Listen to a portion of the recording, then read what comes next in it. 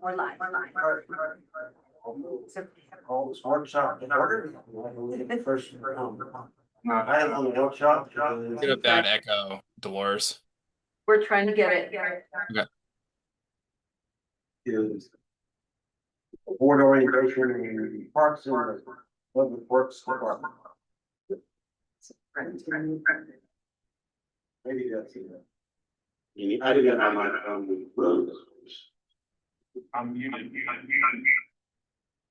Your speakers to your speaker.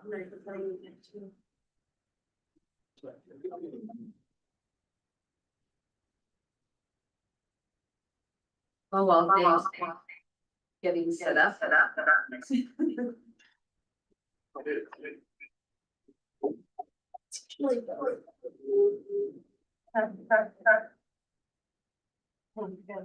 We good? Yeah, this is follow-up to after your April election. We orientation from each of the department heads, and we've just been filling those in when we have availability on our workshop. So tonight, Dave Cosgrove, who's the Director of Parks and Public Works, is going to tell you about his departments. And then we have a request from Trustee Schwartz to learn more about the Town of Lyons weed mitigation and herbicide use policy. So not discussing county habits, only what currently is adopted within the town limits of the town. I was actually talking about. It was, Getting into the county stuff opens a whole then it's a big, other arena. okay, so go ahead, Dave. All right. Well, I'm Dave Cosgrove. I am the Town of Lyons Director of Parks and Public Works.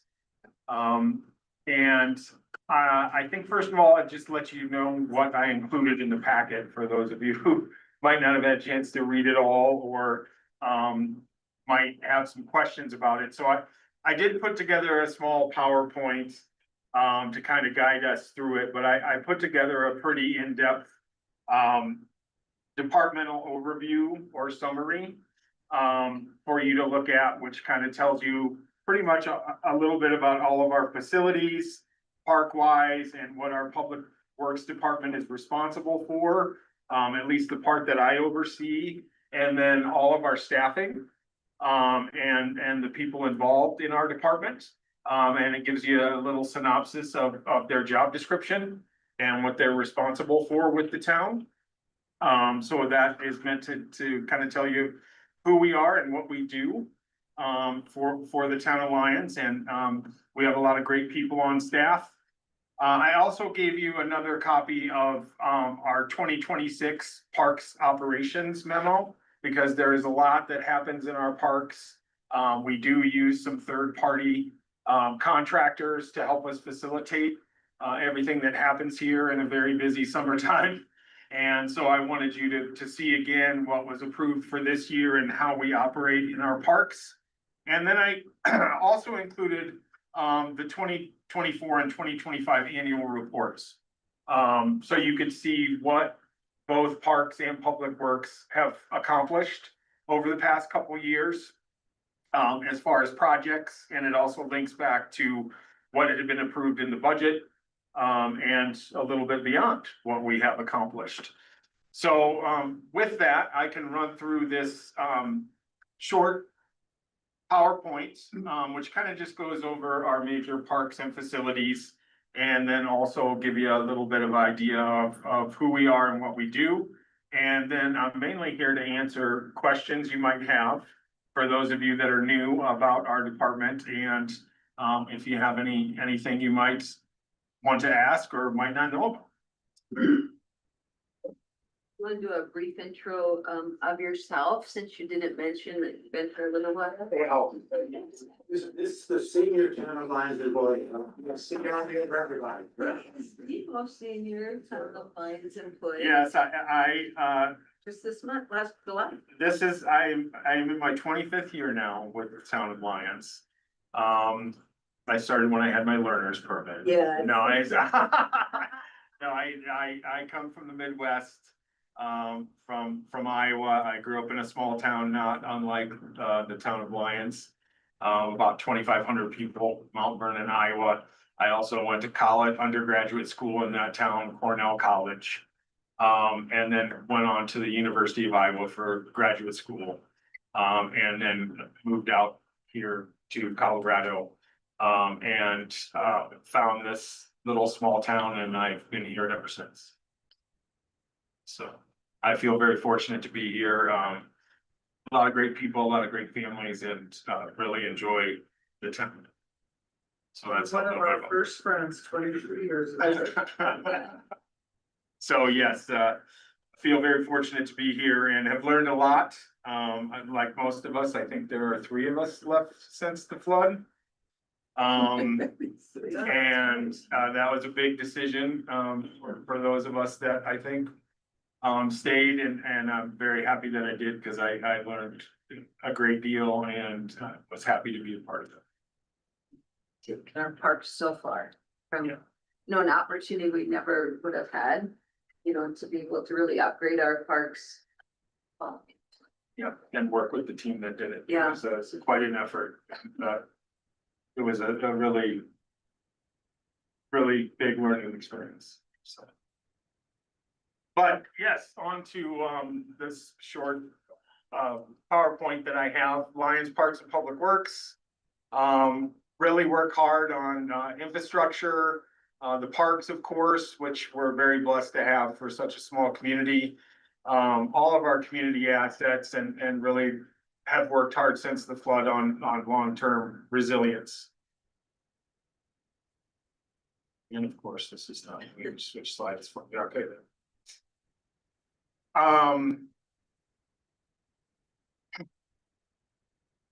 So a department that supports daily life, my team really works hard on, everything from, the parks to the trails, to the streets, to the right of ways. We work very heavily with, the utilities department and the engineering department, to project managers in pretty much all areas. And they are spread pretty thin. They do everything from utility locates to flushing of fire hydrants to pretty much anything that's asked of us. So we have a lot of we're parks heavy here. We have about 90 acres of developed or in development parks, just over 100 acres of open space, 11 miles of roadway, that we maintain, over 8 miles of trails now, with this latest trail extension. And then, of course, everything that goes with it. So, we really, really do work hard to maintain everything we have here in town. So a little overview on the parks. 4 major parks in town. I think most of you are familiar with them: Sandstone Park, Bone Park, Laverne M. Johnson Park, and Lyons Valley River Park, which is becoming more and more popular as we go here. See your arrow button might work that. Yeah, I was trying to. Yeah. So Bone Park, our largest park, is over 50 acres.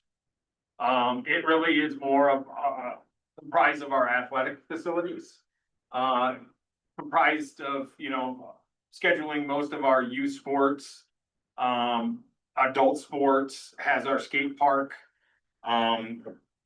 has really come together and is becoming more and more popular as Laverne M. Johnson Park is a park where people find to become more crowded.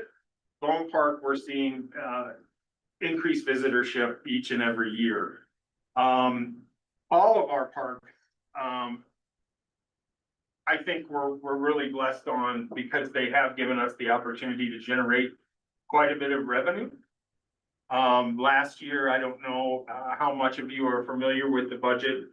And I know we're set to start becoming more familiar with it, those of you who haven't been through the process, but we're pretty fortunate that for, parking that isn't enforced, Bone Park generates nearly $50,000 a year in parking. So that's really a good thing for our town. You said bonus and enforcement. What enforcement gets done at Laverne Johnson on? The code compliance Just officer this year, yep. is in on Saturdays now. And also give warnings at the beginning of the season. So even if tickets aren't written, it does help to have those warnings. Are we tracking how many tickets are paid versus how many are handed out? As far as compliance, Yeah. Lisa's there. well, Town staff doesn't issue tickets because we don't have access to But code enforcement warnings. officers, They're not writing them, he just has a bunch of handouts and we just put them on. he's not actually writing tickets. No, he doesn't have the authority to look at driver's license information and ownership information. So we are beginning to talk about that with Boulder County Sheriff. But we haven't gotten that finalized yet, but he's just doing mornings. I can tell you based on the number of parking spaces and the amount of revenue that we generate. We are able to calculate a rough, compliance. And even without the enforcement, depending on the time of the year, we still feel like we're in probably a 65 to 75% compliance, which is pretty good for not having any serious enforcement.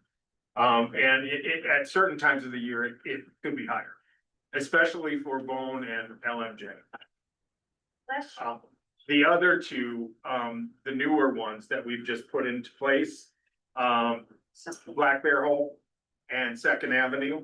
Black Bear Hole is just last year and this year seeing a pretty decent amount of compliance. Second Avenue, we're just not seeing that as many people park there as we would have thought when we first built it, except for special events and overflow times. But Black Bear Hole last year generated pretty much what we had anticipated when we built it. Last year, nearly $8,000 for about 14 spaces. So, a pretty good job. Laverne M. Johnson Park is about 18 acres, is obviously one of our most and frequently visited parks and is highly popular. It has Lions Whitewater Park, or what is commonly referred to as Lions Whitewater Park, which is the 1/4 mile, 8 drop feature whitewater park that is mostly used for tubing now. I will admit it was much more popular for kayaking prior to the flood. With all of the adjustments we've had to make to widen the river for flood, a lot of the kayaking features from the kayakers that we've been told just don't operate in the same way that they did prior to the flood, but still used quite a bit by beginner and intermediate kayakers, particularly to train and learn. And one of the last bastions of camping along the Front Range. And it has been great as far as revenue generation for the town of Lyons. Last year, it generated just over $340,000 in revenue for the Parks Department, which is huge for us to offset operations and maintenance costs. And it also generated just over $110,000 in parking for us. So that's a big deal. And then it also generates some other smaller revenues like the shelters between Bone Park and LMJ. Both generated just under $40,000 in shelter rentals, and smaller things like showers. So $4,000 to $5,000 in just shower operations and things like that. So pretty important to the town as far as the parks go.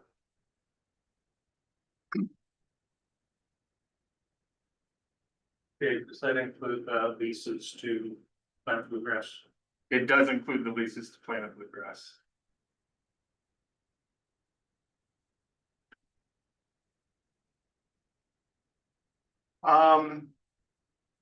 I think I touched on this. We have a lot of river corridors, trails, and open space that we maintain, and we try to find ways that we incorporate fire management and just basically maintaining all of the different features up and down the river. Last year, we did a big project in Laverne Johnson Park to help with some of the erosion that was taking place even following the flood, and that was a very successful project. People really seemed to like it. We just finished the trail extension, as I mentioned, and then our crews go around pretty much in the spring and fall and add materials and groom trails to make sure that they're in pretty decent shape. We are just now doing some additional fire mitigation on, or getting bids, excuse me, to do some additional fire mitigation on some of the buyouts down in the confluence that were flood buyout properties that were purchased after the flood. There were 27 of those, equaling approximately 20 acres, 27 residences that the town now operates and maintains, and does have some lease opportunities through a program that was approved following the flood. And we work with residents through that program, and has been pretty successful for the ones we've leased. I don't know how many we have now that are being leased. No, I don't know if Lisa knows that number. How many lease Dr. Bob leases? I can get that. I would guess there's probably 10. I'd say. yeah, I was thinking there's probably 10. And those include things like the orchard and the Lions Farm project and things like that.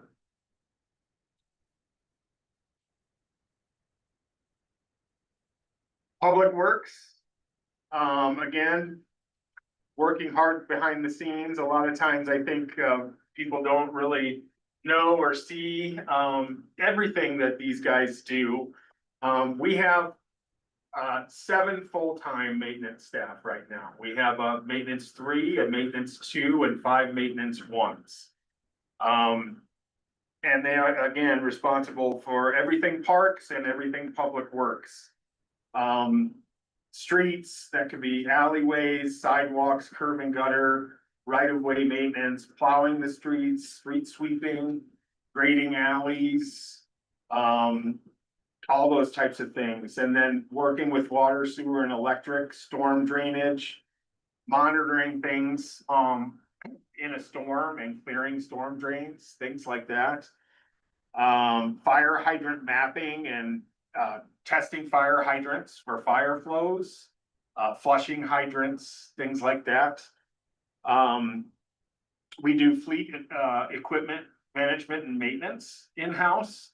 Things that might be beyond our mechanical, we obviously, ship out to the appropriate mechanic, but we monitor those things, in-house. On-call services, so all of our guys are expected to get trained and be on call after hours, should we have a power outage or, water or sewer issue. Again, we do work with third-party contractors to, probably address things if they're beyond their skill set. But those guys do initially respond to those things and assess the situation and turn valves if they need to shut water off or take care of something, up to the point where one of those contractors might be able to respond. Utility locates, that's another huge one through 811. Our crews are responsible for locating sewer and water lines that are the town's responsibility, electric, that we might have. And that's a big time. It takes up a lot of time. And actually, I just studied that a little further. It's big. It is a huge commitment for us. Tree removal, trash removal, mowing and trimming of landscape and right of ways, street lighting, maintenance and repair. Another big one is, believe it or not, that a lot of people don't think of, is just flags and banners and holiday lighting. Do take up a lot of time.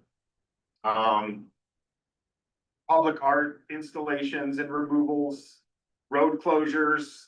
They're responsible for a lot of certifications, flagger certifications, safety certifications, things like that. So we have a really good crew right now. They do work well together, and I think enjoy being here for the time. Maintenance of facilities. Yeah, maintenance of facilities, that's. I think some of the facilities that people might not be aware the town is responsible for. Are things like the Walt Self Senior Community Building. That is a shared facility, even though it is Walt Self is a Boulder County facility. The community building is a joint use facility, so the town does run programming out of there and is responsible for some of the maintenance. The post office. That is one that the town has, again, an agreement with, and we do have some responsibilities there. The museum, we do have some responsibilities there that we have to at least be aware of. What were some of the others that we wanted to mention here?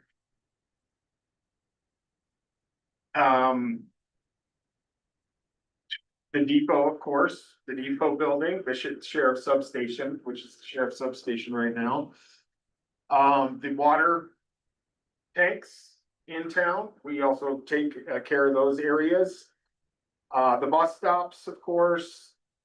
And I think those were the big ones. Oh, the high pressure pump station on the outside of town. That's another one that we have to go out and take care of and mow and make sure the facility itself is in decent shape. A couple of the other people, I think I pretty much talked to you about the maintenance staff. But we also have other people that assist us, and one of the I guess one of the new additional responsibilities I wanted to let you know about was that, Lisa Ramsey has just retired, and Casey Pfeiffer has come on, and she is now Parks, Recreation, and Special Events Coordinator. So she has taken on special events and is doing a great job and is fitting in well with the department, and doing a great job in the parks, given her background. We also hire seasonal employees for parks mainly to help with the summertime increase in activities. We have 5 this year. We typically try to hire local high school kids, and we've been very fortunate that many of them want to come back and return. And so this year, I think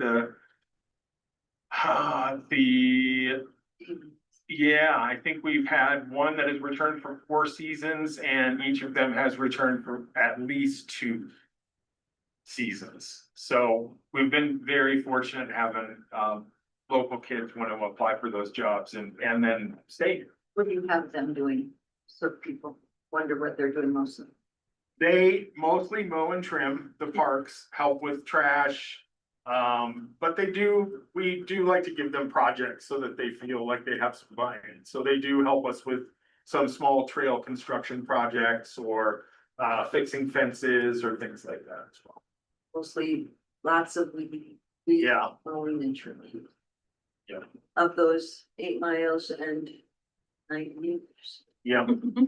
We also have a parks attendant or also make parks attendant / maintenance assistant, and that's Crystal, of course, who is out there as our eyes and ears and does a great job of helping us in the parks and catches a lot of things that we might miss otherwise. So she's great to have out there. And then, of course, our park hosts, which do a phenomenal job. So we usually have 2 sets of park hosts in LMJ on a season, and then 1 set over in Bowling Park.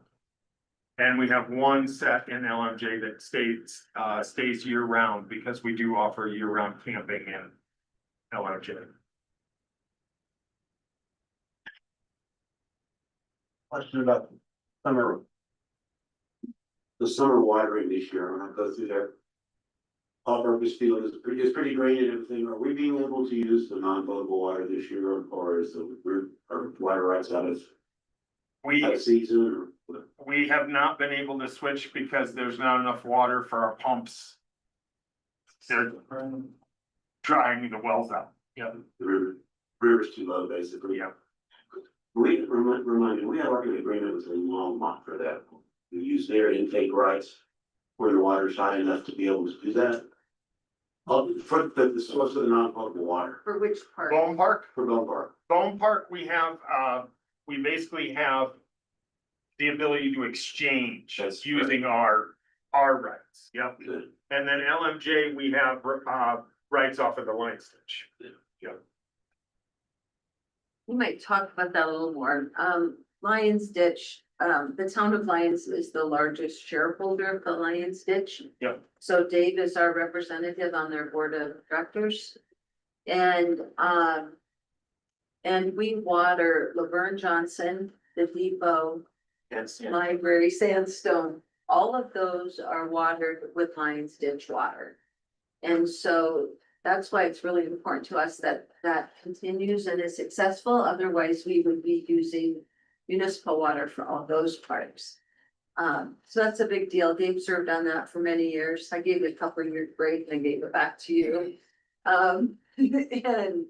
But yeah, we are the largest shareholder. Today, we just checked, we're at 36 CFS off of the north, which It's is a CFS. cubic feet per second. Typically, we are at 136 at this time. So we are, or 140 something this time of year. So we are way, way low. We are just clearing the head wall over in LMJ by 3/4 of an inch. So the Lions Ditch, It's about that. maybe about, and I give it a week or 2 weeks before they have no water. And when that goes away, then our irrigation from that source goes away, but also the stream play goes away in the park. That's all through the Lions Ditch. That's all through the Lions Ditch, water system. So all that will go away. I also want to talk a little bit more about camping at Laverne Johnson. We are the only year-round camping in Boulder County. The fairgrounds used to offer it, they don't anymore. So we are the only source, and when it comes to Sundance, they think that will be really attractive to some folks that want to stay for longer term. Some of the film crews and things like that, not necessarily just participants, but we do allow up to 29 days of camping. And if they are a good resident or not a resident, they're a good fit for our campground and not causing problems, we will renew that twice. So we do have some people that literally stay for 3 months over the winter. Which is a really reasonable rental amount for them, and then also provides revenue for us. Adds extra ears and eyes in the park, has really been worked well. And the only reason we're able to offer that year round is after the flood, when we rebuilt the park. We specifically asked for all of the sewer lines and water lines to be heated. And so that's the only reason, and it has worked really well. And so just know that's a resource there that is not a common resource in Harvard. I have a question on the Lions Ditch. So that wonderful kids water feature. That's- that you have, do we have to account for that as a share of water when we run it from the pump house back out to the river 100 yards away? No, we've talked with the water commissioner. We're putting it right back. Yeah. So it flows through, goes right back. She's not worried about that. Because it's going right back. Nobody's taking anything from the diversion structure to where it goes back in. That's it. And it's designed to make sure that the decreed amount of water that the Lions Ditch is supposed to have, which is 4.25, 3.25 CFS, 4.25 CFS, one of the two. Is flowing through that before that water can go down. So that's distinctly different from the conversation we had years ago while running water through the Lions River Park ponds. And they said we couldn't do it because of the evaporative. Evaporative, yeah. Yeah. Doesn't have time to. But you also mentioned at one point, isn't there a diverter in that cistern right at the entrance to Gold Park? Where we can shoot water down behind the LDS church into the ponds? There is, yes, But we can't do it with dishwater. correct. The dishwater that comes out of the. It comes out before that point. Storm, I believe you can, but not. Okay. ditch water ends on the north side of,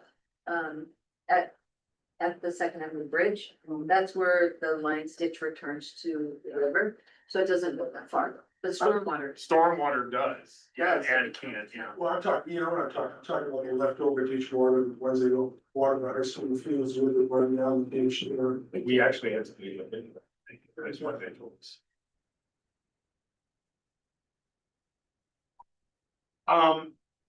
The next slide is basically just talking about partnerships and our partnership network. We obviously do partner with multiple agencies to accomplish our goals.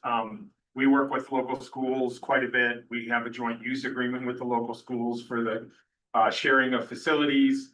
Grants are a huge deal for parks in particular, but also for public works. We just recently utilized a grant to begin to electrify a bunch of our equipment. Mowers, this year we spent $25,000 on a state mandate for any lawn and garden equipment that was 10 horsepower and less. We had to convert to use through the months of April through July. So we're starting to make progress on that. Next year, I believe it goes into effect for anything 25 horsepower or less. So that means our mowers fall into that category, our larger ride-on mowers. So we have purchased 2 of those thus far, one of which we purchased partially with a grant. Rebates for the state of Colorado, which are 30% this year, in addition to a lot of rebates that manufacturers have, go away at the end of this year. And so we'll probably be approaching you to take advantage of those, because a $29,000 mower or more you could get for about $15,000 this year. So it makes a lot of sense to try to take care of that now. Great Outdoors Colorado has been another great partner to Lions, both pre-flood and post-flood. And we are looking at the possibility of, in 2027, staff has reached out to GoCo, the possibility of possibly doing a second sport court. We have seen a lot of demand here for second sport court, multi-use, pickleball, basketball, not so much tennis anymore, although a lot of people are still playing tennis on that court, but pickleball and basketball in particular. And then possibly looking at updating or changing our playground. The play equipment at Bone Park has reached its 25-year recommendation for getting new, and we also would like to make it more accessible and change it up. But 25 years is pretty much when they say you need to start looking at replacement.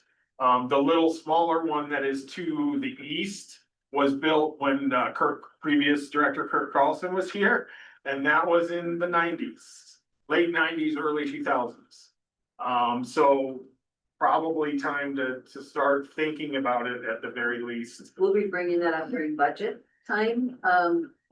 To get permission to apply for GoCo, we'll give you the numbers and the match and how we would cover that when we talk about budgeting. Yeah, it would take a grant. GoCo, like I said, GoCo has been pretty good. The match would be, how much the match would be a big part of that based on the parks fund, obviously. There's one other feature we'd like to propose at Bone Park, and that is with all this electric equipment, we are not set up to be electrifying it all at the same time every night. And we would like to propose some really, state-of-the-art kind of storage electrification shed that could handle that, and then our equipment could just stay in that area every night as well. And then start planning for the demise of the brown building next to us, because it is falling apart in front of our eyes now. So we're trying to put together a proposal to bring to you. GoCo is very open. We haven't applied for one in 10 years. 10 years, so we are primed for one, and I think they would be really excited to do that for us again, if we can figure out financing. Yeah, something, obviously solar Solar, on the roof. Solar That would powered allow us to electric. power, because it does take a lot of demand to power both the mowers and then, of course, now all these batteries. This is the next thing that I'm sure is gonna come out, is how can we safely store all of these lithium ion batteries and ensure the safety and there have been, unfortunately, some stories that these things, catch on fire and then you have issues. So, I think storage is gonna be the next thing. And then do you have the power capacity to safely charge them? So, so we wanna put together something. I worked on that data and row. it's gonna be the It next, was pretty for us. the next big thing, I think, for if, as we go that route. The other partnerships up there you wanna touch on? You didn't put CPW. Yeah, see, I did in this document. Yeah, there's a ton of them in this document. Lions Fire, of course, we do, the limb drop off and work with them on fire mitigation. CDOT, a lot of things with CDOT, Boulder County Parks and Open Space. I'm a member of the board of the Watershed Center. And I go to those meetings, and so we have a lot, that happens there, and they've been very helpful throughout the flood and afterwards. The neighboring water conservancy districts, we do a lot there. Colorado Parks and Rec Association and the National Recreation and Park Association, I'm members to both of those. And stay up on, current events and am on different varying, subboards of those. Then Dave's liaison to Parks and Rec Commission and Ecology Advisory. The ecology. So I think he's 6. I know. I'm gonna go ahead and skip to the last slide so that we can make sure we stay somewhat, because I think you're gonna have some questions. On these, and a lot of things we pay attention to are, what assets are gonna require the greatest long-term attention. What priorities should we balance, and then again, partnerships that create additional value. And so I added in here the 2026 capital improvement projects for both parks and public works. There weren't a lot here for either one, but for parks, it was a replacement of a truck, a utility truck that was split with public works, and we did purchase that earlier in the year, so that's completed. It's one that we could utilize as a plow truck as well. A lot of our trucks are dated. They're mostly 99s to 2004s. I think we had a couple 2008s. But they have definitely run their lifespan as far as a municipal maintenance truck. You also outfitted that truck, or you're in the process of outfitting that truck as our mobile irrigation. Correct. Everything we need for irrigation, we're trying to stock that truck so that they're not having, without a hardware store now too, especially. Trying to stock that truck, so because that's a daily event. How many miles of irrigation do you have? Dave? I don't know. You don't know that. But irrigation is huge for us. It's big in time. The mower replacement that I mentioned, the electric mower replacement, we got that done this year and for less than what was budgeted.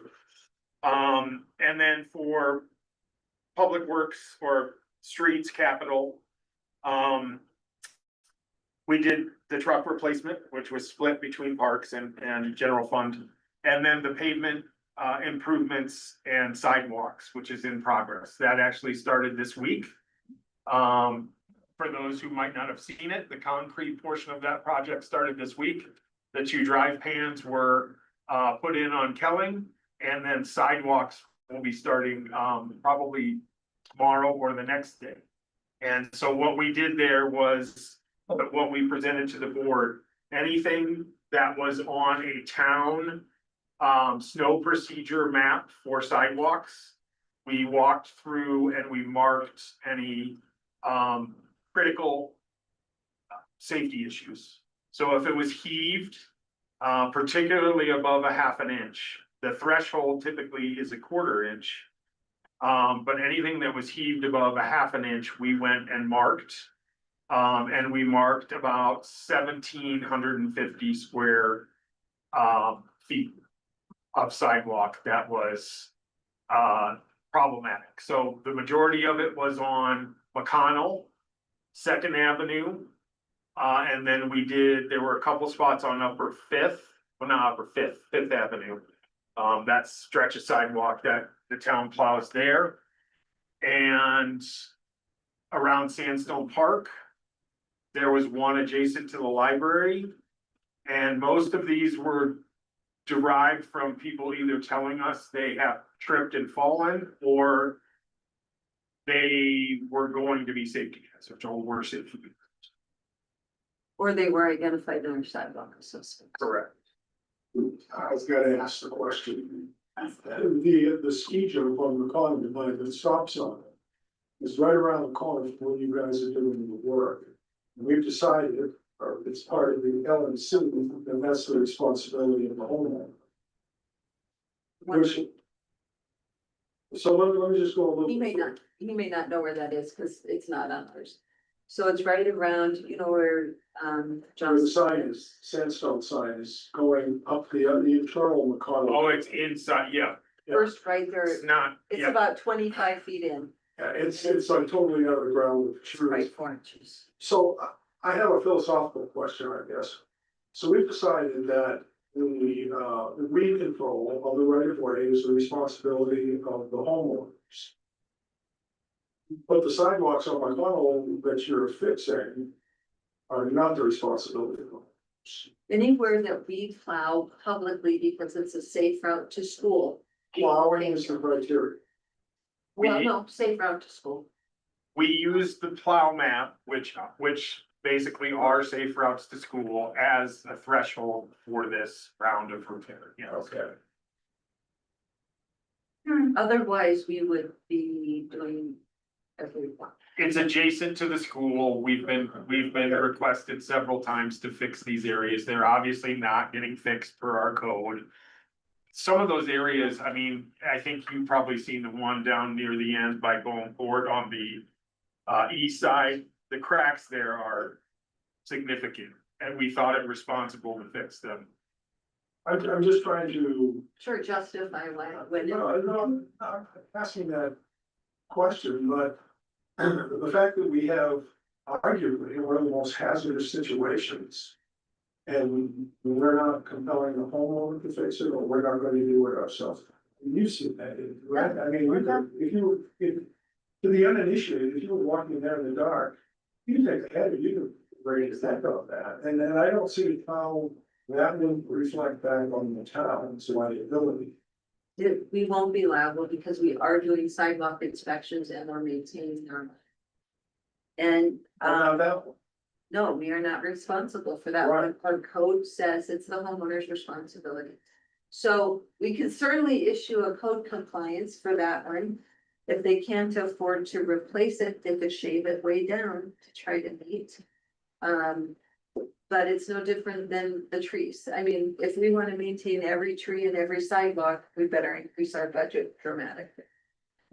Yeah, and that's a decision you'll have to. well, I think we have to have a conversation about that part of the code at some point, because it just seems. It seems illogical to me But that then, the town sidewalks are the responsibility of homeowners who clearly don't have the resources to do this type of work. not clearly, we have plenty of homeowners who have the ability to do it.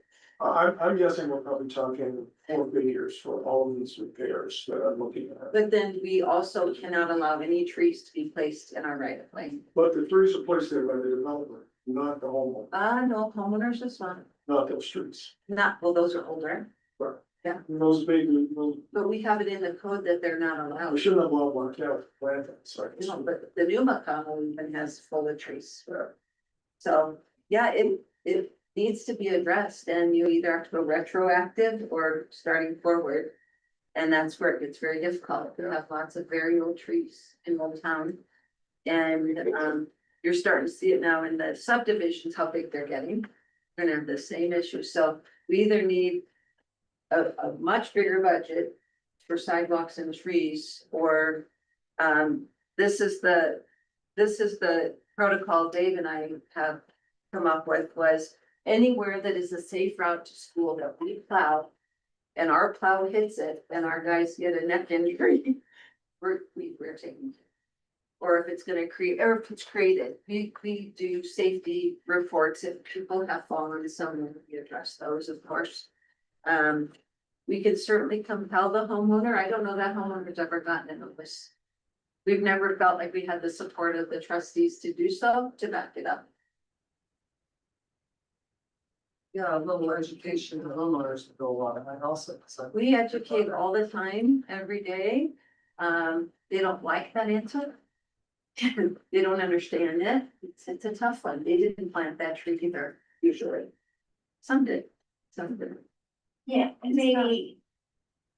Not to single one homeowner out, but maybe within neighborhood, if your staff has capacity. Whoever does the code compliance, that might be a good 1%, just start us issuing those. and Yeah. have homeowner. Like we have one right now where someone is saying, I can't afford to remove my tree. I know I need to, I can't afford to. And we don't have a program. Right. To assist with that. So that's something else we could look into. But, yeah, there are a lot of trees that are.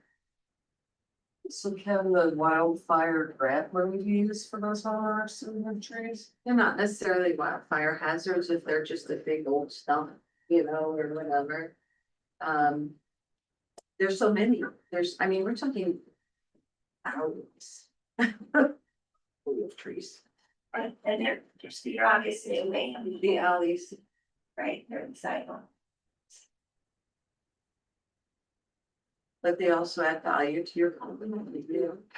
They provide shade, which is one of the other arguments from the folks that are environmental as well. You know, it's that prevents heat. Yeah, it's a big issue, big issue. But for now, that's how we have decided with the public sidewalks for this season is we're addressing those that we plow for safe routes. And thought it a good idea to get it done before school started and there are different options for sidewalks than just remove and replace. I mean, depending on the issue, they can, do like they do in driveways and, But jack aside and try to level it out. Some of those are temporary, but they still work for a period. We have in the past, the town, when we get a single complaint, have gone out and just ground sidewalks and painted them to try to just get by. There are things you can do, but we know that we have, homeowners have told us that just do this themselves. So yeah, I think it is an ongoing conversation. if you know of someone who, I mean, we have a contract with this particular concrete company that really gave us a great price this year. If you know someone who wants to reach out to them while they're in town, might be able to get a really good deal. Happy to connect them. It can't jump on the towns, but they might work out something. Is that something we can put in a newsletter? No, we could talk to them. They probably would they're doing ours this week. They're doing all ours in 1 week, so Yeah. it would have to be pretty fast, but. Cause once concrete's done, they're gonna start asphalt and others. It'll be short, but they've. We got a good price this year. And then you want to finish? Yes, on this, I think I just wanted to alert that a couple considerations or additional items for the 2026 budget. As I believe, Director Eystone might be coming forth with those pretty soon, was again, the additional electric mower purchase to take advantage of the rebates ending in 2026. The purchase of some fire storage cabinets for the lithium ion batteries, which I think we should get in place for those that we have now. And then Where are those batteries at? in the shed here? We have some here, but the majority are at the new Parks and Public Works facilities, and we do have them on adapters. To make sure that they can handle those, the load for the circuits that they're plugged into. We did purchase those. But they really, probably should be inside those fire You safety. make a cabinets. special cabinet now for them. And then, we are looking into, the potential of some new used golf carts. The golf carts that we have get quite a bit of use, park host wise and security wise and, Crystal and, mostly third party folks, park hosts. The ones we had were purchased used and they're starting to get a lot of wear and tear and we probably need to look into replacing at least a couple. So you'll hear about those here as we start budget. So yeah, that's what I had. I'm happy to answer any additional questions you might have about budget or facilities or parks or public works. Does the open space include the new L lot? You said 100 acres, so they added 40 to. Oh, Okay. actually, I don't think I did add that acreage. 140. Yep, yep, The Elk Hill is ours. yep. No, That's a good one, yeah, because that just recently was, I don't think I did add it's that. So, dedicated to us. And that's another discussion we probably need to be having is, new group seated is what type of intensity of usage do you want on that hill? Some people think it should be opened up to mountain biking. Others think it should remain natural. And then what type of maintenance that requires, we just, yeah. So anyway, we'd love to have that conversation with you guys as well, or address it to Parks and Rec to bring back to you. But Parks and Rec has started to have some of those conversations, you know, management plans for each of the open spaces is an important conversation to have. As we are seeing more and more impacts, it used to be that they were just very passive and not, you didn't see much action on them, but we're seeing more and more especially as with we move e-bikes forward, so. It's the acre to the dog park. and acres. When you count the phone park, the county the dog park and the park acres, but Yes, not the county the five. But there. Yep, no, that's considered just open space, undeveloped open space. yes, not counting. So yeah, each of those parcels is 10 acres to give you some idea of how big 10 acres is. The majority of Bone Park, the open fields, the ball fields, all of that, and the park is about 35. Martin parcel is just under 9. Yeah, that's another piece. Yeah, Martin parcel is close to 10. Lost a little bit. Yeah, lots of acres. How about questions? I know this, you guys, when Dave talked his very first slide about their stewardship and probably one of the most critical of what the town provides to our daily lives.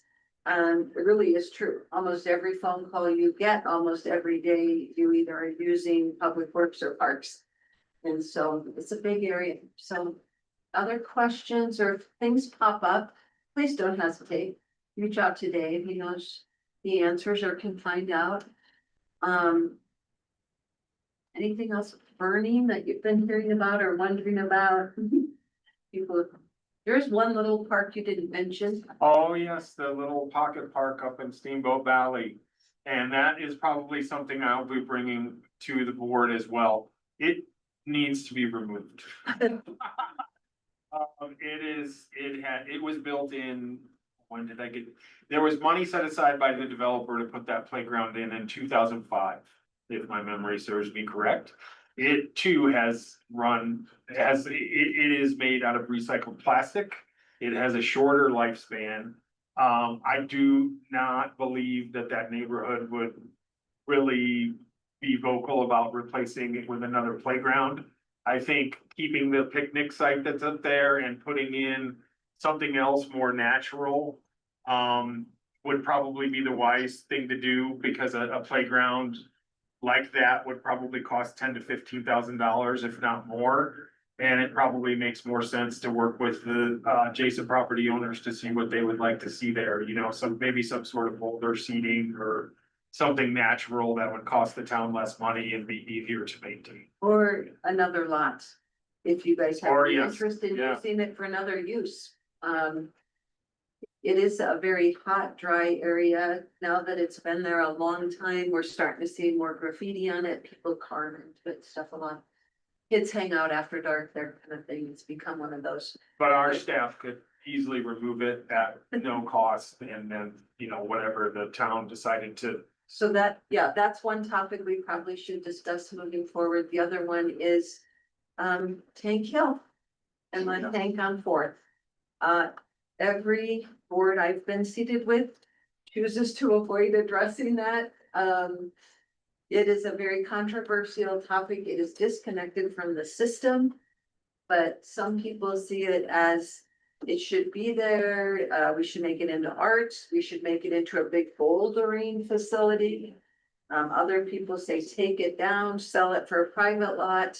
Other people say take it down, make it into a park for that neighborhood, they don't have one.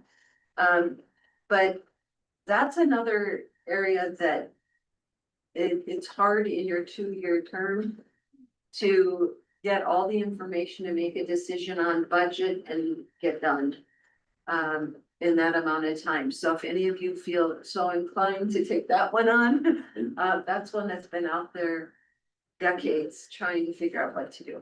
And that was complicated by the existence of the leased alliance communications that I think runs through 2027. It's coming up and, But yep, could be addressed. I mean, doesn't mean whatever happens there, they couldn't still have a tower on it. But it is, that is the only, that's the major lease that's on that property, so. But that's a whole nother, when you're ready, if and when you're ready during your term to address it, that's another one that is a really prime piece of land that has lots of potential uses. that's something is my quick feedback on that. That's something I'd like to see a town survey done on at some point. There's your 4 possible uses of Tank Hill. Which do you think is best for the town to pursue? Art, selling it to raise money, the as is. We'll put it on a future agenda and all of you are here, maybe figure out what you want to ask. So anyway, that's another couple things that Dave and his staff really do address such a variety of things that we just take for granted in our daily lives and do a really great job. Our few staff would have. So thank you, Dave. Thank you. Yeah, we got about 25 minutes left, so we might wanna. We're ready. Yeah. Any questions on this before we move on to the other topic on the workshop? Thank you, Dave, for all your years of service. No problem, thank you all. So the last half of our workshop, sorry for the misunderstanding, but we were asked to address what is the town's 2 areas. What is the town's current policy regarding herbicide use in town of Lions, parks and open space? And then what do we do for weed management? So Dave planned to address these with you. And if you decide you want to go beyond that, you can and reschedule something else, but we want you to be aware of what the current town policies are. So that if you want to direct us to do, look into something different, we certainly can do that, but. So what I put together was a basic informational, cover memo to kind of give you some background. This topic really came up, in 2020.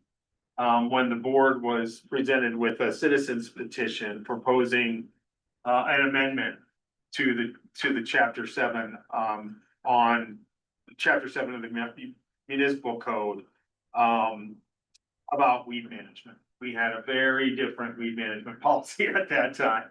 And the board at that time did ultimately wanted to go out to a vote. And what happened was the town board basically encouraged staff, the very active citizens at the time to come together, the Parks and Rec Commission, the Ecology Board, all to get together and work on what language they would like to see in a new weed management policy. That new policy was passed in 2020. And there were kind of four major, or actually, I think there were six major, changes, five major changes. If you outside of that thing on the left over. Oh, I'm sorry. No, you're fine for the audience, and then you can enlarge it over bottom right. That magnifying glass, there you go. Or top. Thank you. Oops. Oh, it's big. But the ultimate major changes that were made were that there would be no synthetic use of herbicides in our major parks. And again, this is just for public lands in the town of Lyons. That's what this speaks to. Yeah, not private property. Not private properties. And those major parks again were Bone Park, Sandstone Park, Laverne Johnson Park, and Lyons Valley River Park. And there were some exceptions at the time because this was still flood recovery time for the town of Lyons, or, you know, we still had projects that were going on. But it was also basically stated that, you know, exceptions might include construction projects because we can't determine means and methods for contractors. And so, that was put in there. But ultimately, it was under the understanding that staff would work its hardest to not incorporate the use of synthetic herbicides, and we would give this document to contractors and really encourage them not to be using synthetic herbicides. This really came up during a time when the conversation around glyphosate was happening, and the use of Roundup. And so, that was in the first document that glyphosate in particular would not be used in our parks or on public lands. So we added that language. If something was going to be used, they really wanted some additional record keeping. That's what number 2 refers to. So this document incorporates a way to ask if something other than something that isn't organic is going to be used as synthetic herbicide. There's a way to track it. Why are you using it? How are you using it? At what frequency are you using it? So all of those things can be tracked and monitored, if it is used and where it is used. The third one, more stringent notification and posting for all use of products. And so basically it stated that, you know, 2 days prior, notification, warning, both signage and town website posting, including maps of any treated areas. How many times have you had to use that? So have we done that in recent years? We post it now, even if we're gonna use an all natural product. So you might have seen these postings for our all natural organic fertilizations. We do that both in the spring and the fall. And the only product we use now is a line called Miramichi Green. It's an OMRI rated weed product. And that's all we've used in the park since 2020. So you haven't used more stringent in any part of town? But I think we did, since 2020 through contractors, but not through the town. We haven't used anything other than that. We really made some great strides to incorporate other methods, including changing our watering practices, changing mowing heights, when we fertilize, how we fertilize, and then, of course, incorporating the organic weed product. Then education. The EAB basically really encouraged the town to just start letting people know things are gonna be looking different.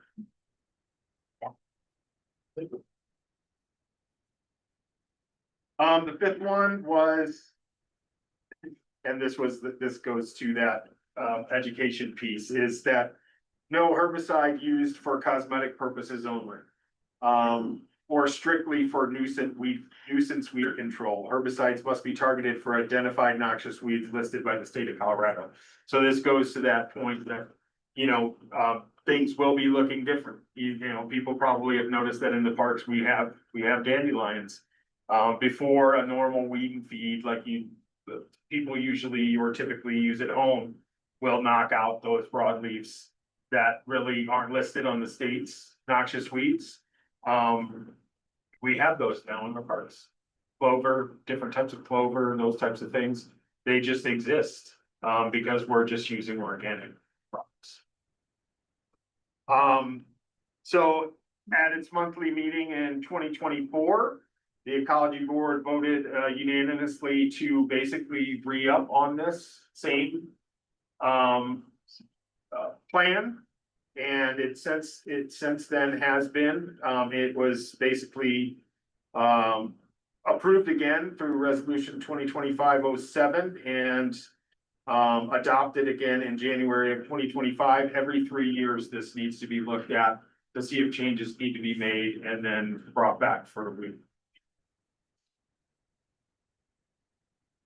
I included a flyer.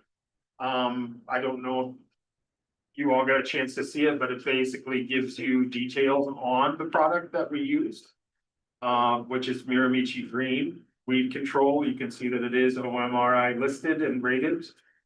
And then, of course, I included the plan itself and the resolution. But I'm happy to answer any questions on that as well. Do you want to say anything about noxious weed control or passing? Oh, yeah, I mean, we utilize a combination of different things that are listed in there, mechanical controls. We utilize the spray, but we also have several groups in town that, and we're very fortunate there, that help us. If we identify an area where noxious weeds are coming up, the weed posse has been invaluable to us. Going out and getting to areas, but we also, when we identify areas before they go to seed, particularly on buyouts, mow them down. We utilize the goats for grazing. They have really been helpful, not only for fire mitigation, but also to control those noxious weeds. It's just really important that we cycle them back through on a certain time period, to see the full benefits of that. So it's been good to incorporate them. We have seen a major difference where we've had the goats. But mowing does help as well if we stay on top of it.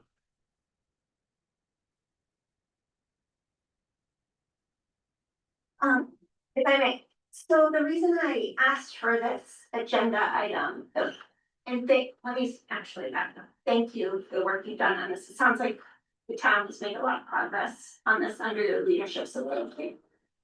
The reason I wanted to talk about this and get clarity with the board is because I ran into Boulder County Commissioner Ashley Stoltzman, and she took away from the meeting that we had after the new board was seated. It was like our second meeting after we were sworn in.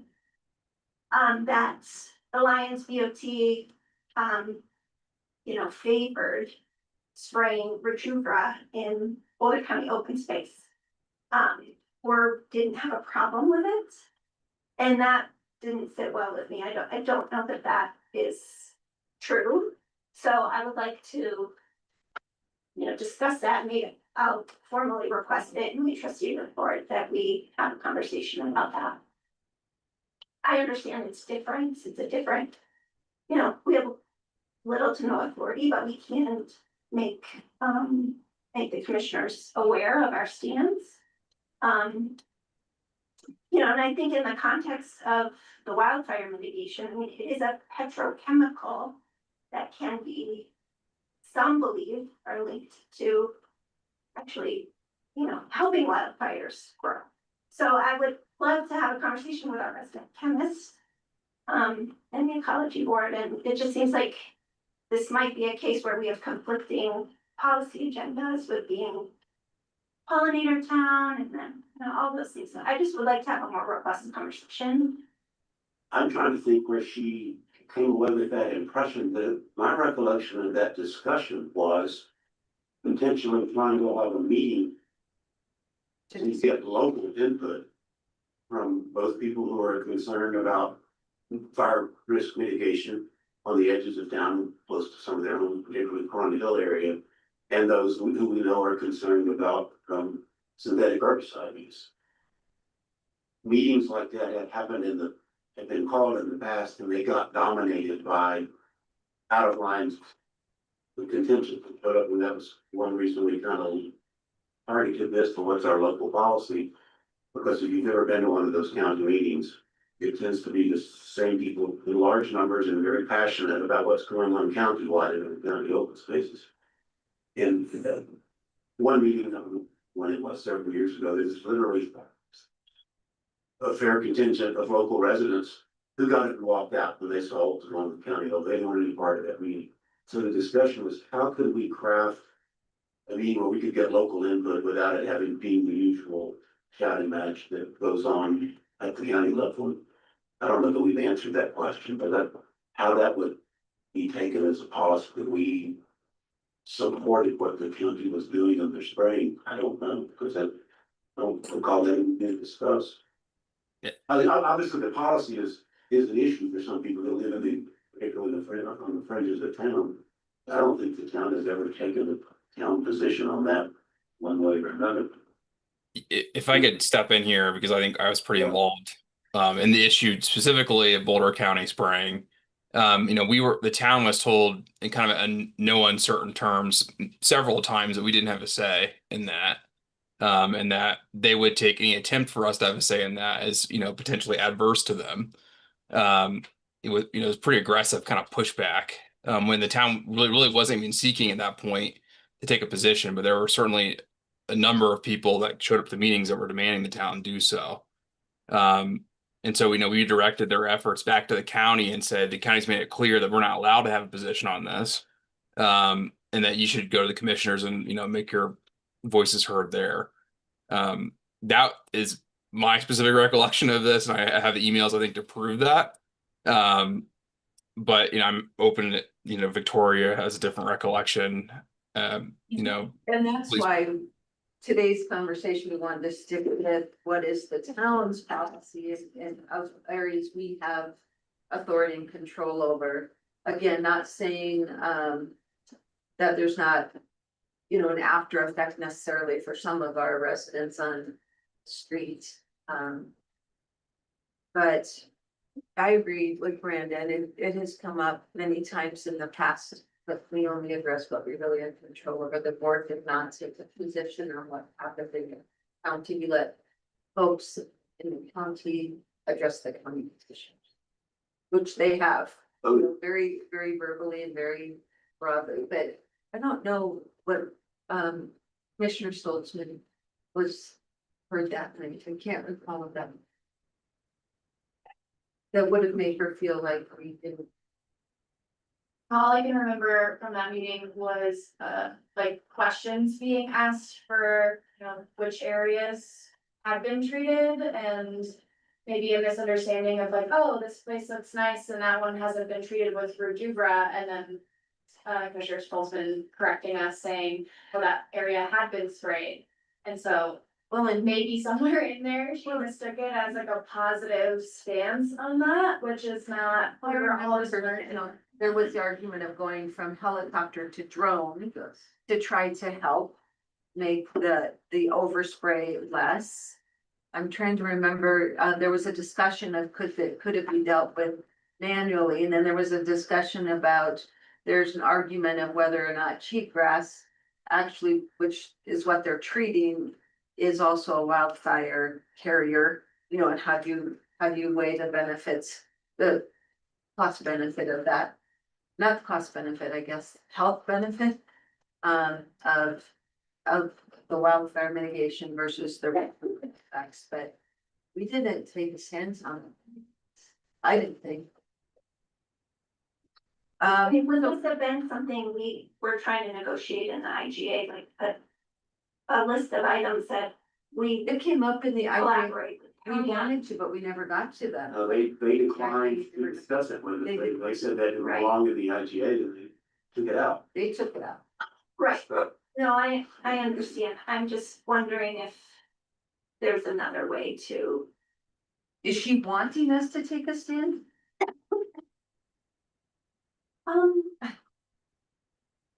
Because they haven't, as a group, I understand. yes. And I think she would like to know where the town is on this. Yes, They do, or she does, not necessarily the majority of the Yeah. commissioners.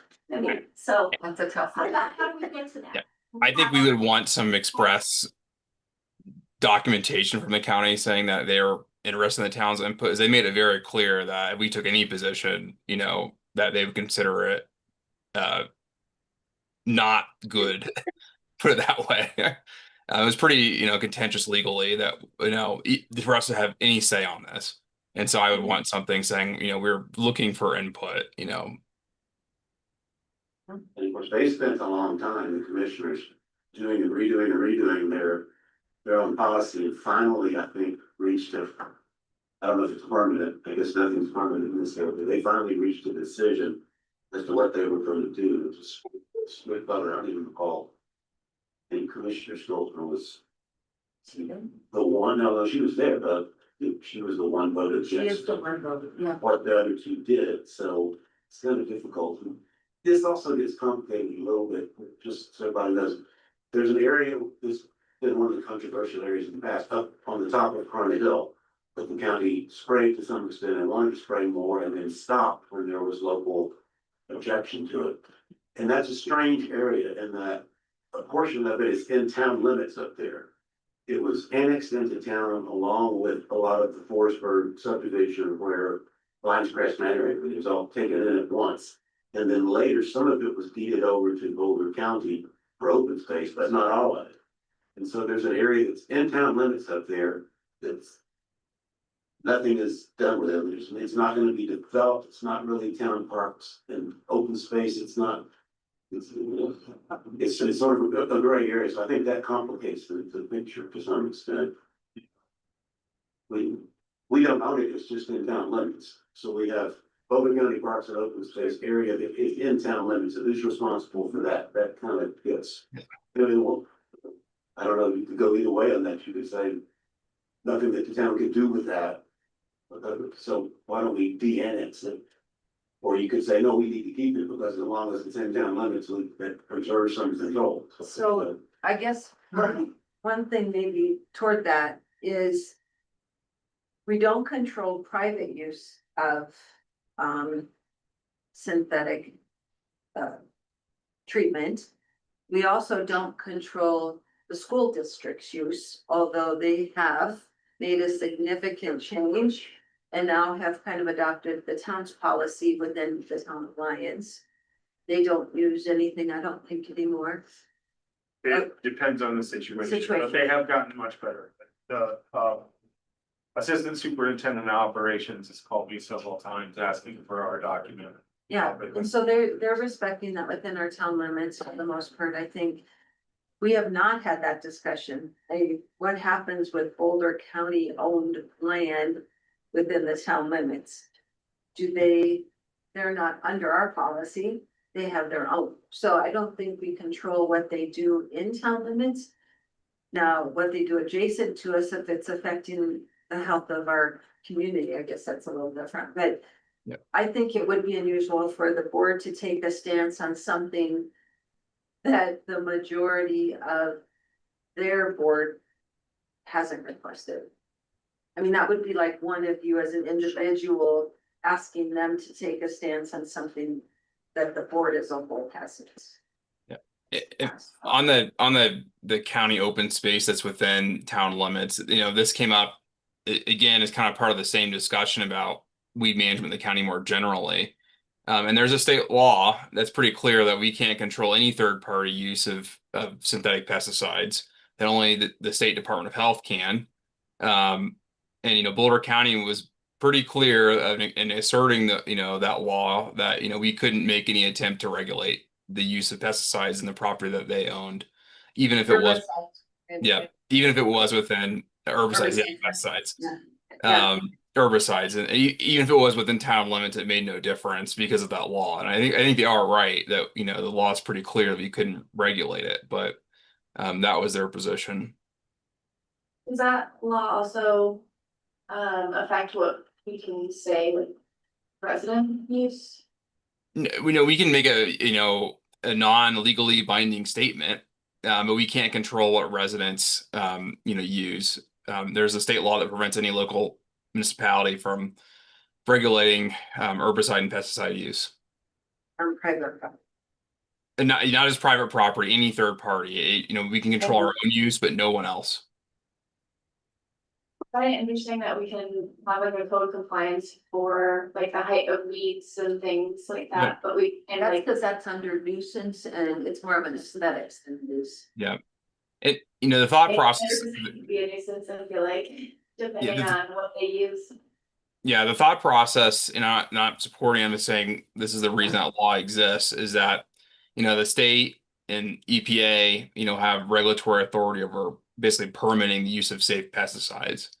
And if local governments were to, come up with their own regulations all over the place, it'd be hard to, operate in Colorado. So that's the justification for it. I'm not saying it's right or wrong, but that's why it is so extensive and its preemptory effects.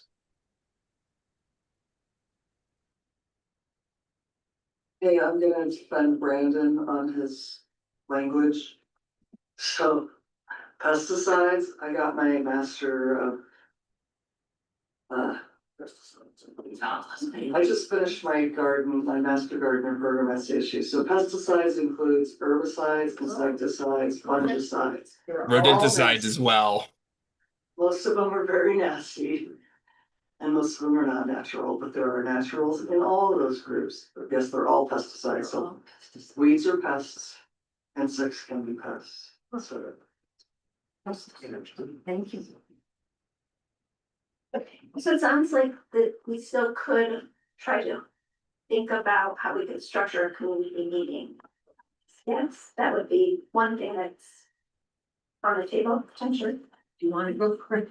Yeah, we've talked about how to do that and how to give local residents priority and comment that way, so it's, you can't really ask them for voters idea or I don't. you let the locals go first and then you open it up to the county. Is there a way to do a meeting, Brandon, as a local, board of trustees and say comments for locals only? People who live within the town limits or. I don't know if you can do that. Yeah, I think you can say only local comments will be considered, but I don't think you can, prevent people from speaking in a public meeting that aren't part of the town. What if we did something that basically locals go first? Yeah, you probably do that. I mean, I haven't seen it. I want to research it more, but I think you probably could. I think that's something we can, but if the county commissioners has, I guess, 2 out of the 3 of them ask us for a policy, that would be my suggestion as a starting point. Is first, let's hear from our citizens and do those that say, I don't want cheap grass growing, that's my property. Those who say don't spray within, being right here. So that'd be my suggestion before we start, is let's hear from our citizens. Nice speaking. I think the last, She's asking if she can speak during. Usually at audience business, we don't take. You can at audience business. Excuse me, at workshops, we don't usually take audience comments, but there will be an audience business in about 10 minutes. You're welcome to make a comment. I think the last time we tried was late January. January 22nd, there was a meeting at the fire station where all 3 commissioners were present. Yes. And like you say, the Lyons residents were outnumbered. We had quite a few Lyons residents there, but we also had quite a number of people from the rest of the county there. And it will go for. So this is reminding me, we're trying to sell a house in Estes Park and we have an extra lot that's going for sale, and Estes Park is forcing us to mow or get rid of cheatgrass. So other jurisdictions are doing it, forcing private property people. They're not telling them to use pesticides, but they're telling them that they have to get rid of the cheatgrass for wildfire reasons. Any other questions for staff? 5 minutes before the regular meeting starts and. 5 minutes before the regular meeting starts, and at that meeting, one of the first things we do is audience business. We welcome comments from anyone who's here.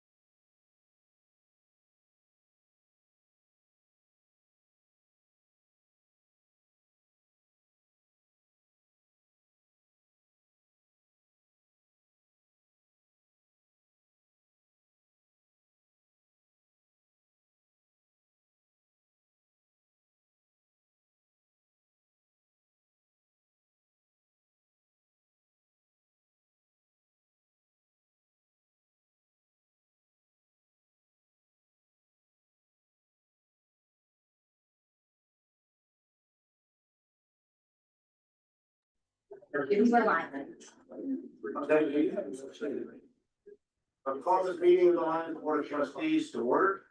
I now ask the clerk to please call the roll. Yes, Mayor Browning, Present. Mayor Pro Tem Winger, Trustee Jacobs. Trustee Schwartz. Present. Trustee Lowell. President. Trustee Williams Present. and Trustee McCreary. Present. You can all rise for the pledge of allegiance.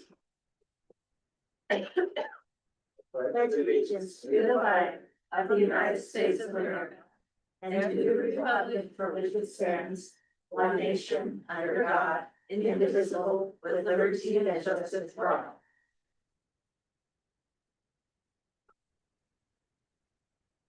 I invite everyone to take a moment, silently reflect on whatever gratitude, best wishes, remembrances, or other thoughts you choose about the Native American heritage of this land, our community, or anything of deep importance to you.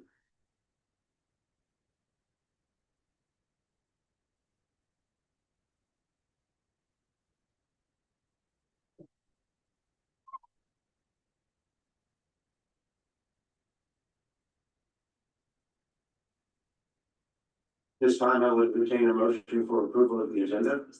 So. Is there a second? Second. Any changes anyone wishes to make to the agenda? If not, And that motion passes unanimously. At this time, we've added kind of a special item to tonight's agenda. We're calling citizen recognition. And it is to recognize two citizens of Lyons who have contributed for many years, really above and beyond the count of the call of duty. I won't read the whole proclamation, but part of it says that the Lions really did not get by without volunteers who do things like disaster relief, serve on boards and commissions, meet medical and legal needs of Lions residents, and people who are always ready to do what needs to be done for their friends and neighbors. And that's what Barney and Wendy Drystad have done for many, many years. They recently sold their longtime home in Lyons, and I believe intend to move out of state. They've been on flood recovery teams, Barney served on the Board of Trustees, the Urban Renewal Authority, the Planning Commission. Wendy has done done many things for the Lyons Community Theater. Wendy served as a victim's advocate in the legal system, and for many years helped run the medical lending closet here in Lyons. And so many people in time of need have benefited from. And I'll read the last paragraph of this. Dedicated, community-oriented volunteers like Barney and Wendy Drystad make Lyons what it is, a great place to live. Upon their departure from our town, the Town of Lyons Board of Trustees and staff wish to hereby recognize the Drystads for their extraordinary service and to officially thank them for all they have contributed to Lyons. We have both this official looking proclamation and a gimme bag, a goodie bag that has been put together of all kinds of miscellaneous Lyons souvenirs. And we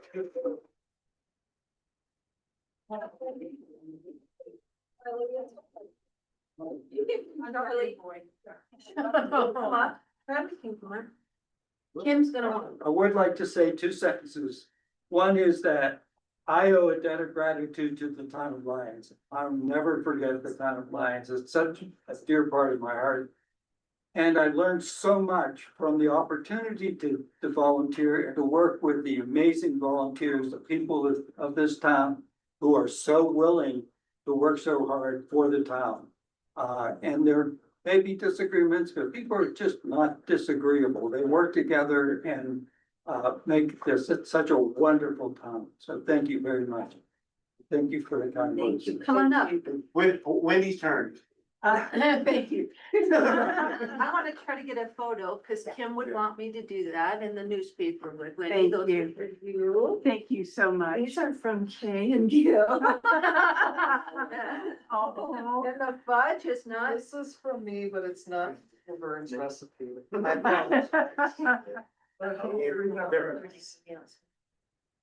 They're running out of hands, but. Certainly, if I could handle a 72-pound dog, I can handle anything. Stand over your photo. There you go. There you go, Mayor, you can be in there too if you want to come on. There you go. 1, 2, 3. Dolores, you got it? Got it. Thank you so much. The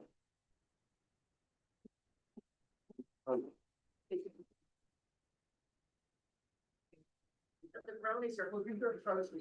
No, We're just saying to be very early then. This you will think process out here, so. I did, but. I heard that. Yeah. Yeah. Oh. Florida. you can't get it. Take care. Safe travels. Okay, the next item on our agenda is audience business. I'm told that there are 7 people signed up, and so our usual policy is that will be 4 minutes each, for each speaker.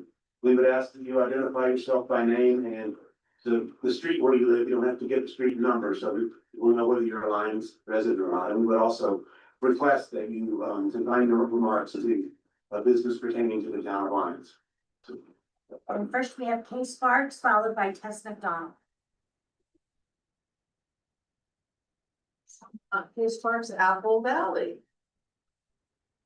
I have been privileged to have attended the Board of Trustee meetings for the last few years. If you've not noticed, I've made some observations that I'd like to pass on to those, especially those of you who are new to your position. And they're not official, they're just my observations. First, I've noticed that the Board of Trustees is responsible for a myriad of areas that no one can prepare. And each of those areas there is minutia and major things that you learn about and have to take into consideration when you make decisions, especially budget, a lot of other things, especially people things. One consideration is fiscal. When a budget is huge, like stormwater and streets, or whether it's maybe a little smaller, like can we afford to compost dog food? The cost and benefit is always front and center, among other things. And one screen I've noticed through the years that the other boards have used that I found made it very simple for me to start the starting point was 2 questions. First, will Tom afford to do this? The second, and equally important one, is can Tom afford not to do this? So I cheer. Thanks. Thank you. I'm gonna do that just during the audience. Tess McDonald is then followed by Bill Sparks. JJ Kelly Road. Okay, a couple of comments about earlier. Commissioner Ashley Stoltzman is anti-pesticides because she's a chemical engineer like Jen.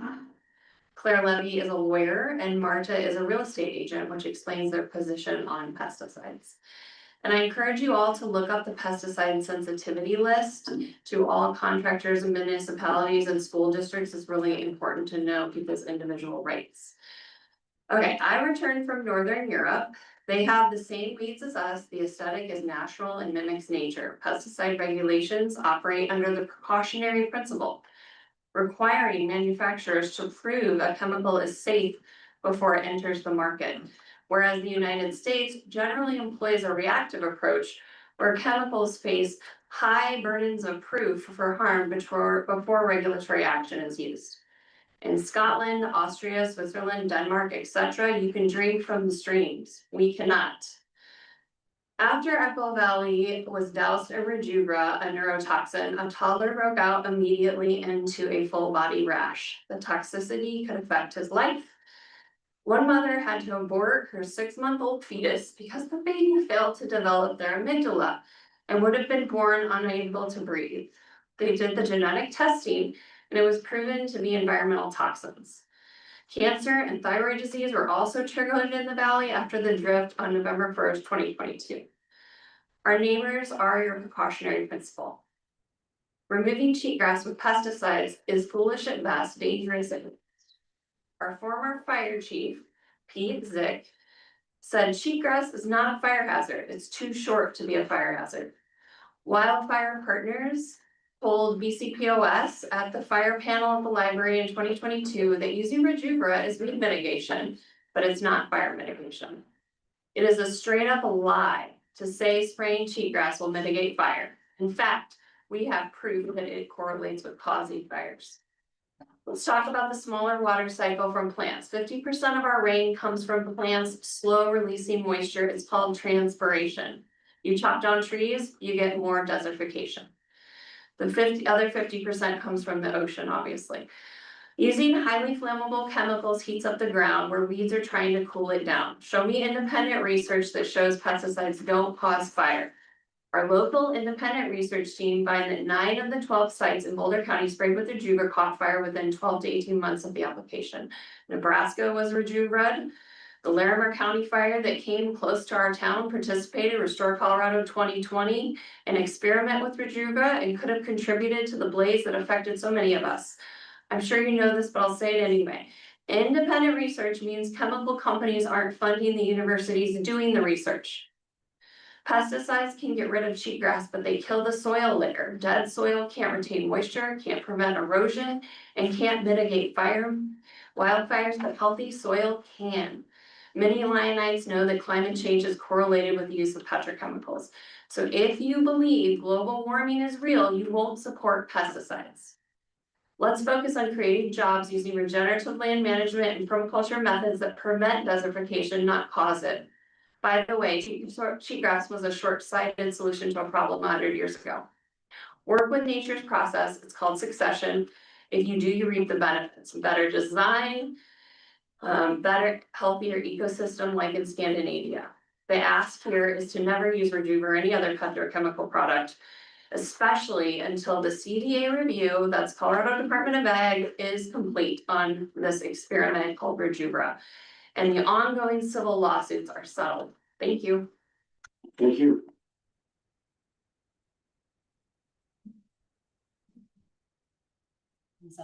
Oh. Ready? I'm like.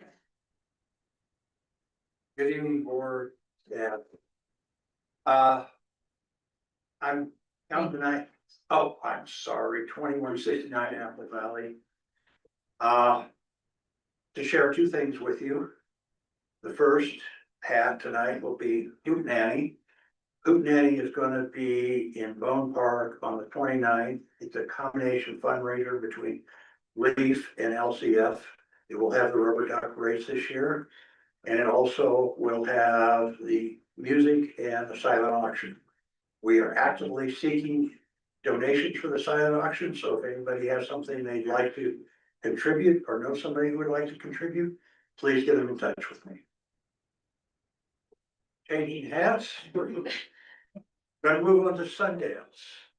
As a report from the Sundance Task Force, we've got two things coming up. You may know about it, but since you give me this opportunity to talk at each town meeting, I'm gonna continue to share it with you. Trustee Wingard and Trustee McCary, along with members of the Sundance Task Force, met with Jeff Levine from Boulder Sundance, and he made a presentation to us. My view, you can ask them, it was powerful, it was interesting, it was compelling. As such, we're gonna bring him back on August 25th at 6 o'clock in the library for a community presentation on all things you need to know about Sundance. We would encourage you to attend. We're gonna try to have it either live streamed or Zoom. I'm not the tech person, so hopefully it'll be available to many of our folks in Lions. Then on September 23rd, Fox Property Management will be here to talk about housing and housing options. That meeting will be at the Farmette starting at 5:30. Again, we would encourage you to attend if you want to learn more about how housing options, how to get your house or your rooms ready, whatever you might want to learn about that process. Those will be two informational sessions we're bringing to the community. Thank you. Thank you. Next I have Melissa Bergen, followed by Tanya Willen. I'm sorry if I butchered your name. Hi, I'm Melissa Bergen. I live in Eagle Canyon. I just wanted to voice my support for the Safe Streets for All action plan and particularly page 9. There's not currently a sidewalk going all the way to our neighborhood. There's one about halfway, which is really nice, but it's pretty unsafe in an area that doesn't have a sidewalk. A lot of cars going up the canyon use it as a pull off, and a lot of people from our neighborhood and the streets beside us use it as a way to walk to town, bike to town, or to run to town. So I use it probably multiple times a week and know a lot of people in our neighborhood do as well. Thank you. Thank you. Is it Tanya? It's Tanya. Tanya, Yeah, no, okay. you're totally fine. Thanks, sorry about that. And then you'll be followed by Callahan. Awesome. So Tanya Wilhelm, been in Eagle Canyon for 11 years, so also here to voice our support of a sidewalk. I'm really ingrained into the community. I run the school jogathon now for the last 3 years. We hit over $100,000, which was awesome. Volunteer a ton. I've been at the field trip here at Town Hall. I coach soccer, I coach basketball, Lions teams, and just recently, we've been maybe considering moving. We've looked at a house in Gun Barrel and it just like kind of breaks my heart, but we want our kids to be able to meet up with friends and walk around town and just have better access to like grab a snack at the market, go to the dairy bar. And I've got 2 kids here that are of that age, 12 and 10, 5th and 6th grade coming up, that could be a bigger part of the community if we had that sidewalk to town. And I think we have 46 homes in Eagle Canyon. If you do by average of some, double occupancy and kids, I just think you're probably looking at 100+ people that could maybe, frequent the businesses and go to town more if they had a safer route. I mean, I'm on Folsom Avenue, I see safer bike lanes, I see safer sidewalks. I go down like Arapahoe to my daughter's soccer and there's people able to walk and get around, and we definitely second guess coming to town on foot or my bike, but I think every day I see young kids, teenagers, retired people using, trying to get to town every single day, and it just like freaks me out because like she said, cars pull off really fast, we have to move over into grass, there's snakes, it's just not really that safe. So we would hope, I think Victoria was here at the town hall 2 years ago, and I think we were approved in phase 1, but it just seems like time just keeps move in with no real timeline or information, and we were just asked to maybe fast track that so we can keep our community and not people moving out, because I think there's like homes for sale. So if you can connect us sooner, I think it would just make better community for us. Thanks.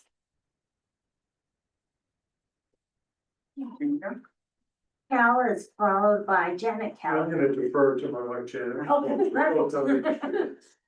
As usual.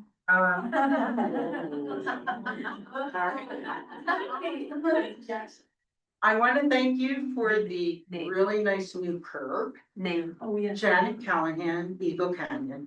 The new curbs that we got, and wouldn't it be nice to have a shiny new sidewalk? Anyway, we have, I think, 42 homes, and it's such a short walk to town. It's kind of scary. And it seems like there might be an accident waiting to happen. There's times people pull over there for a number of reasons. And also they drive kind of fast because they don't want to get behind somebody who's gonna, be in front of them to go all the way up. So anyway, I don't think it's very safe. And we have RVs that pull over to put gasoline in their tanks. And so if you're walking, you're either gonna go in the road or you're gonna go in deeper into the grass. And just encourage you, we were really encouraged in April 24 when we were here to talk about this, that the board seemed, pretty positive about it. And just really nice to be able to walk into town. So hopefully we'll consider these comments. Thank you. That's all I have, sir. No, that's it. Is there anybody else in the audience who would like to address the board? You don't have to sign an indented. You thought of something or want to respond to something, you're welcome to do that. Yeah. If not, then I would ask if any more members wish to make responses to the presentations that the audience made. You're not required to.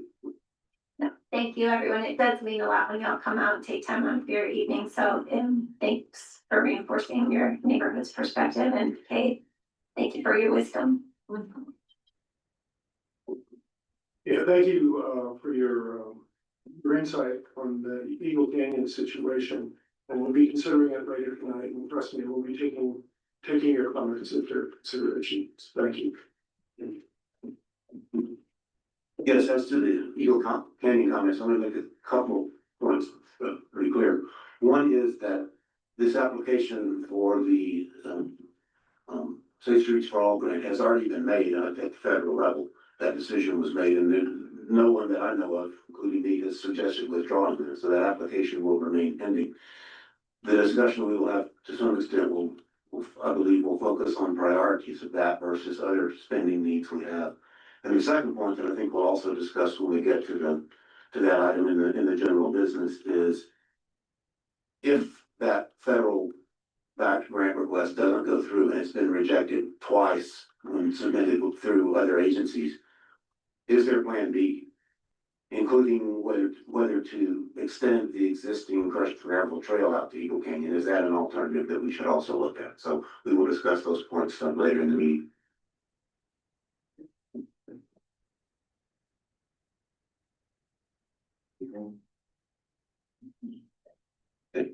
Thank you for that. Thank you. Let's see, I don't believe we have a Boulder County Sheriff's Office report tonight, but I believe you talked to her. Yeah, today. he gave me an announcement or a couple announcements. She wanted to apologize for not being here tonight, but there's something every other night of the week as well. So she wanted to remind everybody that tomorrow is National Night Out from 6 to 9 at Bone Park. And they'll be out with the fire department and other groups to have the public meet our first responders pretty much. And then she also wanted to mention that this weekend is Folks Festival. And so a lot of the Boulder County Sheriff's deputies will be here over the weekend as well, and everyone should drive safe. So. Good. Administrator's report, I believe, is next. Yep, I want to give an update to the board about kind of the hailstorm and what we're hearing overall regarding that.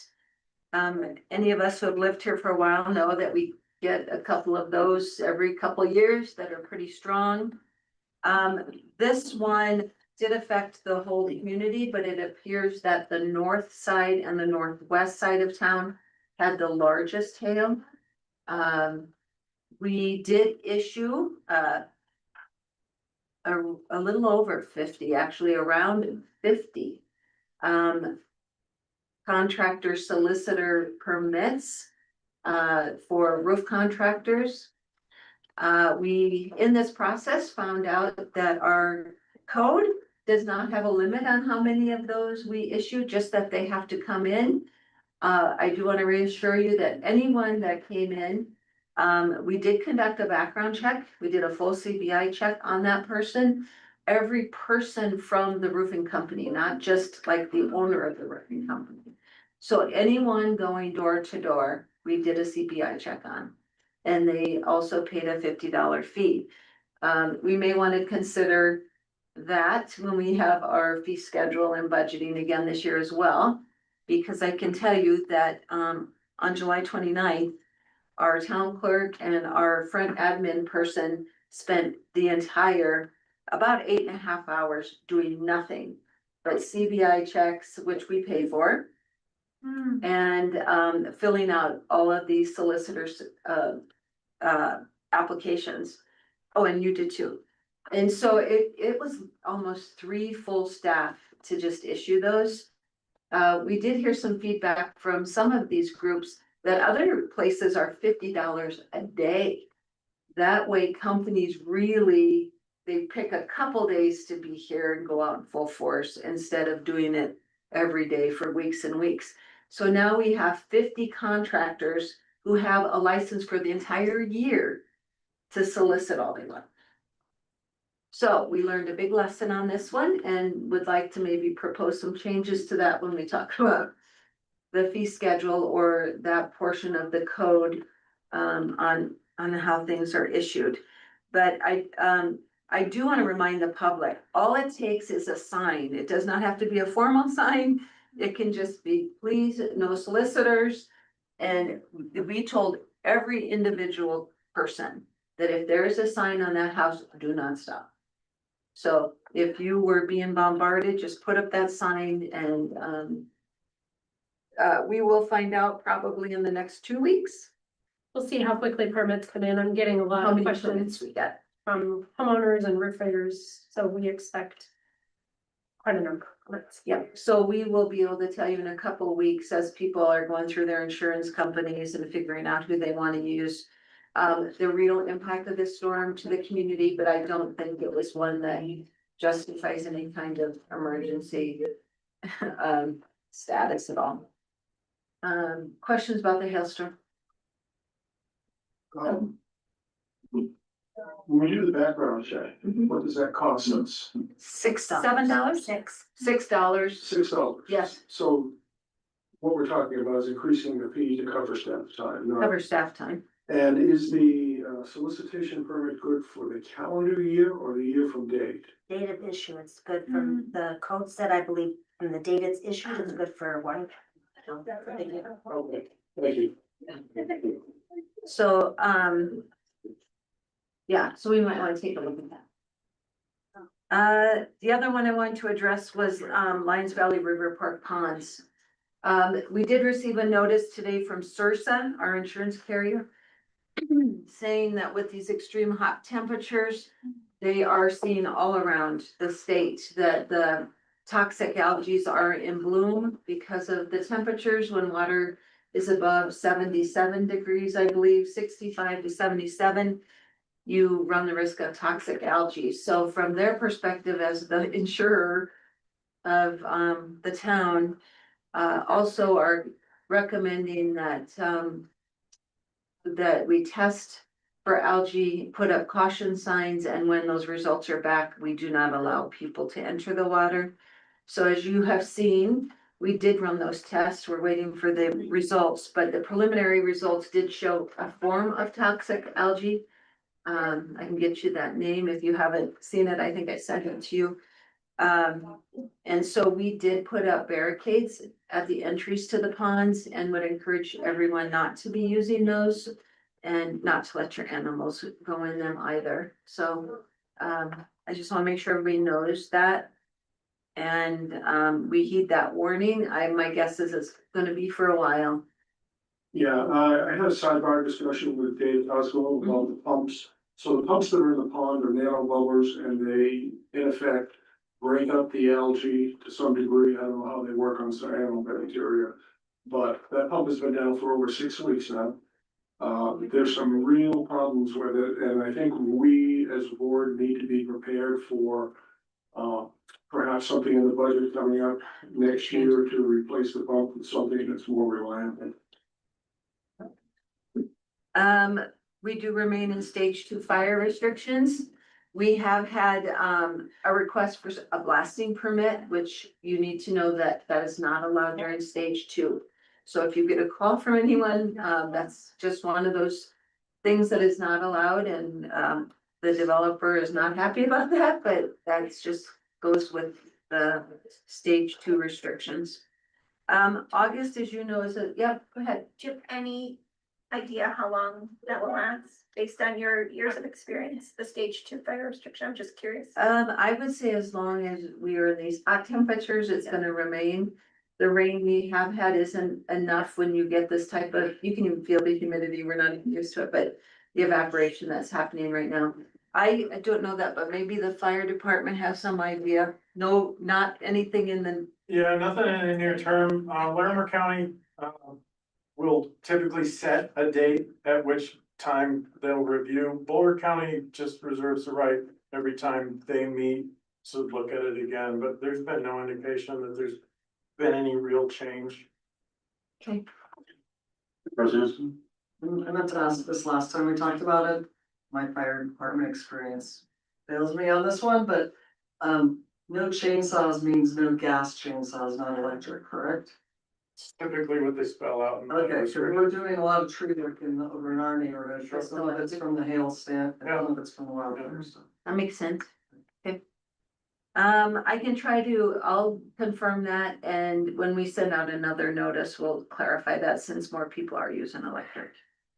Other than the two events I already mentioned, we do have lots going on in August.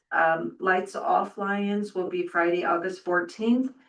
And for the first time, the Lions Community Theater will be performing a Midsummer Night's Dream at Sandstone Park. So that'll be a different venue for that going on as well.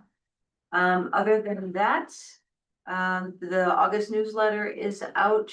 There's the detail of finance, though the Director Eystone gave you that overview at our last meeting, and we won't have additional sales tax data until after that time. Any other questions for me? If there are none, Attorney Dittman, is there a legal update? The only legal update is that I sent the board the update on the Cinnamons matter. So if you haven't read that already, please do. If you have any questions, please reach out. Probably we'll have more to talk about that at the next meeting in executive session. I just wanted to remind you that you have that if you haven't seen it already. And other than that, I don't really have anything to update. Thank you. We will move on to ordinances and public hearings. First item is the second reading of the public hearing on ordinance 1223 and ordinance amending appendix J of the International Building Code. This was continued from the prior reading. Does the staff wish to? Go ahead, Aaron. Sure. So I can take it this time. Director Ritchie presented it the first time. And I have some input on it with the review as the grading permit and working with the town engineer. So this would be an amendment to our municipal code as an amendment to appendix J of the International Building Code, which deals with when a grading permit is required. And so this would add an additional exception to the grading permit requirements that says that grading that is less than 4,000 square feet in area and less than 50 cubic yards in volume, provided that the public is not endangered and that such grading will not adversely affect adjoining property. Meaning again, you have an exception and do not need a grading permit if you meet that qualification of the 4,000 square feet or 50 cubic yards, as long as there's not this underlying concern for public or the neighboring property. So staff had felt that this was covered already with the exceptions that are listed. I had also felt that this may lead to a little more questioning of why a permit is being required. In particular, if somebody does meet that requirement and then it's a concern for the neighboring property, they're gonna want to argue more to say, hey, we're under the square footage. Why are you really doing this? Again, we can explain to them that this is actually something that is of concern because the storm drainage may be affected and you may be putting your stormwater on your neighbors. But again, it was one that appeared to be something extra that was already covered from a staff perspective. And it adds another exception that someone would have to go look for in the municipal code rather than directly in the International Building Code Appendix J. So we do have exceptions throughout the building code that are listed in our municipal code, chapter 18. So somebody might be able to find this exception, but it is, again, something where you now are going to the International Building Code. And then you have to also be sure you are checking the Lions Municipal Code exceptions for this additional exception to the 7 exceptions that are there. That's the staff. Sorry, I'm having trouble with Zoom. I'm sorry. Can't log in. I'm having trouble with my Zoom to log in, so, but ready for questions, sorry. Okay. Yeah, one I'll go first on this, since I'm the one that's been kind of behind this. One concern I had with the way that the International Building Code was written here was it uses the term, the exception that's in there now references an isolated property. And what bothered me and why I was trying to go up with a small area exemption was, I'm not sure what an isolated property is in a densely built part of Lyons. Does the staff have any input or suggestions on that? I mean, pick the whole north part of town where the lots are and houses are pretty close together. Are any of them really isolated? That's, and so I was trying to quantify, come up with some kind of an objective standard. I don't know if the staff has any comments on that or not. So I would just say, it's not an isolated property, it's an isolated self-contained area. And so I think you could distinguish between an isolated self-contained area. I don't think it requires an isolated property. As I read it, the code says isolated self-contained area. So just to make that distinction. Do you think without any kind of a numerical or objective standard, that would mean that anybody that wanted to do some kind of grading on their property in their backyard would need to contact town staff and have some, explain what they want to do, sit down and show a plan, that type of thing? Do you think? Because how do they know how would a homeowner know what that term meant, I guess is my question. I think the vast majority of our residents probably would not call town staff to check to see if they wanted to do a small landscaping project that wasn't impacting their neighborhood, right, their neighbors. And so I think this would be more around giving us the mechanism to require a grading permit if it is adversely affecting adjacent properties, right? So I look at the whole kind of sentence in its entirety. Grading in an isolated, self-contained area, provided that the public is not endangered and that such grading will not adversely affect adjacent properties.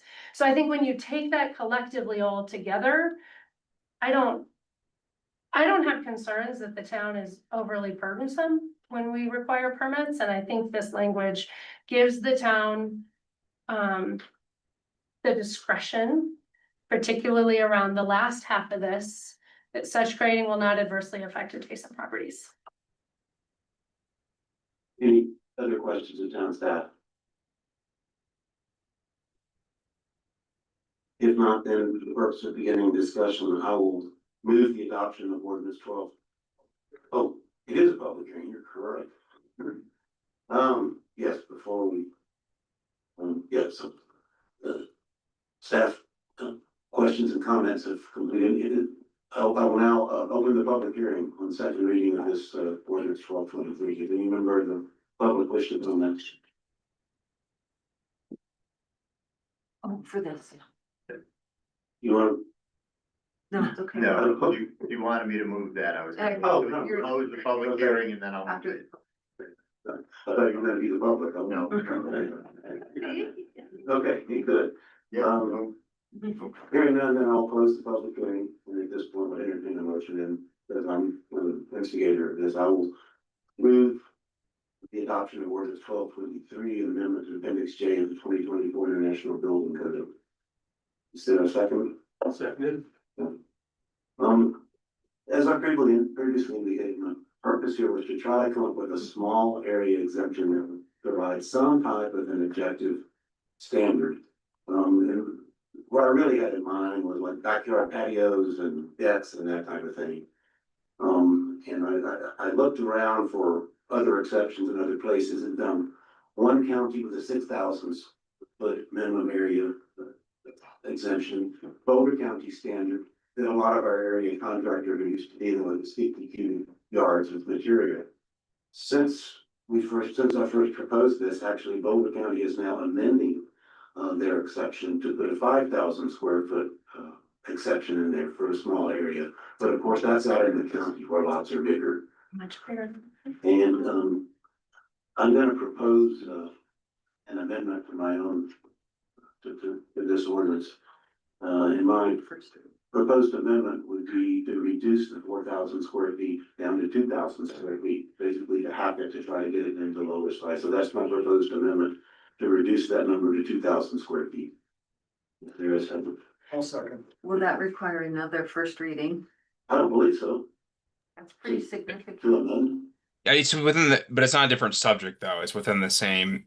The reason why we renotice, items on second reading and do it again is because there's something added that's a different subject. It couldn't be foreseen by anyone. I think changing the number for the exemption is within line, even if it's a significant change.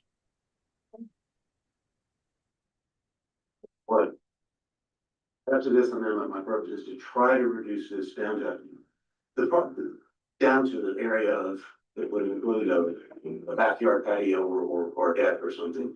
And what began this whole grading permit thing was a problem with somebody that had graded an entire lot.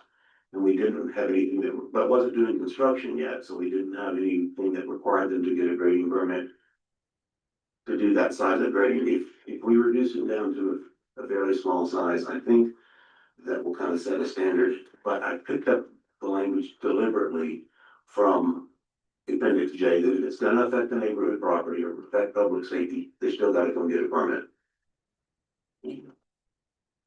So I guess the first vote would be on the amendment to reduce. The second on the amendment.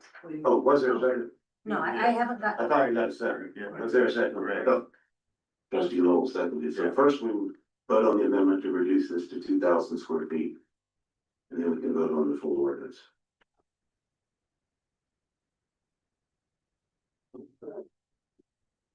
And that motion passes 5-1 with trustee Schwartz voting. And then as to the whole ordinance, I don't think there's any way to either the existing Appendix J or this amendment to it to cover every situation specifically. I just don't think that's possible to do in an ordinance. I'm just trying to do a starting point where people, homeowners and contractors, will know that small areas are exempted. If there's any question about whether it affects a neighbor's property, affects public safety, obviously they should check with town staff, and it would also give neighbors, property owners, the ability to call the town staff, hey, if somebody's just grading is coming up to my property line, they could, so that avenue is still available. Many of our ordinances are complaint driven. Just kind of on a broader picture, anytime we adopt these codes, there's all kinds of requirements in there that we don't think about at the time we adopt them, and later on we think, oh, all of a sudden we've created a burden for our citizens, and each one of them makes sense looked at in isolation, but I think sometimes we need to try to craft things to not over-regulate, over-permit, require fees for our citizens, and that's just what I'm trying to do here. It's not a big deal, it's just one small attempt to kind of cut back on regulation and allow things that I don't think that are confined to a single property that won't affect neighbors. That's why I propose this. Was that language? That language was in the International Business Code already, wasn't it? Just not remember. IBC. And Appendix J is in the International Buildings Code that uses the isolated self-contained area, but has no standard of square feet or. Like, doesn't it say something about the adversely affecting the neighbor or something? Yeah, that language is in, I've retained that language, that part of it. And simply tried to put an objective standard for small areas. Mayor Pro Tem? So as I said at the last reading, with my experience with contractors and doing construction, I think adding this is confusing because we already have it in the existing code that the people who do these kinds of things typically go straight to. And that we already have an exception for those small areas. Hopefully neighbors are talking to each other, but I don't see how the town is gonna be able to help enforce this, and that so many people can't math. They're not mathing. They don't know how many cubic yards are what, and I just don't think it would help us.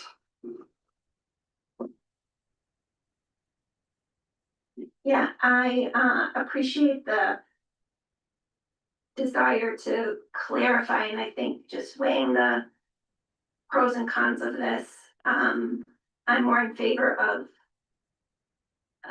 not adding an additional layer that's only in the municipal code, not in the IEC, and I just concerned it causes more confusion than clarity, so I'll be voting no on this. Trustee Williams. I'm open to either solution. The way that I think about it is that I generally support opportunities to simplify. And I think in this case, we are simplifying some people's lives by excluding the smallest projects. I hope we might also be simplifying staff lives by diverting some of the inquiries and some of the enforcement that they might otherwise have to field. I recognize that we're complicating things by making our own addition, in this case, our own exception to the International Building Code, and we've also invested some time in it. Given all of that, the way that I would weigh it is that I go back to my experience of having looked at Lyons exceptions to the International Building Code when I did my last project, and it took a while to find it, and I hired a consultant to interpret it, but at the end of the day, it turned out to be an important option for us to have for that property. So this, I think, is not as critical and it's not as complicated, but I do think that our overall goal of being able to eliminate some regulatory burden for homeowners and some enforcement and administrative burden for our staff tends to outweigh what little complication there might be with people digging it up. Particularly since if they don't find it, they'll just do what they would have done anyway, which is what we would suggest. And if we didn't pass it, they would just not notice it and they would make their own judgment. And maybe they would or wouldn't contact town hall, but I don't see that it can have a negative effect. It might have a very limited positive effect. So seeking that little bit of positive effect and already having spent time talking about it, I would vote for it. John, Mr. I've kind of remained silent on this listening, and I do want to I think it does add confusion, and I think what's gonna happen is now staff are gonna find people who are in process, and we're gonna have to stop their project, and they're gonna be upset about that. I think 2,000 square feet is still way too big. That's half a lot that's a big area. I also think that because we have so much of our town that's in a floodplain, they have to get a grading permit if it's 1 inch. And so I think if they think there's an exception, if it's under 2,000, this is gonna be confusing.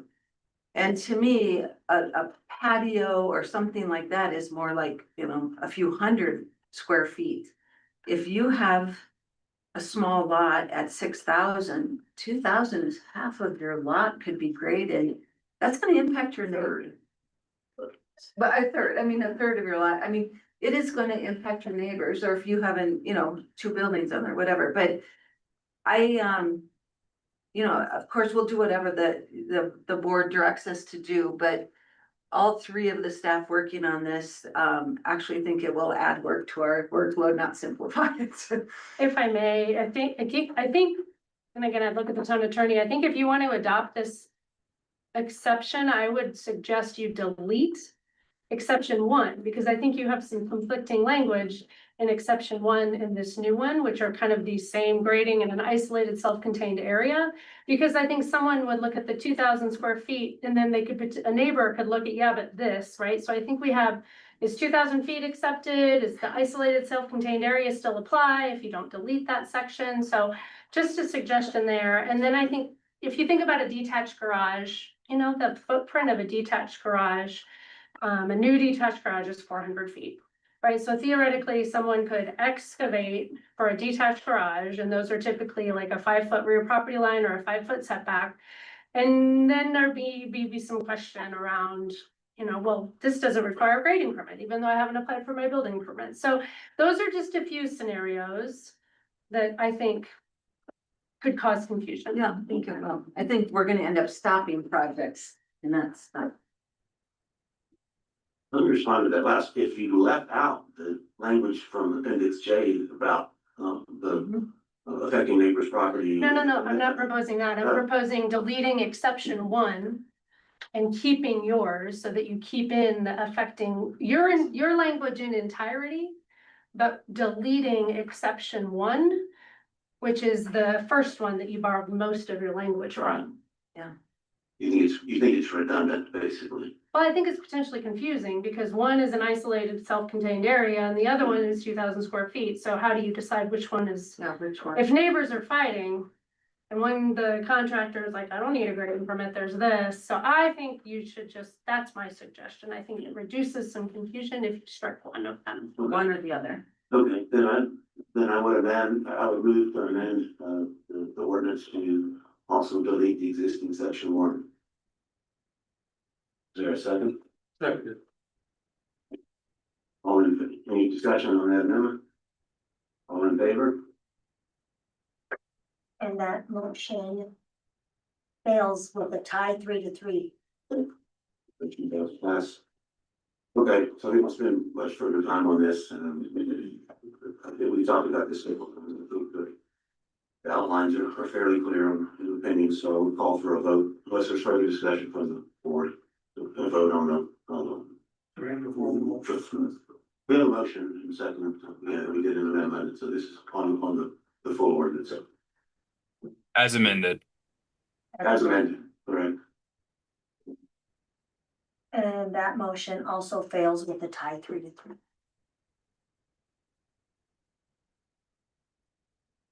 Let's see. Next item is first reading on ordinance 1224. An ordinance amending chapter 1, article 4 of the Orange Municipal Code concerning general penalties to align with state law following a decision in People versus Camp. I believe Attorney Gittman, is this yours? This one's mine. So a little bit of background on what this is. There was a couple Supreme Court decisions actually at the end of 2025.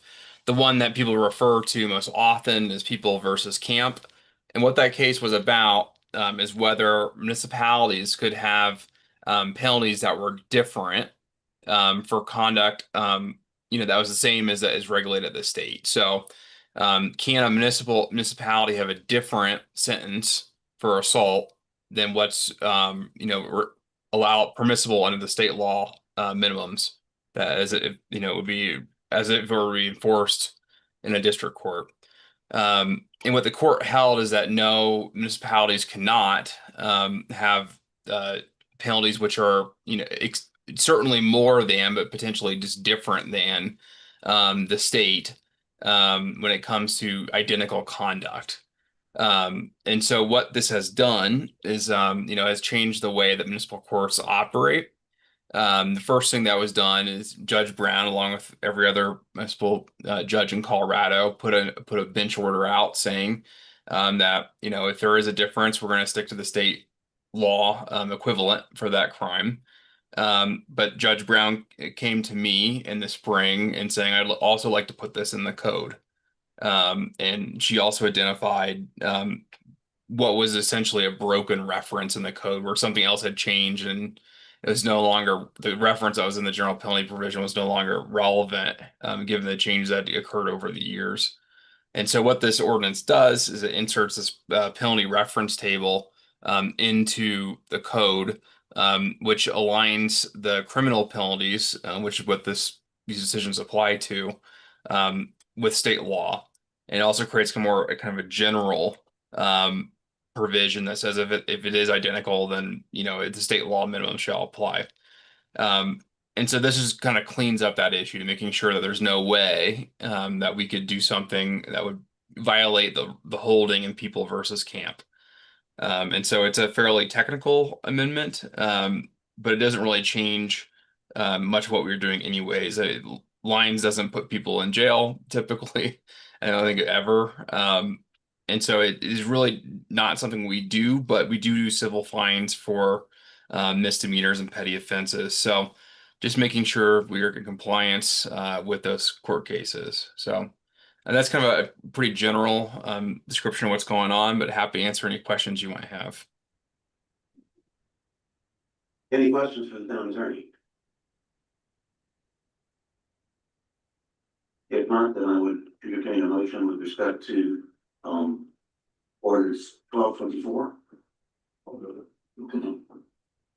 I move upon first reading, Move on first reading of ordinance 1244, an ordinance of the town of Lyons, Colorado, amending chapter 1, article 4 of the Lyons Municipal Code concerning general penalties to align with state law following in Re People v. Camp and in Re People v. Simmons.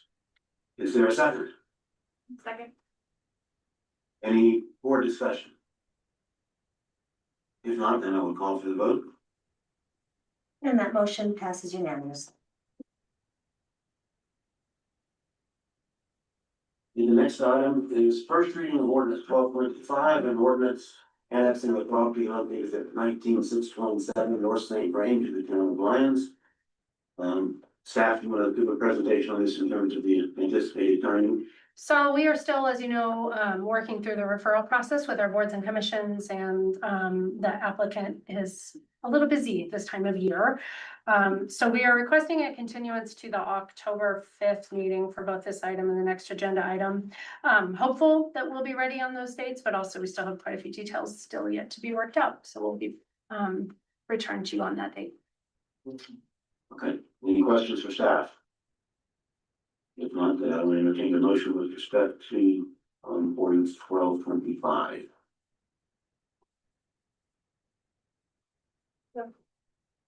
Aren't we?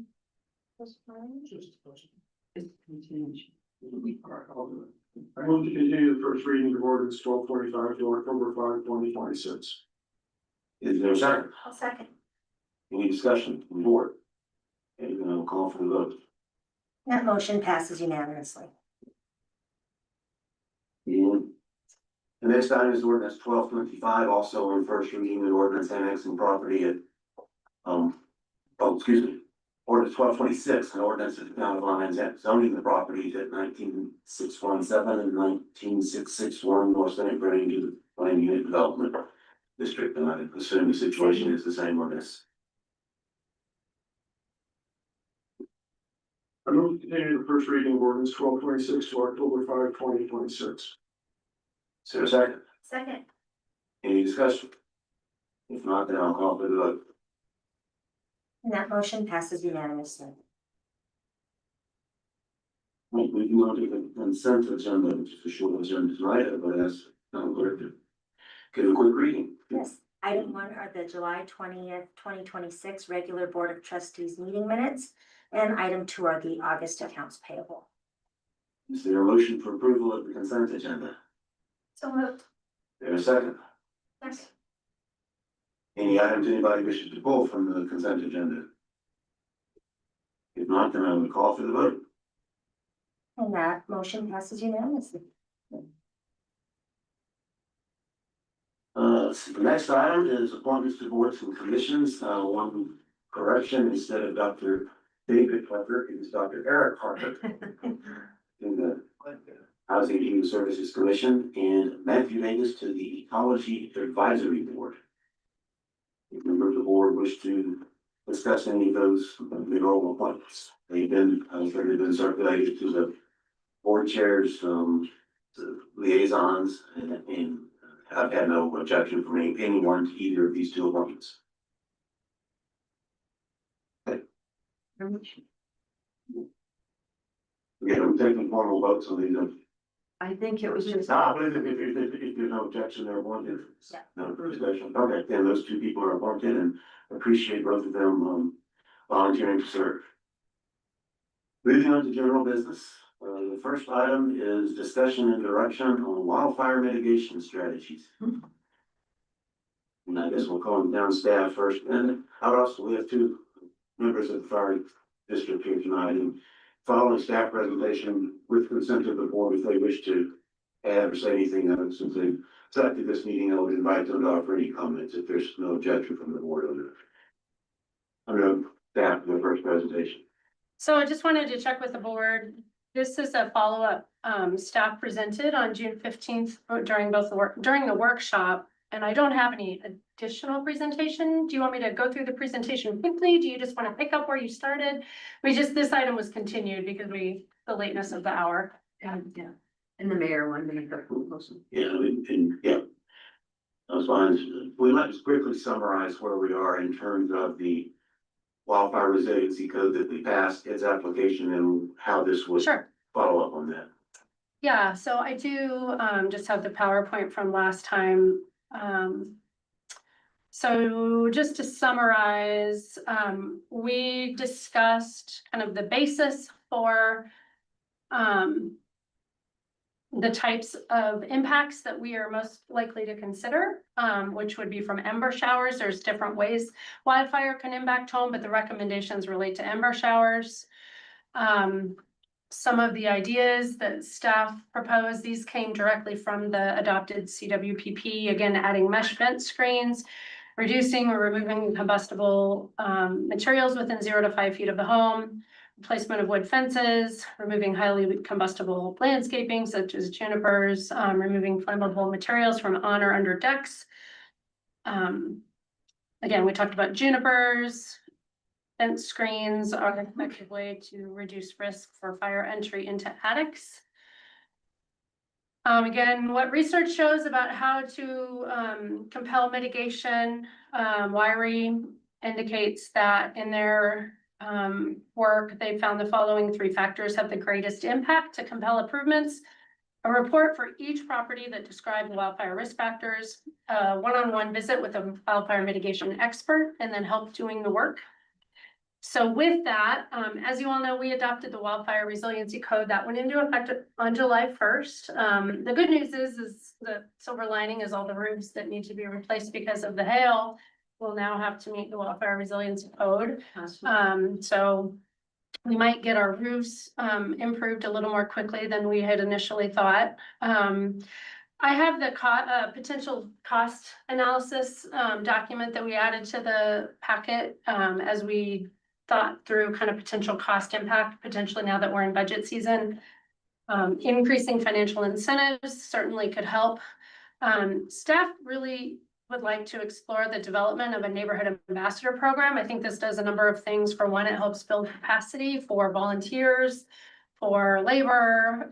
It also allows leverage for other programs such as Team Rubicon, Wildfire Partners, Boulder County Sheriff Fire Management, NFPA grants, etc. So I think giving like neighborhood captains, neighborhood capacity building, I think we could really leverage, as well as just education and contact with existing neighbors. Again, you know, you have, I think, different options for how to improve mitigation. We could increase the standard for the existing code we have. We could lower the threshold for when it applies. You know, staff has kind of talked about this. I think if we are looking at mitigation work on existing structures, I think staff, with a lesser impact to the budget, I think we should focus or consider focusing on either a pilot neighborhood or a multi-year implementation of kind of maybe working our way out toward the inner part of the town. So happy to talk more about that. Working our way in. Working our way in, so working our way in. So starting on the outer edges of town. I had a conversation with the former fire chief in one of our neighboring communities, and you know, I think in his experience, a pilot neighborhood might be something that for the year 2027, we all can learn a lot from. I think in his experience, having strong involvement from our elected officials, like actually showing up, helping doing the work, helping organize volunteer work, helping lead some of the neighborhood meetings, or at least showing up and saying, you know, this is a priority of the board, I think goes a long way in compelling involvement from homeowners. And I think from a pilot neighborhood, we would learn a lot about what it actually costs, how contractor availability is looking, how folks feel about removing landscaping, you know. But I also think if it's a large enough neighborhood, we could get bulk pricing on vents and labor and maybe, you know, rock mulch for around people's homes, things like that. So, and I think it just something to consider. I think if folks are on the fence a little bit about whether or not we know, are we really ready to do this? I think staff would suggest consideration of a pilot neighborhood to maybe start with in 2027, something that is one of our higher risk neighborhoods, maybe one that has an HOA, so it already has some sort of structure, maybe not. Certainly can talk about that. where we're more likely to have a really visible success than doing it townwide with here, there. And pick a really high risk neighborhood that knows they're a high risk and are willing to get on board. And yeah, we've talked about this a lot, and if we could do more than one neighborhood, okay, maybe, but probably not more than two. The first year, since this has not been done anywhere else in the state yet, this would be the first. And if we want it to be successful, we need to set ourselves up to be successful. Instead of starting, we need to start in areas that are most likely to be the first to have ember issues. Again, we could add additional thresholds, short of applying it to an entire neighborhood or the entire town.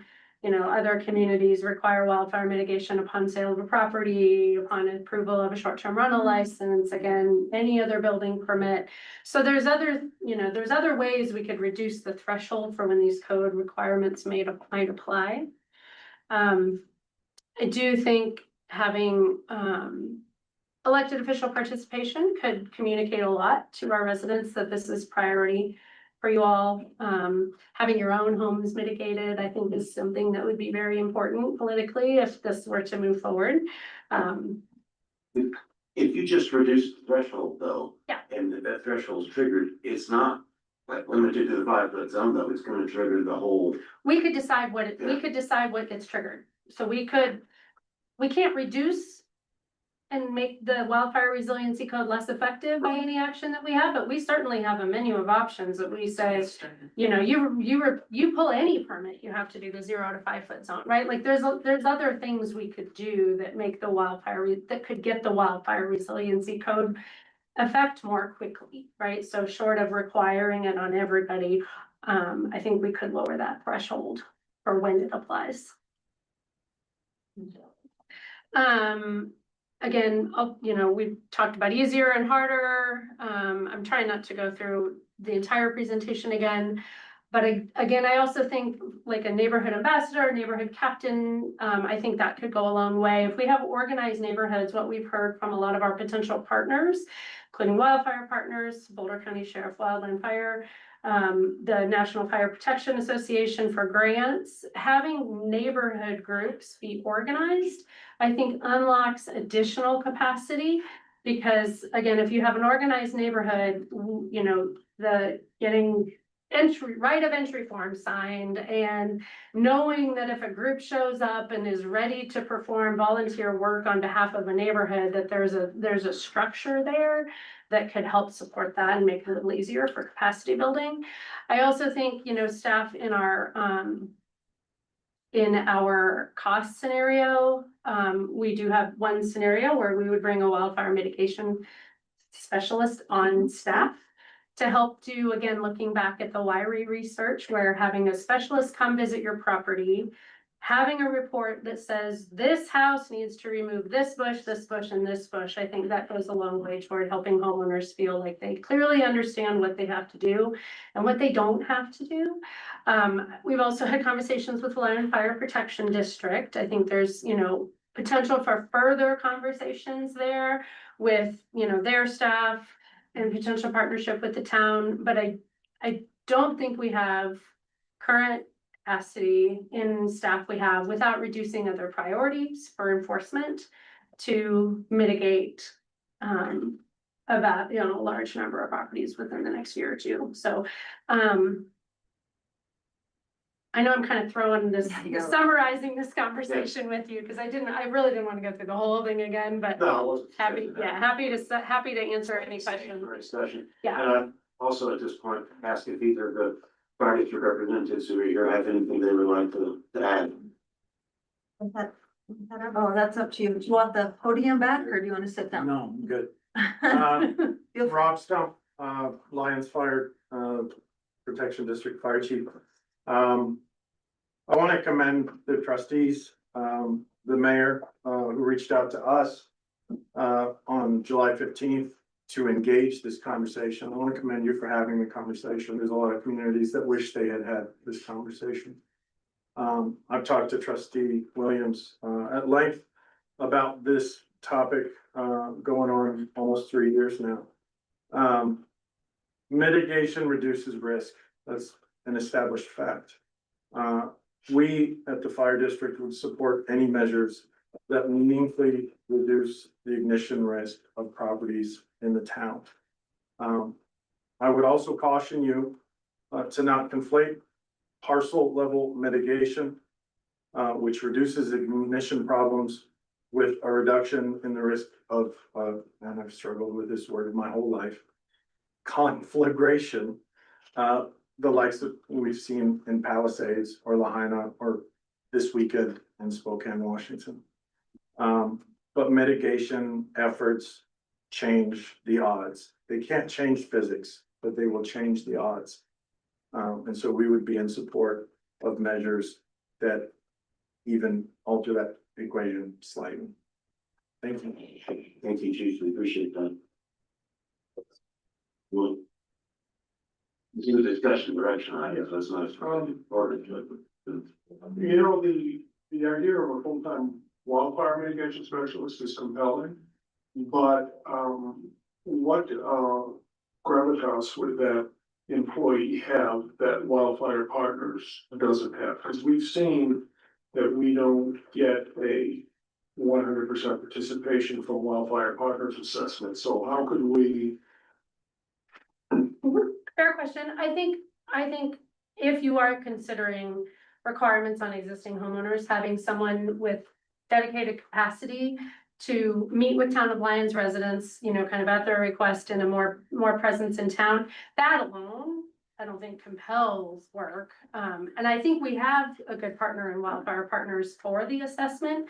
I think it's just something, if you want to require every homeowner in the Town of Lyons to do certain actions in the next year, then I don't think we have capacity with our partners to help support an assessment on every home. So the idea behind the town Mhm. mitigation specialist would be in concert with any ordinances / penalties that we Yes. come up with. Okay. Yeah, that's, again, mix and match, but yeah, I think if we do an ordinance requiring it of everybody, I would strongly hope I could have a technical, you know, a technical staff person who can help. Because we don't direct their work.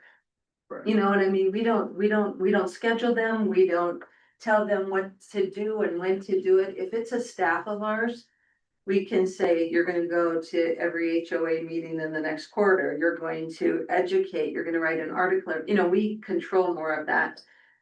We still work with those other teams to come in and do the risk assessment, and I'd love for Lions Fire, you know, to get more involved with that. We won't, you know, we won't have that one person doing all that, but they'll definitely then have a really good understanding of it. But if we had someone on staff who this is their focus, even if we took, as you know, we have our code compliance position is changing. If in the budget, we want to shift the majority of that funding over to this position, we could look for someone who is going to focus on wildfire mitigation, education, and implementation of the new code, whatever that looks like for you. We wouldn't do parking enforcement and a lot of the other things, right? That would be an exchange of, but if the board can't identify a new staff funding for a new staff. Yeah. You know, I think you could pivot a little bit on that. So what towns around us have such person on staff? On staff, the larger, Boulder does, Boulder Fire has mitigation folks. A lot of the fire districts have folks that will do assessments. I'm not aware. Wildfire specialist. Yeah, I'm not aware of any of our peer communities outside of the city of Boulder that have that. No one has taken this on. And I guess a question as to the budget aspects of it. I've read about statewide grant programs for this. What is the staff's opinion in terms of grant availability for something that would be, as you say, probably the first in the state? So we found one grant that looks like it does cover capacity building, including staff, that is open as of Monday. I'm attending a webinar. It's offered by the U.S. Forest Service. It's through Colorado State Forest or Colorado State US Forest Sorry, Service, US, yeah. yeah, but I'm going to a webinar on Wednesday to learn more about it. I don't know how competitive it is. I hope to learn more on the webinar. So I think there are potentially grants. I don't know how likely. $7 million statewide, and they will fund up to 2 million for a project, but if we went in with 200,000 for a full-time staff, benefits, tools, education, the software we'll need, all of that, I think that might be very attractive to them. To be able to say, Lions is used oftentimes as this little petri dish, kind of like the neighborhood concept. Because we can be much more nimble than a large metropolitan area, that it's hard to measure, it's hard to see the difference. When you do it at our size, people are attracted to that, and we have this proven record of being successful with our grants. DOLA is going to be the facilitator of this grant. They know us. The notice of it came from DOLA today and said, here's a new grant, and capacity and staff will be considered.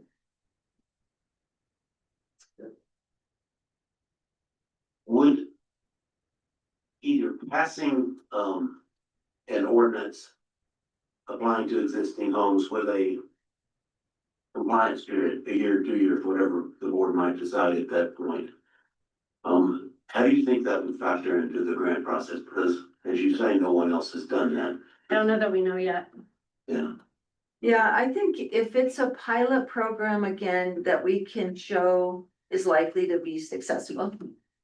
You know, if we say our whole town and we don't have a plan and we don't own the software, I mean, that's a whole nother story.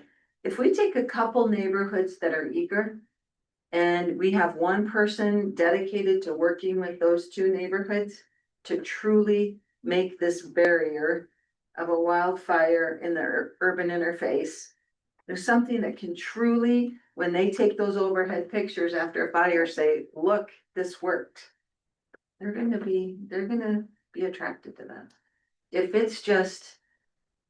it's 100 homes out of, 1,000, 700. it's not gonna, you just don't, as the chief just said, you can't look, it's good to do micro level, but when you're looking at the big picture of certain types of fires, you taking a juniper and me not isn't gonna matter. You really have to be able to show this is gonna be a true barricade to a fire coming into an urban area. And to be clear, the efforts that are on the table are kind of the bare minimum efforts, right? Like, we're not talking about, making people replace their siding or making people get rid of wood fences, right? So I also want to be careful we're managing people's expectations with the degree of risk that we would be lowering with kind of this minimal effort. I think we are lowering risk, but this isn't gonna prevent. Yeah, this isn't, I think we have to move the needle, and I think we're having conversations on how to move the needle. But I just wanna make sure, I'm just gonna caveat the degree of risk reduction with some of Because these if little we did efforts. 30-foot mitigation compared to 5-foot mitigation, that's a huge difference, right? But it's what is the tolerance of this group? And I think that's what you wanna talk about tonight, is what is the tolerance of this group to implement some form of measures beyond what's required now by the state. An obvious issue in lines with going to 30 feet is that's gonna go into your neighbor's properties. Given a lot of our lot sizes, so 5 feet, I think is contained within. 5 feet is certainly within the property, as we know, right? We're surrounded by Boulder County open space, right? Like, there's a lot of risk factors that again, I think this is a multi-layered strategy that is probably a multi-year strategy. But I think working and improving risk on private property is worthwhile and something the town should consider. I think right now, town staff is just curious, do you want to stay for a year or two? I kind of view it as maybe 3 different buckets, right? Do you want to maybe put some funding toward increased education, capacity building through like a neighborhood captain ambassador program? Start with that for a year, see where we get. Even if we don't get much mitigation, we're at least building capacity, which I think is important. Maybe the next level of that bucket to consider would be a pilot neighborhood, right? A neighborhood that you all know maybe has strong political support, where we could test some of these. What does it actually cost? What is the staff time required? What is the neighborhood appetite? What works, what doesn't? We do it in an area where we can focus. Or third, you know, we do this townwide and hopefully put significant resources to that so that staff can be successful. Do you think we have to keep in mind tree trimming and the effects on that, and particular for me on the utility side, the electric utility? And our current code that we already have, right, we all, I think, see the alleys already pretty overgrown. Again, based on the code, the town should only be trimming trees that are on its individual properties or in the right of way in front of its properties.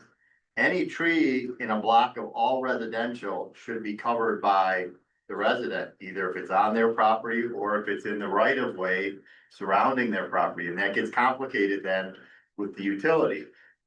We do charge for the utility to come out. They could come out and shut off the power to a service line if it's really bad and somebody then needs that line down and they get it removed. Or again, we have been going out and we trim the lines in the alleys or along the street where the distribution lines are. Yeah, for the code, we wouldn't have to do that. We do that to try to make sure we're maintaining the utility and the costs that are out there. Again, undergrounding is what we look at long term, but for now, I am seeing more, as others probably are. If you say, hey, there's a branch here on this line, there are concerns coming in. A lot of that is even just on the communication lines, which we don't really worry about at all being lower than our lines. So I just want to make sure if we're asking people to do that, there more and more people are going to be coming back saying, well, I can't do that. They won't do it. We got a text today. They said they're within 10 feet. You can hire a company that is certified to work within the utility lines. Clients will charge $500 to come out and basically have to shut off the line for a period of time and come back and turn it back on. Or if it's somewhere our utility can get to it from the property, we can reduce that cost if it can be a quick in and out. We have used our electric line contractor as the tree trimmer, but I try to make sure that's a good way to fill in if they have to come out and shut down the line for somebody and I'm billing them. And then they have to wait around 2 hours, 3 hours to turn it back on, we can get that done. But I think it's something to keep in mind of, as we tell people they have to do more tree trimming, are we keeping it at their responsibility or are we trying to cover that cost? I think that's a somewhat different question, though, than a townwide tree trimming issue with utility lines, and we're talking about specific properties and how extensive do we go? Do we focus on the 5-foot zone? I mean, we don't have to limit it to the 5-foot zone, but in terms of the scope of what we're doing, even for a neighborhood or two, if you try to do property-wide compliance, basically to as you would out in the county on a 30-foot zone or something like that. But even if you limit it to part of town, you're getting the scope so broad that it's a completely different analysis in terms of the expense and what you educate people about. Than here's a 5-foot zone, you need to properties there. So I think keeping in mind all along, how far can we go? How far should we go? How far will people tolerate us going? Lisa and I have talked about, do we inventory all the juniper trees in the town of Lyons, or we try to find, we store all the juniper trees within 5 feet of people's houses? Which one is manageable, which one is not? I just try to include it in some of the code that we have code out there that we could enforce, that could help, but we already have. It's work to even get that, to have someone start now going through the alleys with our code compliance, trying to get people to do it. Sure, something on the books that could be used that we don't. We don't have to go to existing structures at all and make people do things. We could just enforce our existing code, which is what other towns did. Some of the things we're talking about in here are the things that would make Lyons unique, and perhaps I think lead to better grant opportunities if we're doing that. And what would make us unique, like doing things that other communities aren't doing, is applying our code to the existing homes. Yeah, and then are you going to go to voluntary compliance on, like in backyards on private property, or are we actually going on to their property to make sure they've done it if you do the right? Those are, I mean, this is a big program that needs to be put together, needs to be well thought out. Needs to have, you know, lots of education, incentives. What's gonna be the consequences? There's a lot. I think my only response to the tree thing, I agree, they're kind of separate issues, are likely not within 5 feet, but in my experience, when we talk about wildfire mitigation and forcing someone to do something on their own property, the very first response you're gonna get out of their mouth is, well, the town isn't, you know, make sure we have our response, like, here's all the things that the town is doing to also reduce our risk. Here's the work we're doing with the county to reduce our risk. Again, it's one of those like, make sure your own homes are mitigated before you tell somebody else to mitigate their homes. So it's, I would view the tree, not only should we reduce our risk through tree trimming, probably in a larger degree in some areas of town, but we should also just recognize the, I think, political connection that some folks will draw. So. I had a lot of arguments about all of this in the last years, months, but the biggest incentive for people here right now, so over on Welsh Drive, my neighbor and I, and she argues with me constantly, my next door neighbor, because she wants me to change out the section of fence. And I'm like, that, your house could still burn down. I'm not doing it, right? But we won with Allstate. We had wildfire partners come out. We did make changes. We did trim things. We're not in a high risk neighborhood. We have all this irrigated 52 acres of land for State Costco behind our house. We have all the school there. I mean, we are in a different neighborhood. So even when you talk about picking a neighborhood, who's ranking the risk? Because that map, that Louis map is not a great map. And when you dig down in it, you should look at these overhead lines that could cause a fire, right? In a neighborhood, like Chicago burned down, it wasn't a wildfire, right? Things like that. The steep slopes where Mark lives, where the fires come in over the ridge of them, which is opposite of what we would normally think since the wind blows to the other side, right? But yeah, who's gonna do that part? Fire specialists would do that. So I think in terms of determining a neighborhood, I think if the board is interested in a pilot project, I think we could look at which neighborhood to pick based on a couple different reasons. Yeah, the CWPP. The CWPP, the Colorado Forest Service, right? So we could engage kind of an outside independent group to, hey, come look at lions. Where do you think we should start? We also could start with which neighborhoods you think already have capacity or buy-in or have started doing this work or are somewhat organized as a neighborhood. So I think there's a couple different ways you could look at it. And I think either one would be valid because I think either one could lead to success. So I think, you know, if you're more looking at the risk, we could figure that out, I think, fairly simply. I think if you're looking at political will and neighborhood capacity, I think that's kind of a separate, two different things to think about there. In terms of drafting an ordinance that apply to existing homes, how would you draft an ordinance that applied to neighborhood by neighborhood? You would do an ordinance, this ordinance only applies to the Stone Canyon and Lions Valley Park and not the rest of town. So there are ordinances in my experience. This is similar to a zoning code. I mean, zoning, we have development standards that apply to the East Corridor. We have development standards that apply to the historic downtown. We have development standards.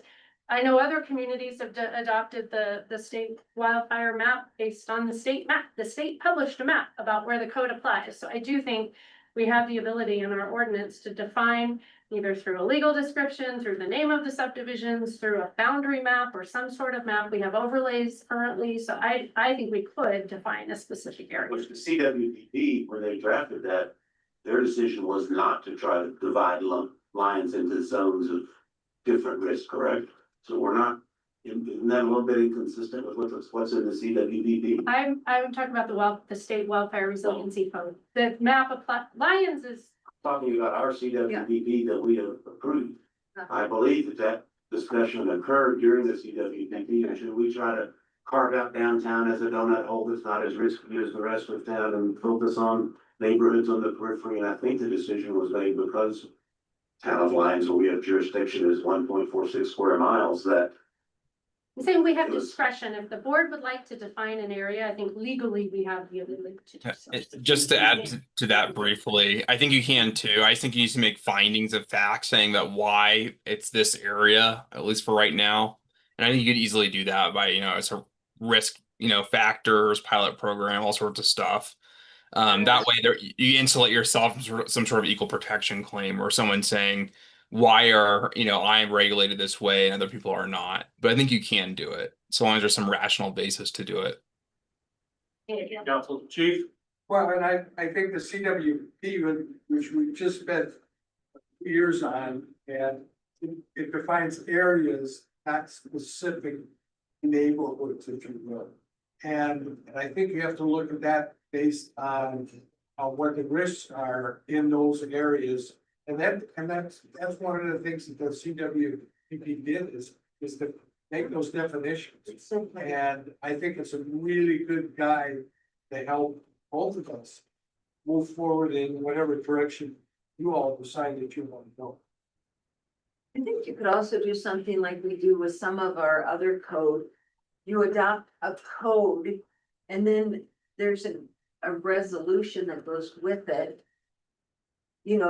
That defines, like the fee structure, like there's a fee, we have an ordinance on a fee schedule. But every year we modify that by resolution to identify that maybe overall, this is our goal, and this is why we want to adopt these retroactive measures. But then there's like a resolution that within this period, this quadrant or this neighborhood or this area, or however you want to define it, will be in compliance and then continue down it, but so that it can be modified if it isn't successful, or if we need more time, or if we do it faster, or if someone else comes forward, we could change it. But yeah, this is a big. Trustee Schwartz?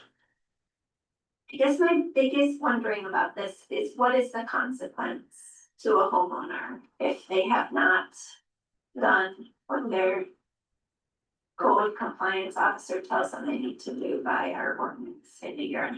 That would have to be identified as part of it. And I'm just going back to the sidewalk conversation. Yeah. Right, I mean, like, there. Yeah, So absolutely. I worry about setting policy that is costly to enforce and then in the end, doesn't happen. That's been my biggest wondering. And I love the idea about the grants. I wanted to share too, Mayor Browning saw this, I asked a couple of questions after our last meeting about the rebate program. Data report was not awesome in my opinion. 2025, we had 10 properties, that received the rebates, and I think we have 7 applicants to date in 2026. Now, just my own anecdotal in our neighborhood, I think more people have done the assessments. I think many people also have done the work and not submitted their rebates. So I would want to know how many people have gotten the assessments. Would be a well-hard partner. Different than request. That, and I would just say, I think, because the trustee Lowell about a year ago held a neighborhood meeting or kind of convened a neighborhood meeting in Lions Valley Park. I thought the turnout was really positive, and I guess I would just offer our neighborhood as a pilot if that were under consideration. After hearing kind of what you were talking about, context of all of this. What comes first? The mitigation specialist or the pilot program? Can't run the pilot program, you have somebody to call it. So I think if you do want to do anything more than just like, I know Trustee Browning in the kind of budget discussion kind of did a set aside for $50,000. I think $50,000 could increase some incentives. Staff, I think if this is a board priority, and I know you still haven't had your retreat, I think our existing staff capacity could develop like a neighborhood ambassador captain program, provided you don't do a lot of other things that impact my staff capacity. I guess it just depends on how hard you wanna go in on retrofitting. I don't know that we need a mitigation specialist in-house unless the board expects that the town or that a large number of properties have an assessment in 2026, 27. I mean, Lions Fire, you know, Chief and I have had a conversation about their capacity. I think they thought they had capacity to maybe, I don't want to speak out of turn, 200 maybe a year. I think it's maybe, yeah, they had talked about maybe the potential to be doing about 200 a year, potentially with some increased staff on their side. I think if there's desired, or we think we need to do more than that, having somebody in-house would be great. My problem is you're up against it, right? You just lost the code compliance office. I know there was some talk about maybe having them come in for. So he's doing weekends while we transition. I think the Right. staff wanted to have this conversation with the board to make sure we didn't want to pivot priorities on code enforcement away from things they traditionally do and have them focus more on wildfire. Right, so. In between that 50 You're going to be advertising for positions. We Tomorrow, wanted to wait for this decision. Because Exactly, if so you we don't. so we have to decide whether the new code compliance officer is going to be specialized in mitigation. I thought Michael Morris was perfect for the job that he's gone. Yeah, So that's not his when we hire next, Do you in want our to direction, focus on? we'll have to tell them that we want to have a person who has some experience in mitigation practices. And Versus. of course, that all cascades into the whole, what do we wanna put in for an ordinance? What do we wanna make, mandatory for homeowners? What are the penalties gonna be? First thing we have to do is really hold this board to their appetite. Yeah. We're doing such. Which is what I was about to do next. Or we keep our more traditional code compliance person doing parking and traditional code and backflow prevention and weeds and things, and do mitigation specialist on the study. I don't think that's really a part of what we were discussing in terms, what we're considering in terms of doing. No, You're not gonna make existing home mitigation contingent, what do you do with your traditional code enforcement? I mean, you may divide up your personnel hours differently somewhat, but, I don't think part of this program has ever changed our code compliance officer into No, fire but if mitigation. budget wise, we Sorry. can't afford what you want, I am willing as the person responsible for staffing to shift those duties to, and between that and the budget you just allocated to start, if this is really where you want to spend your effort in the next 2 years, there's a good shot at it. I don't think this is an either or question of either of this on this. I think it's clear that, I think that's been discussed before too, that if we're gonna end up going with something that requires action on existing homes, that we're gonna have to add staff capacity. No, I agree. Rather than shift the existing code off. So my goal was really heavy on building inspections too, and Right. if now Safe Built can take that. And we're in the position, I look at this as an opportune time to focus on hiring someone with a different skill set. If that's what. As trustee Knowles suggested, I think, discussion's going on for a while, I think it would be appropriate at this point to poll the board about the board's support for, existing home measures to, at some point, become mandatory with presumably a grace period during which you would do education and assistance, that type of thing. And my suggestion would be that we each say our position on whether we should direct staff to both begin a drafting process for such an ordinance that would have an existing homes component and to explore grant opportunities to offset the costs of doing that, because we all realize that if you go that route, it's going to have costs. We don't know exactly what they are yet, but set aside something. So at this point, basically poll the board as to whether there is interest in proceeding with existing home measures the exact scope of those measures, whether it's two neighborhoods, the whole town, to be determined.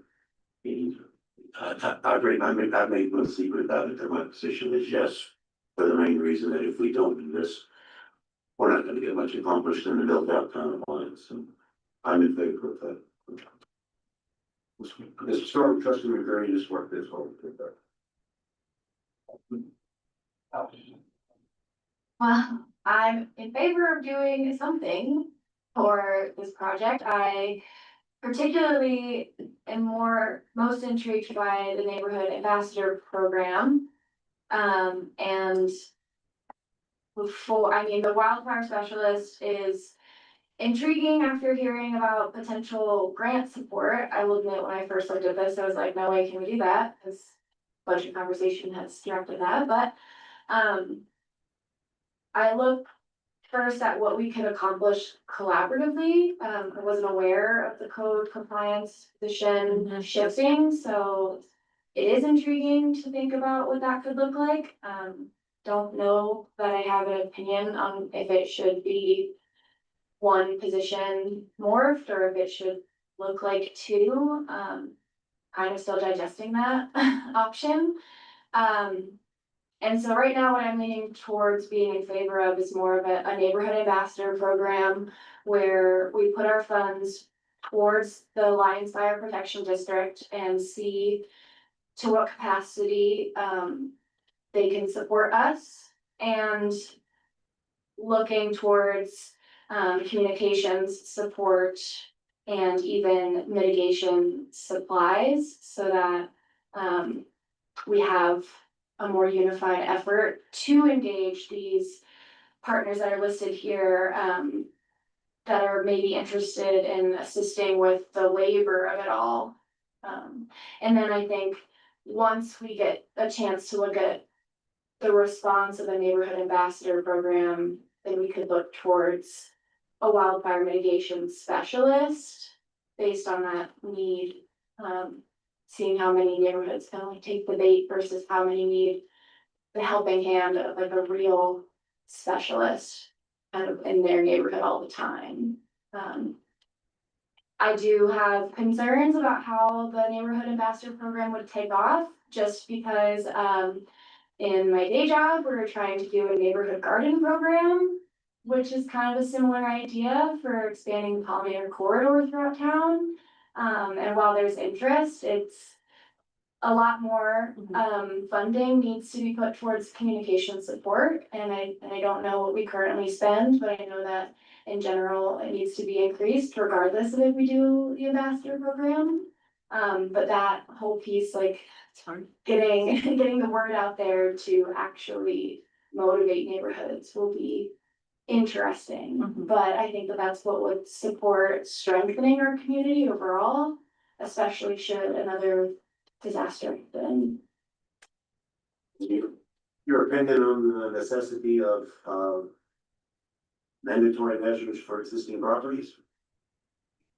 The word mandatory is a scary one for a lot of residents. But I will also say that, even just looking at the time of use rate structure and how that is going to be implemented, that will inevitably incentivize people to change their habits. So I hesitate to put a big mandate out before seeing what we can do. I mean, looking at the opinion of residents from this public input survey, I mean, wildfire mitigation is ranked number 2 under infrastructure. So I wonder what kind of response we would get voluntarily if we pushed an organized effort.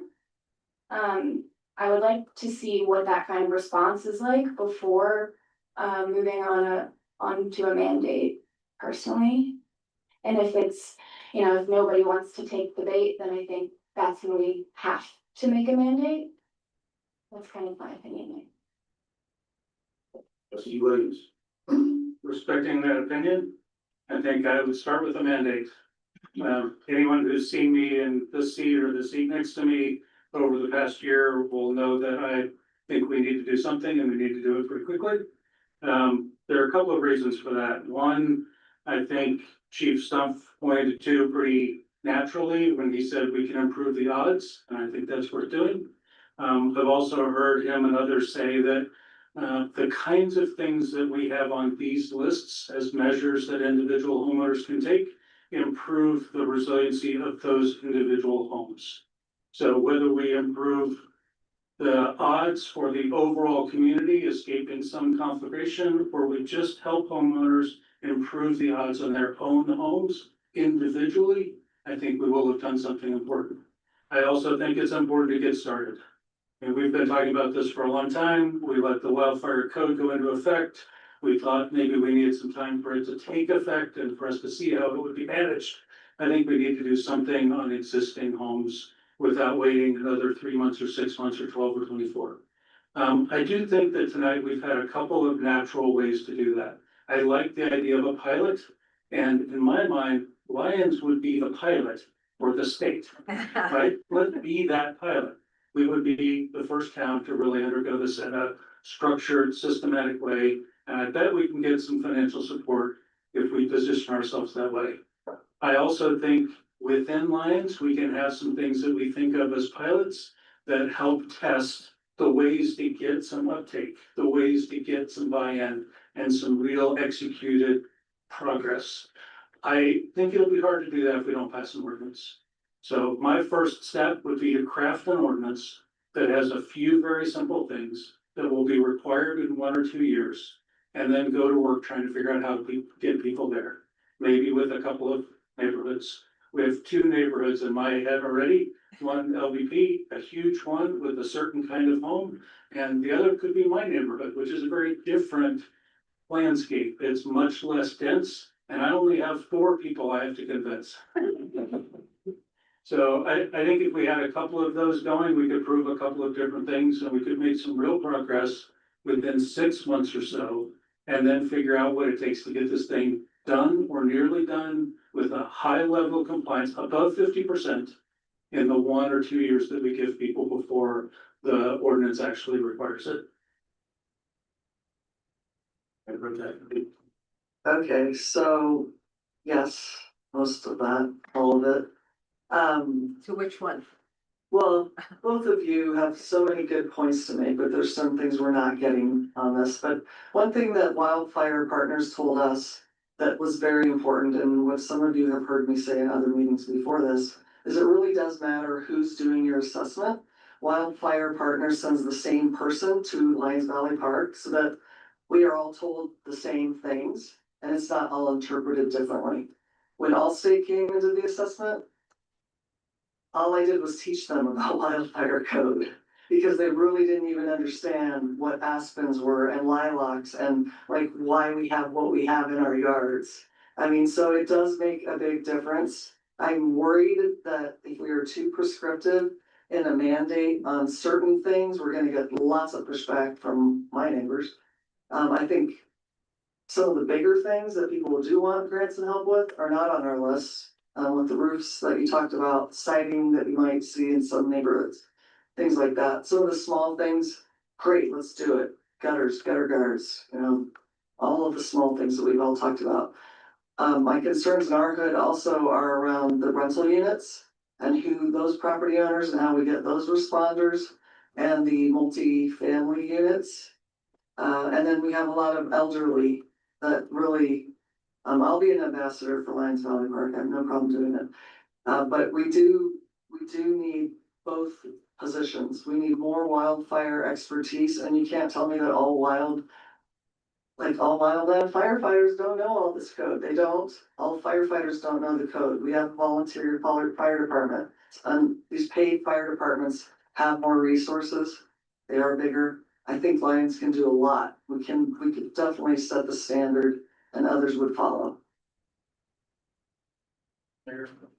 Just sneak in one more detail based on what our Mayor Pro Tem has just said. I think that's all exactly right. One thing that I think might help us reconcile these 2 ways of thinking about it between Wildfire Partners and our ideas about a few small things that we could do would be to say in the code, if you get a wildfire partner's assessment and you pass it and you execute against it, you're exempt from these other small things. And that might be an easy way for people to do their own interpretation, to do their own work, and for us to check more boxes from what we've done. That was it. That would make sense because about wildfire partners, that is the property wide thing. And so what they would require to get from their certification of completion is gonna be broader than the 5 foot zone where we focus on. So that would make sense. Trustee Hull. Yeah, so I think it's time we get off the dime on this. We've been talking about it too long. I was especially taken with, Mayor Browning's piece in the last Redstone review. It was compelling. I think we need to really start moving on this. We're gonna have to be very careful, as we've all explained here, about what the ordinance is gonna look like, what the penalties might be, and how to engender the cooperation of the residents. And finally, when we get down to the brass tacks on this, we're clearly going to have public hearings, and we're going to hear from the residents on this and judge their appetite for it as well. We can sit here all we want to talk about what we want to do, but eventually it's got to come down to the public opinion on it. We're gonna have to craft that message very carefully. So, yeah, I'm in favor of mandatory.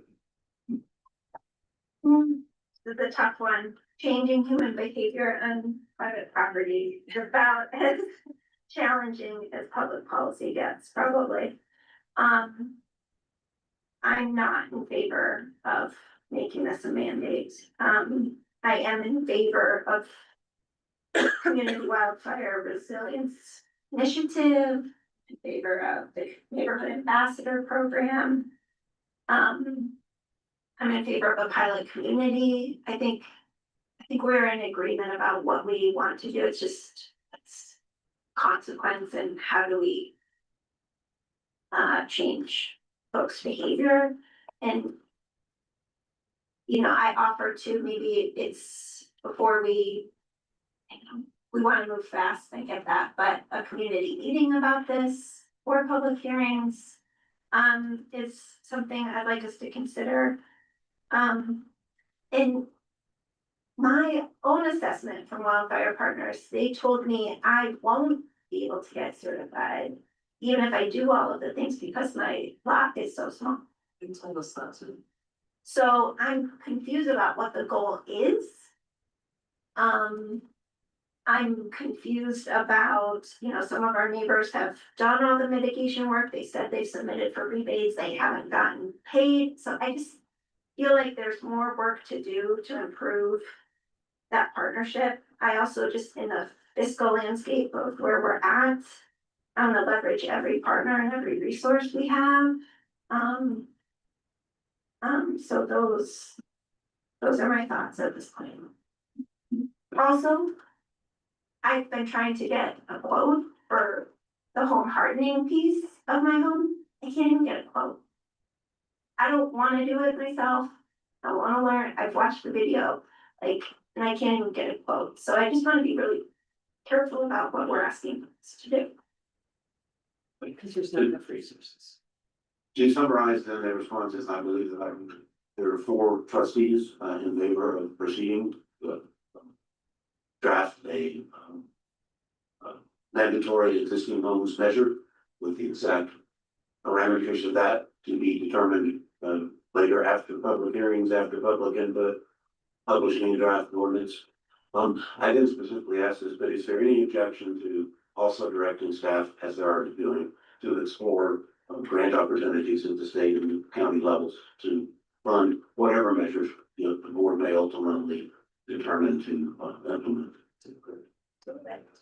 I think exploring grants, is important, and crafting a job description for the code compliance officer that allows you to make a modest pivot toward this without sacrificing all the rest of our priorities. That person should be prepared to start this process.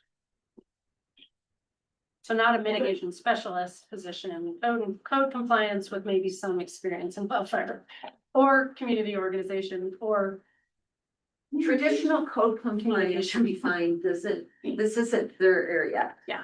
And so do we want to focus on someone who's willing to do, 16 to 20 hours of code compliance and also take this.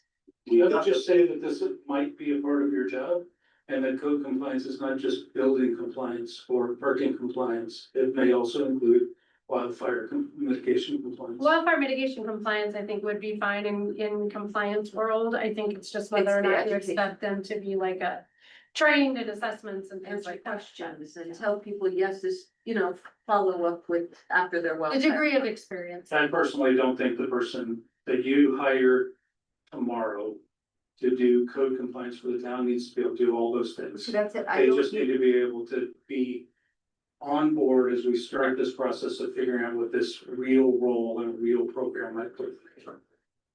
And I think the details of that in the budget process. I don't think we have to tomorrow, as Michael has said, he'll continue. 16 hours a week.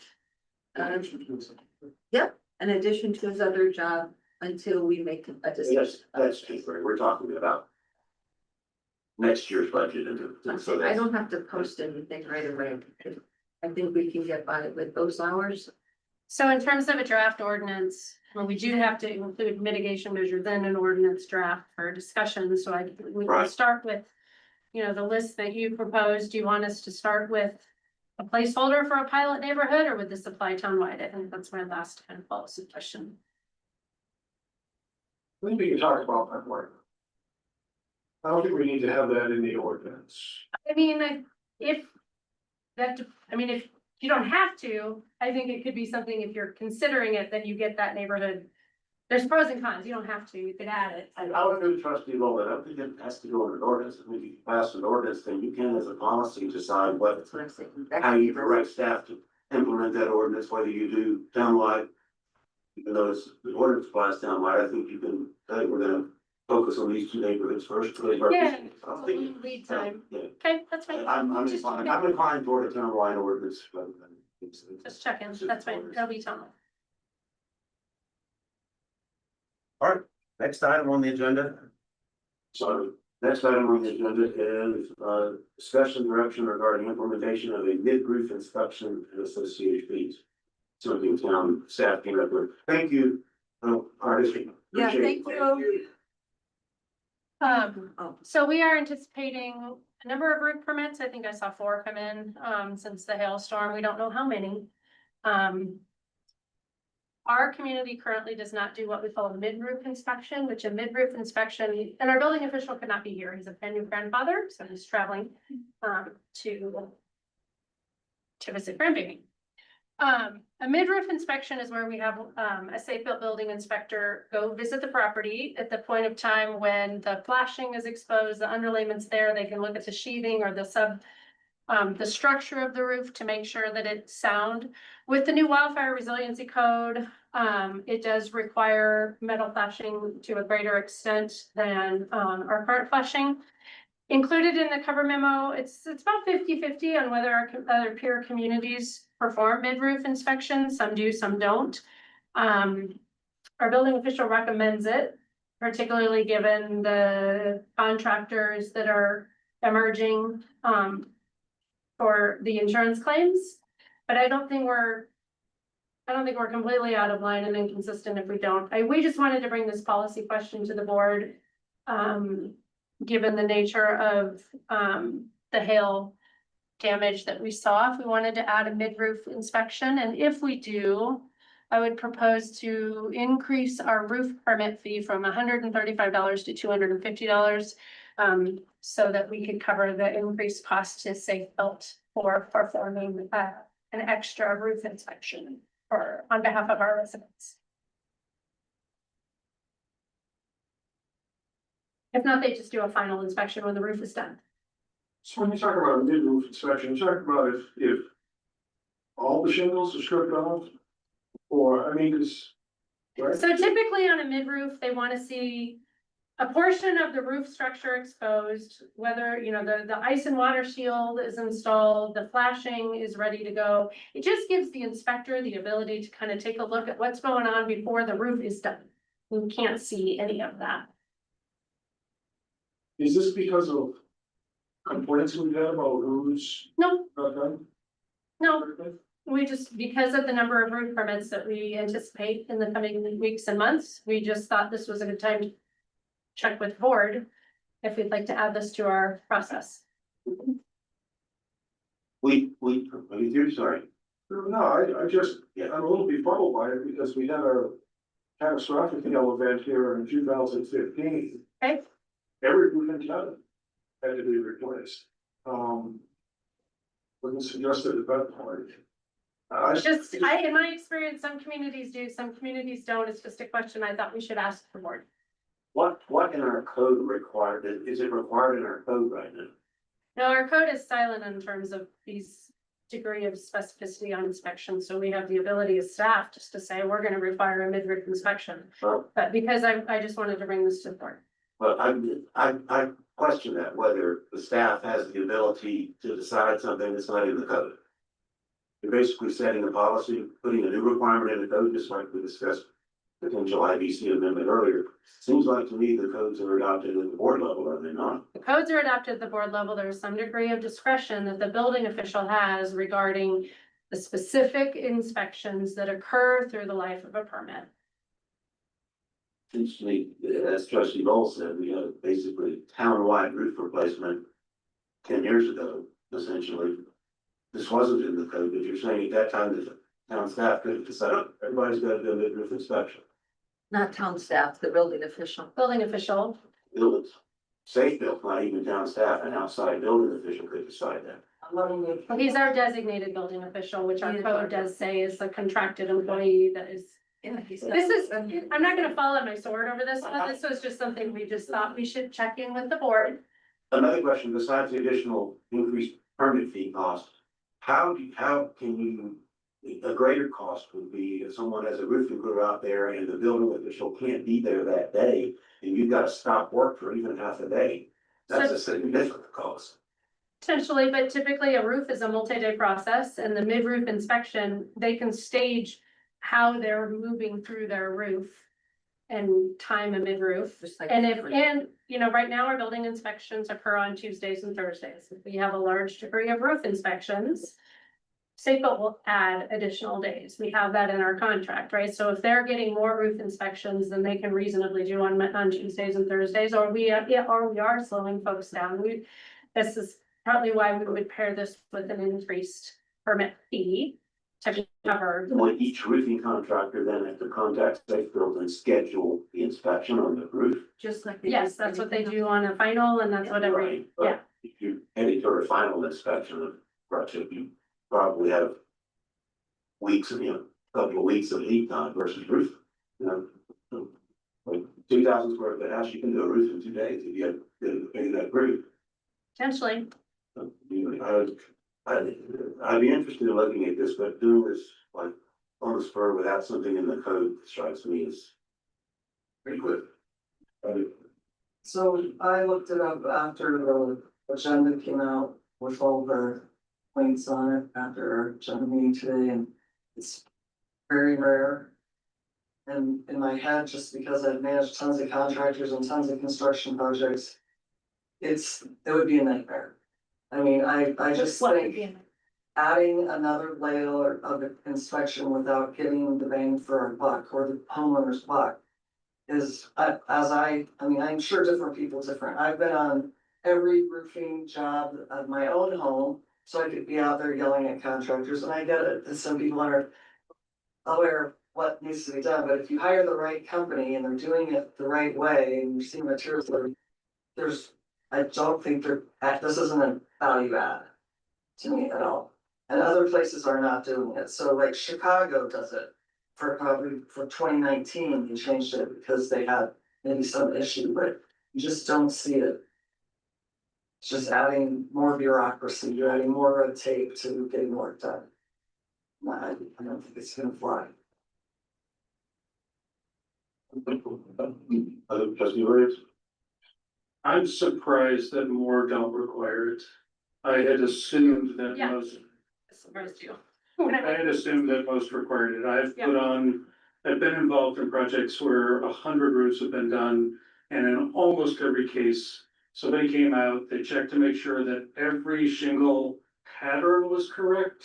They wanted to see one channel, they wanted to see one bridge, they wanted to see one eave, they wanted to see one full length pattern. They just wanted to make sure that everything was being done according to the exact directions of the packaging of the roofing material. They made people hold roofing material next to the used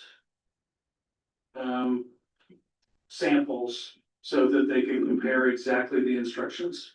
Now, is that actually helpful? Is that actually necessary? In very few of those cases did I see people have to peel something off where they said, no, that pattern's not right, but it happens from time to time. I tend to think that we're at a little more risk of that if we have a bunch of new contractors that we don't know and people who've gotten picked because they showed up in somebody's driveway and said, I want to help you out. And I hope we're trying not to get too many of those people, but we're gonna get some of them. I would probably vote for this, and I would be happy to pay that extra $150 to have somebody else check that detail that I don't feel qualified to check myself, even with that packaging material right in front of me, saying this is how you're supposed to run the nail pattern through it. But I also understand, you know, I said earlier, I'd like to simplify processes for people. I'd like not to add unnecessary regulation to people. I don't think it's the kind of thing that needs to be in an ordinance. I think it's the execution of inspections that people learn to live with every day. And I've seen a bunch of these contractors, they call in an inspection, they give them 24 hours, they show up 90% of the time. There's a decent match between the inspector's schedule and the contractor's schedule. I don't think it's a huge burden, and I think it is somewhat helpful. Again, I'm surprised that not every municipality requires it. So that both leads me to believe maybe we should, because I thought we all should. I thought everyone thought we should. But it also leads me to question that presumption, because not everybody requires it everywhere. So game to do it either way. I think there is some value to it. Question, could you request one? Like for, if I'm a owner that wants. Always. You can, and I think Safe Build, if they get a lot of those, we have kind of an extra inspection fee, I think, in our code, right? So to the degree they have capacity, I think we could, you know, I've been communicating that to a homeowner.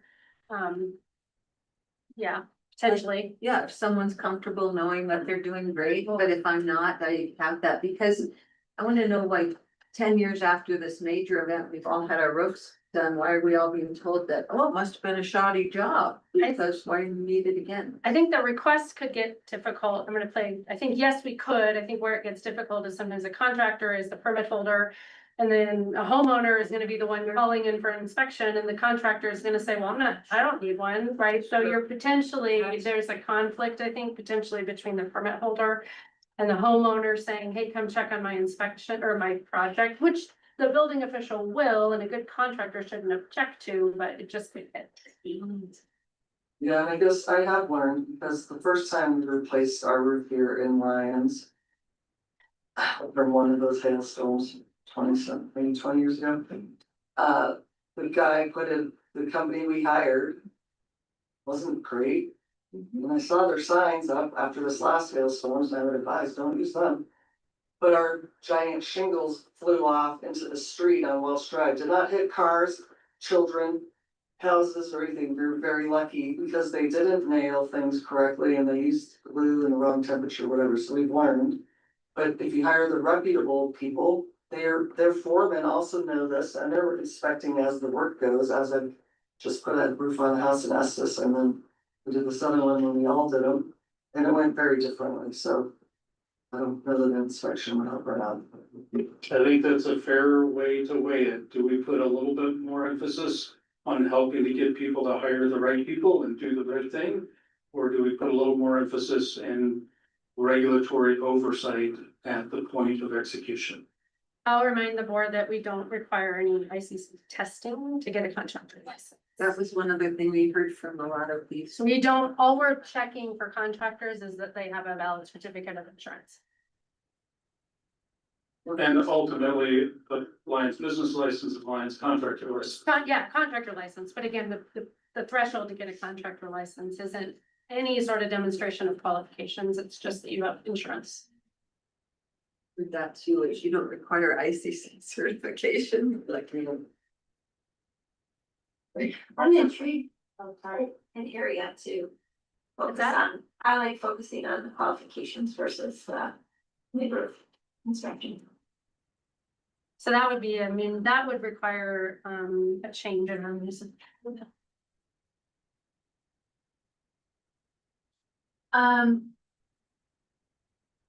Feel like I'm intrigued by the mid-roof inspection. I feel like there are companies that don't always do the right thing, unfortunately. And not every person is as adept at vetting that individually.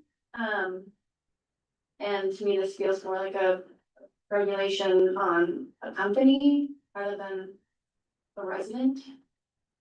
And so I'm more in favor of that.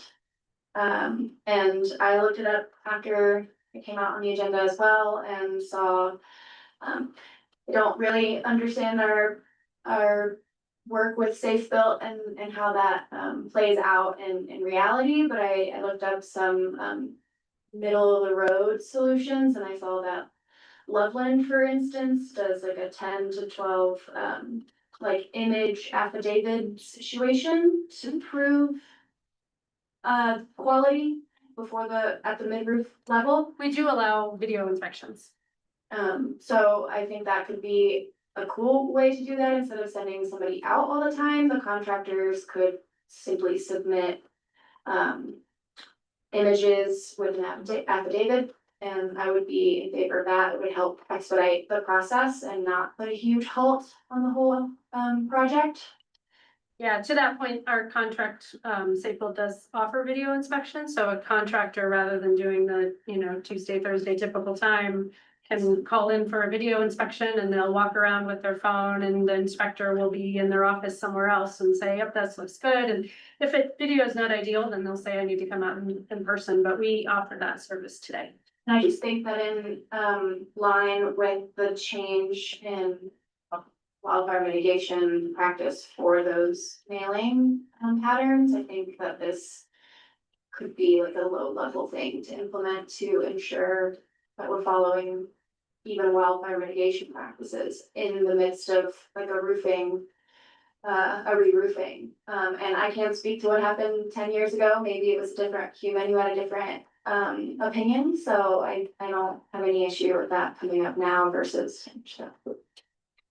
Following what trustee McCurry said, could Safe Built as the building inspector require video evidence of what mid-roof as part of the final inspection? Keep the inspections the way they are. When they come in for the final inspection, they have to have shown video of what they did mid-roof. We do allow some kind of, some documentation before final. The contractor could maybe take advantage either way if they don't want to risk having to tear materials off. I think that's the risk, but I think there's certainly discretion there that, if they want to upload images at final, that's fine, or show them to the inspector. I think that would be something we could offer. Again, we offer video inspections now, so they can take advantage of that just to keep them going. So I didn't think of that when we were talking about it. In the interest of time, I did not hear the majority in favor of any E. Said there's some issues. But there may be any other measures they might should consider, like video. Video mid-roof. Yeah. At a lesser As cost. part of the overall inspection process, yeah. So I can't make anybody do it. That's what I'm hearing. Yeah, I did not hear majority support for any of the. You could make people preserve documentation that shows how the roof was started. Yeah. So that things that they couldn't check a final, they can check against photograph or video. I also think if we do that, we might have a number of building contractors that just say, well, you just come look at it. Just We given don't want to the tear it off. technical capacity of some folks, they might just say, can I just have an inspection? But I don't think the second part to me is less clear with what you're asking staff. I'm hearing no requirement for a mid-roof inspection. I think some of these optional things I can work through with the building official. Less clear to me if any of this is going to be mandatory. So making it mandated that contractors have to provide some better documentation of homeowners and the final inspector would actually force a lot of these Joe Schmo contractors to self-select out of the pool. And I guess part of it is what Amy said too, is like educating the people getting their roofs. If you're a new homeowner and you just have no idea about how that process is. You know, real estate people give you a little pamphlet sometimes when you move to the mountains where the bears are. Teach you about bears, but Well, we maybe- can't promote one contract. no, we couldn't, but we could promote good practices on roofing. Well, that probably already exists actually. At the code level, there's probably outreach documents for homeowners on roofing, but. When you're paying $40,000 for a new roof, you're expecting them to do it. Yeah, and insurance people also did force our roofers to do things differently. So we had wood shake shingles, under asphalt shingles in Estes Park that we pulled off last fall. And I got trapped in the house because I couldn't get out because of the piles of. So we are not moving forward with this. I do not have, Is there was no motion. I would love to. no, it's direct discussion direction, and I think I heard because Oh, okay. before the same were in favor of the fee. Okay. So we are not moving forward. Okay. The next item, actually, the next two items are somewhat related, but we, both are things that have been discussed before. The first one is discussion direction on our natural disaster mitigation enterprise grant. Does the staff wish to elaborate on our recommendations or what's in the materials? Sure.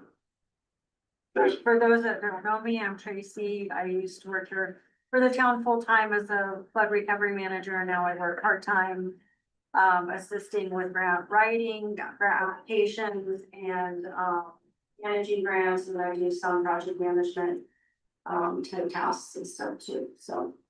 So the first, item we're gonna talk about is the National Disaster Mitigation Enterprise Grant. We did receive direction from the board on July 20th to move forward with, submitting 2 applications to this grant program one of them was for undergrounding the electric transmission lines, along Highway 36. So it would start from the intersection of 66 and 36 to Black Bear Hole. So undergrounding those transmission lines, would serve as fire mitigation, but also undergrounding lines also, you have, less, repairs and stuff like that to your electrical lines, so you do have, there's some benefits to undergrounding your utilities. And then the other project was, it's just another option to have funding to go towards the Second Avenue and Third Avenue stormwater project. So whether we get the BRIC grant and we use it as match, or if we go for the CDPHE SFR, the loan, then we could utilize, because we're not gonna get enough from the loan to do the stormwater project, so this also could supplement the loan program as well. So, but this is a state-funded grant program. It is managed by the Department of Homeland Security, the Emergency Management, so DHSEM. And we have a very strong relationship with them from our flood recovery work. I meet with them actually twice a month still, because we're still working on closing out our FEMA projects with them. So we have a really good partnership with DHSEM. This grant program is geared towards mitigation, as it says in the title. And they list some eligible type projects: wildfire, field mitigation, slope stabilization, watershed restoration, drought mitigation, or any other activities related to mitigation. The max amount that you can request from the grant program is $900,000.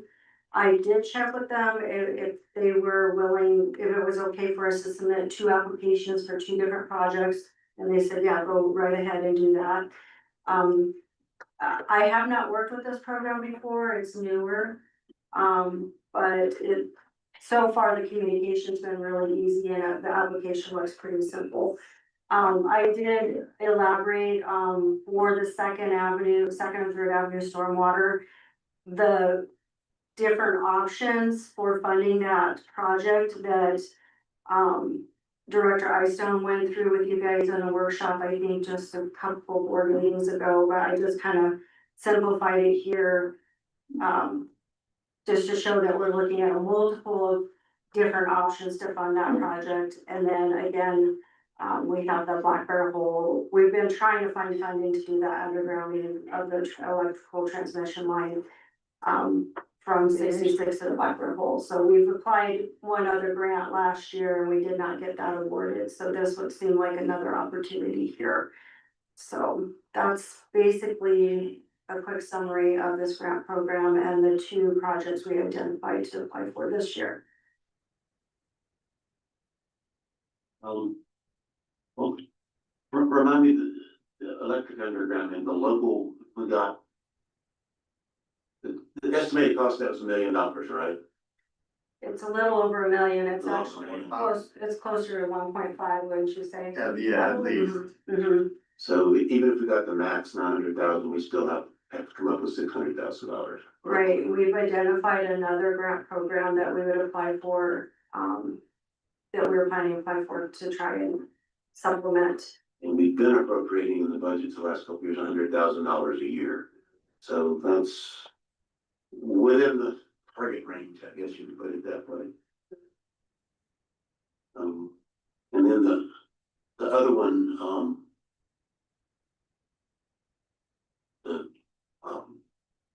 for the state revolving fund loan.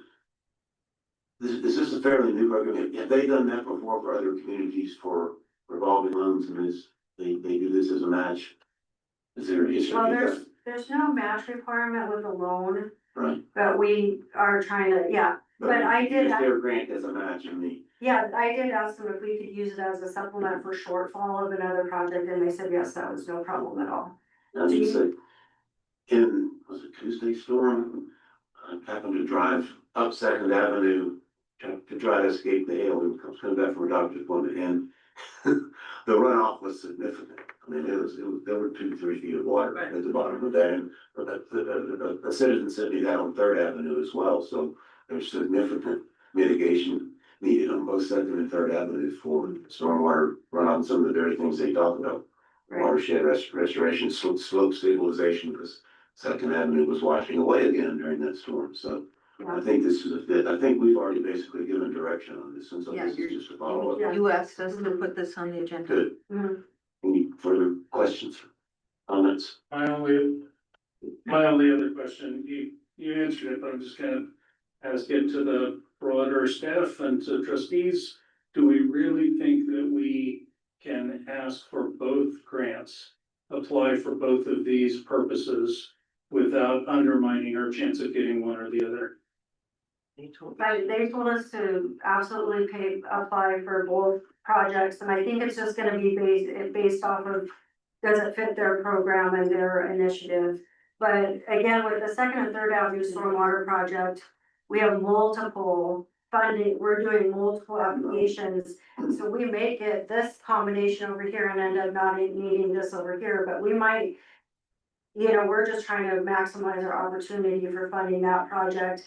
And then this one here, if we don't get it this time, we can get feedback and apply next year, or the electric underground, if we don't get it for some reason.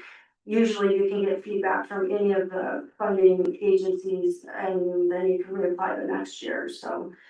We wouldn't do it if they didn't tell us we could. What we found out, especially with state grants, is the grantor is trying to make sure that their funds are spread statewide.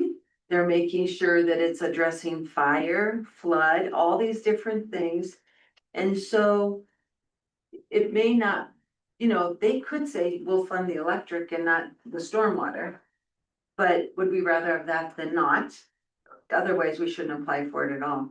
But what else we have found, especially as what we are considered a very small town, is a lot of grantors, and those are at the federal level, really want to help small and rural communities. And so they look they like it when we apply, so they're not always granting the funds to the same communities over and over and over.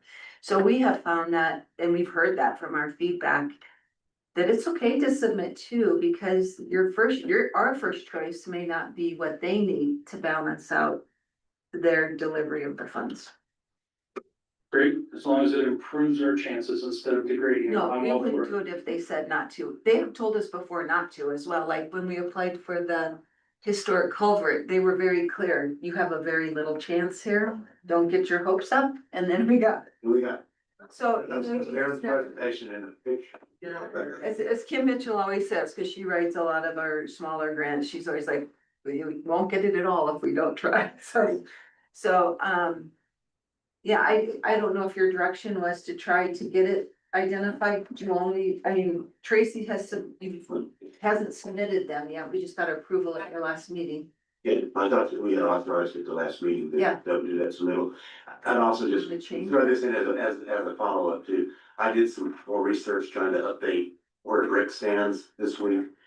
And while the current federal administration, I'll call it that, has announced that they are proceeding with the Book Brick program.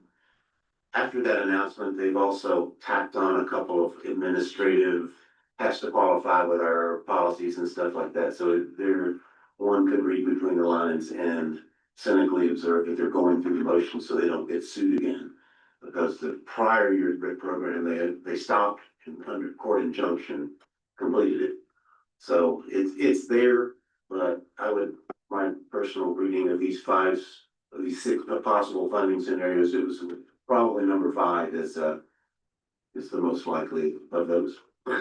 Would it make you feel better if Tracy and I ask one more time?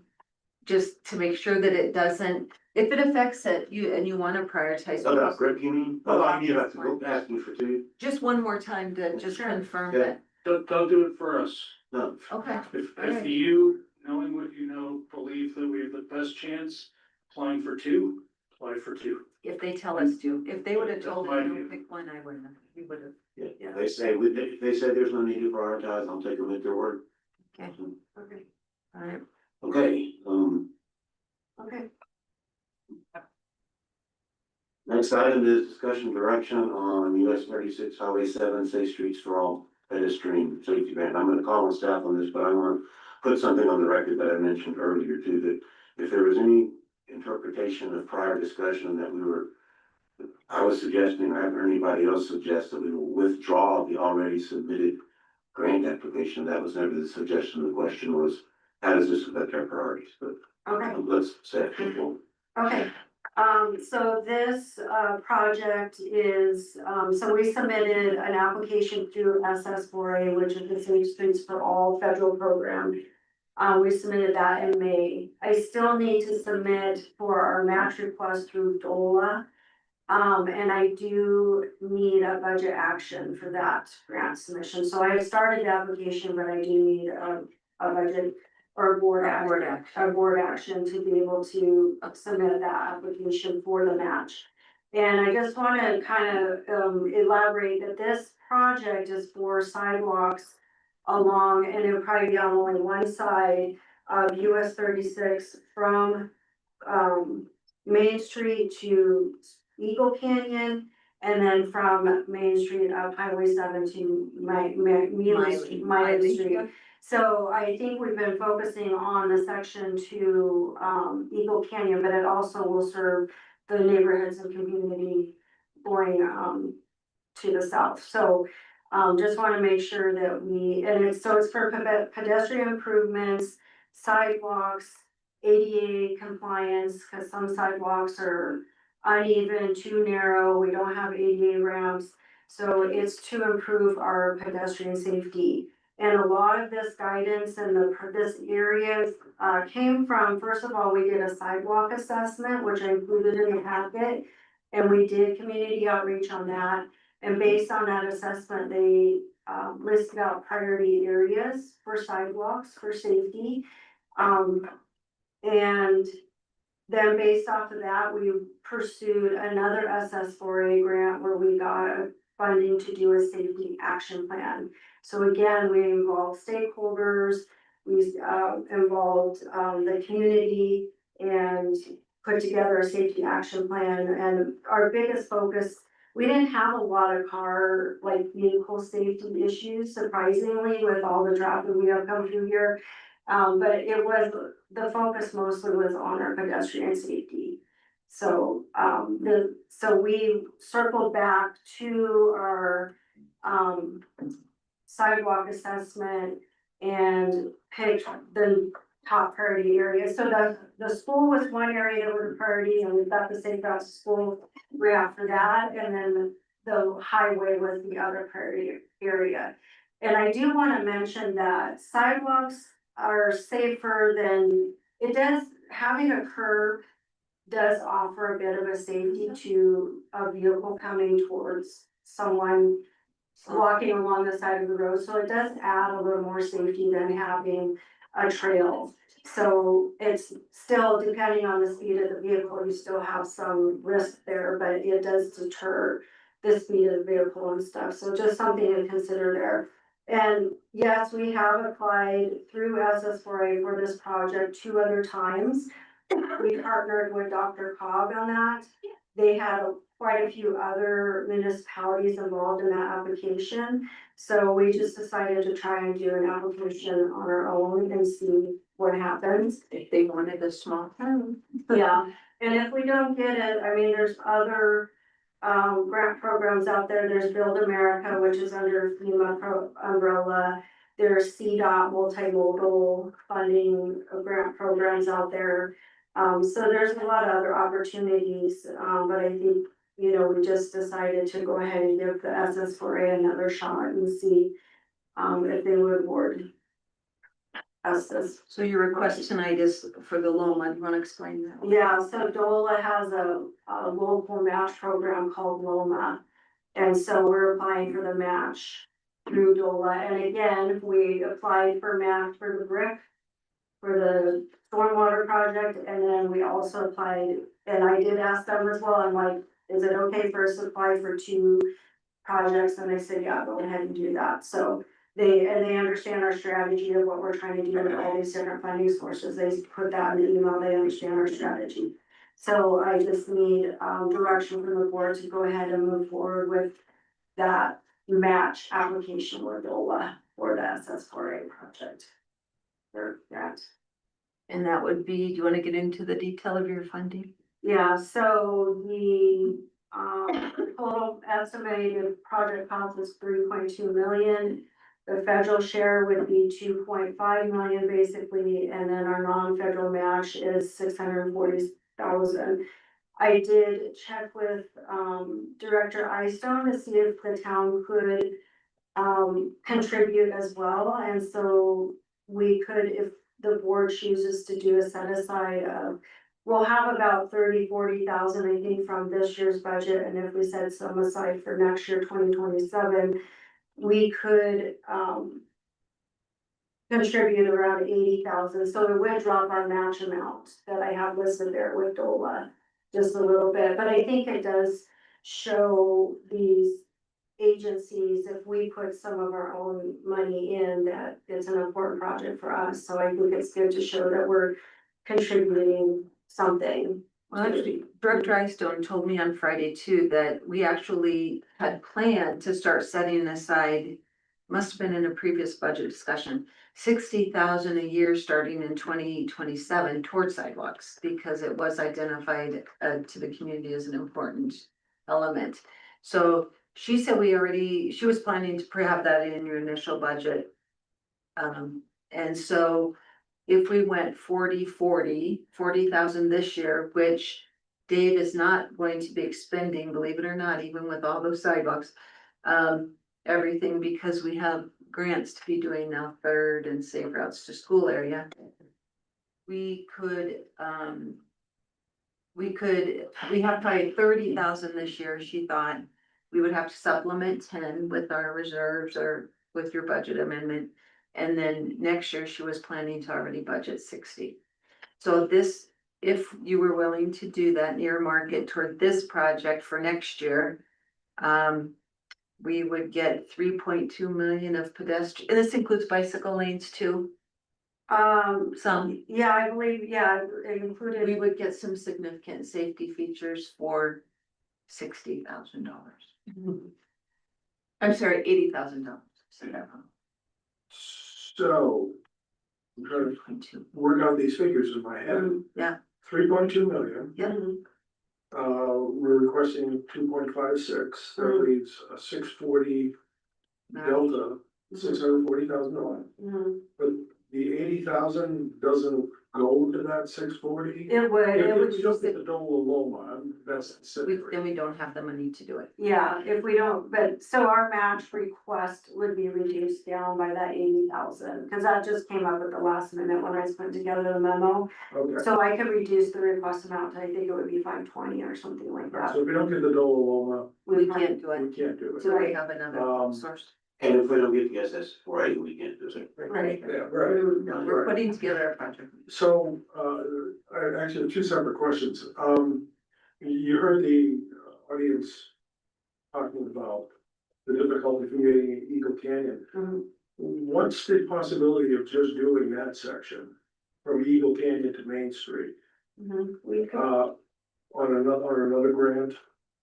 Perhaps, oh, like separating out the two sections in two separate grants? yeah, cause I honestly, I gotta be honest with you, Mhm. I don't get the whole thing from Main Street all the way out to the edge of town on Mealy Street. The one thing that I can't find, and maybe I'm just stupid, but which side of the street is the sidewalk on? It doesn't say anywhere in here. It's in the. It probably doesn't, because we would hire an engineer to do the design and we would assess what's the best. Location, should it be on the east side or the west side? I mean, right now, the east side seems to make most sense because you have most of your. You've got planted bluegrass, you've got, Right. Your downtown area. So, and you've got people coming from, Laverne Johnson across and coming to that side of the road, so. I mean, that seems to make the most sense, that we would, leave that up to whoever we hire as an engineer to do the design and do an assessment of the best. And you talk about ADA compliance, you've got bridges here that are about that wide, the sidewalks, and we can't touch those bridges. They're CDOT bridges, right? We do have a letter of support from CDOT, so they would work with us on it, and they would review our plan, whatever we put together for a design. The price shape. Okay, Yeah, so that was taken into consideration. this is a sidewalk, not a trail, right? It's not a trail like trail. Yeah, we're requesting a sidewalk project and some pedestrian crossings, like you can do some bulb outs that narrow the road a little. So it seems it's a little safer to cross, it makes cars slow down, there's a lot of opportunity there, but again.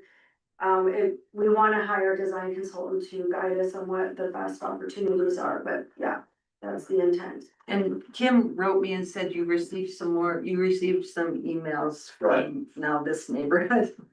We have seen, we've gotten a couple of emails from people who live in the. Either Molly or really, that's two old time residents, one of them said one and one said the other, so. Whichever it is, we have had, And I that want to would, put that on the record. and then that could change some of the parking on the state highway in the summer too. No. Well, we always have a problem. Couple of questions, right, in terms of the Miley or Mealy to Main Street project. Even though you've got a letter of support from CDOT, has CDOT committed that they would alter that bridge?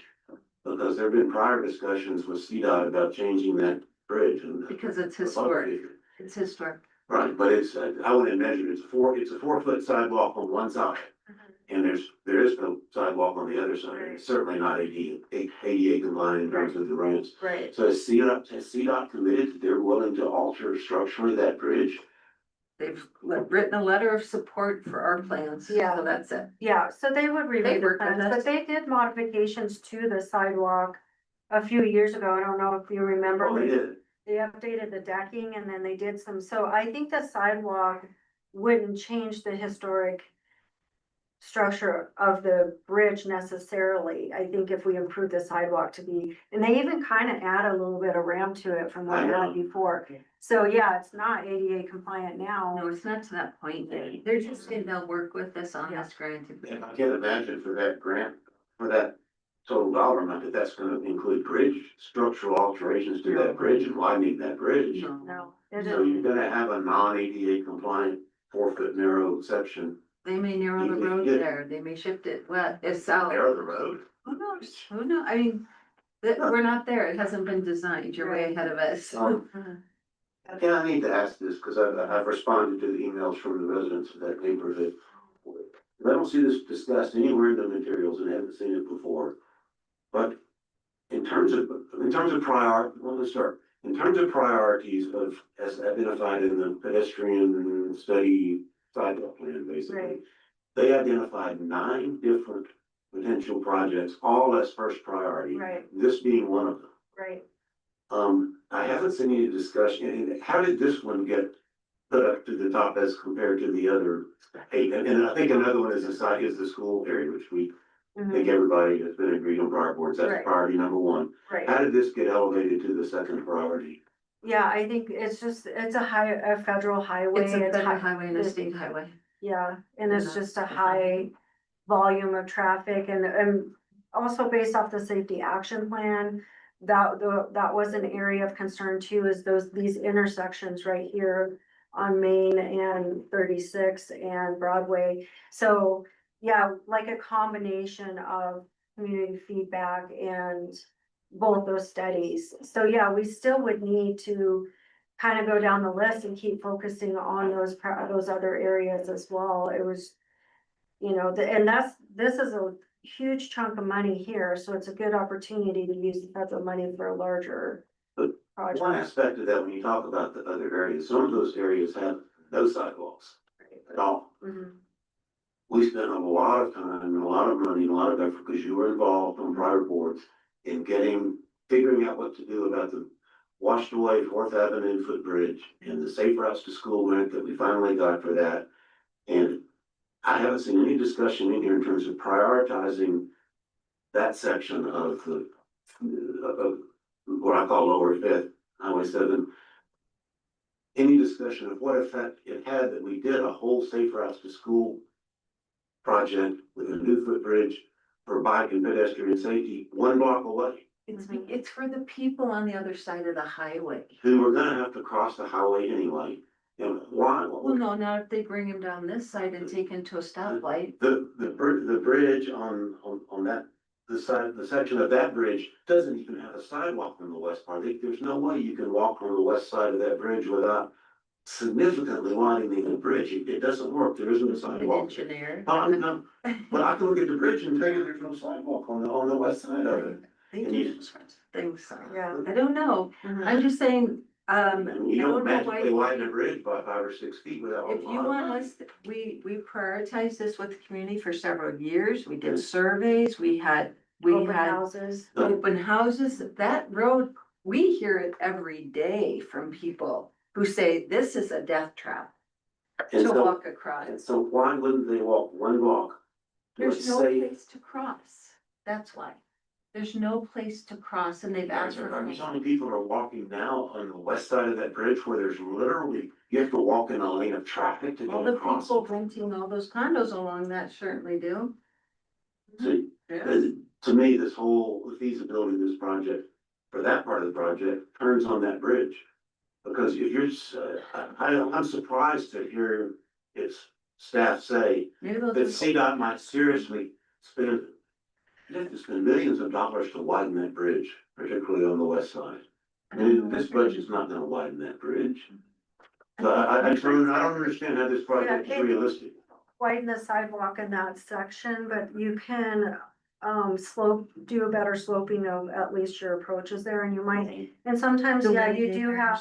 Sometimes you do have exceptions where, and that's something CDOT's gonna help us work Yeah, through. if it is historic, as an exception. They can be grown. But they would have to cross the road to get to that side of the bridge and I just don't understand that. To really dig in, but at 36 and 66, the Boulder County Trail is putting in a separate pedestrian bridge next to the existing Next to the bridge. I don't know. They're attaching that, they're Yeah. attaching. Yeah, I mean, somebody can pay for it, great. Right. All right, I'd love for them to do the bridge, believe me, I would. But I So, think, so I guess what I'm leading to on that is, what effect, if any, does the availability of a safe bike and pedestrian only walkway, 1 block away, have on the analysis of the safety aspect of this? No effect? It does if you live on the other side. Yeah, I think if you live on the west side here, it's a little more than a block. to get Crystal across, but DeCosta also, tells me every day, I almost see someone get killed trying to cross the road to go across. but Tells also, me that every day. but also the ped crossings, like, adding in some safe pedestrian crossings for that neighborhood to get over, and there are huge sections of no sidewalk at all. So there's some sections of sidewalk on 36 and some on 7, but then there's huge sections of nothing, and they are walking on the shoulder.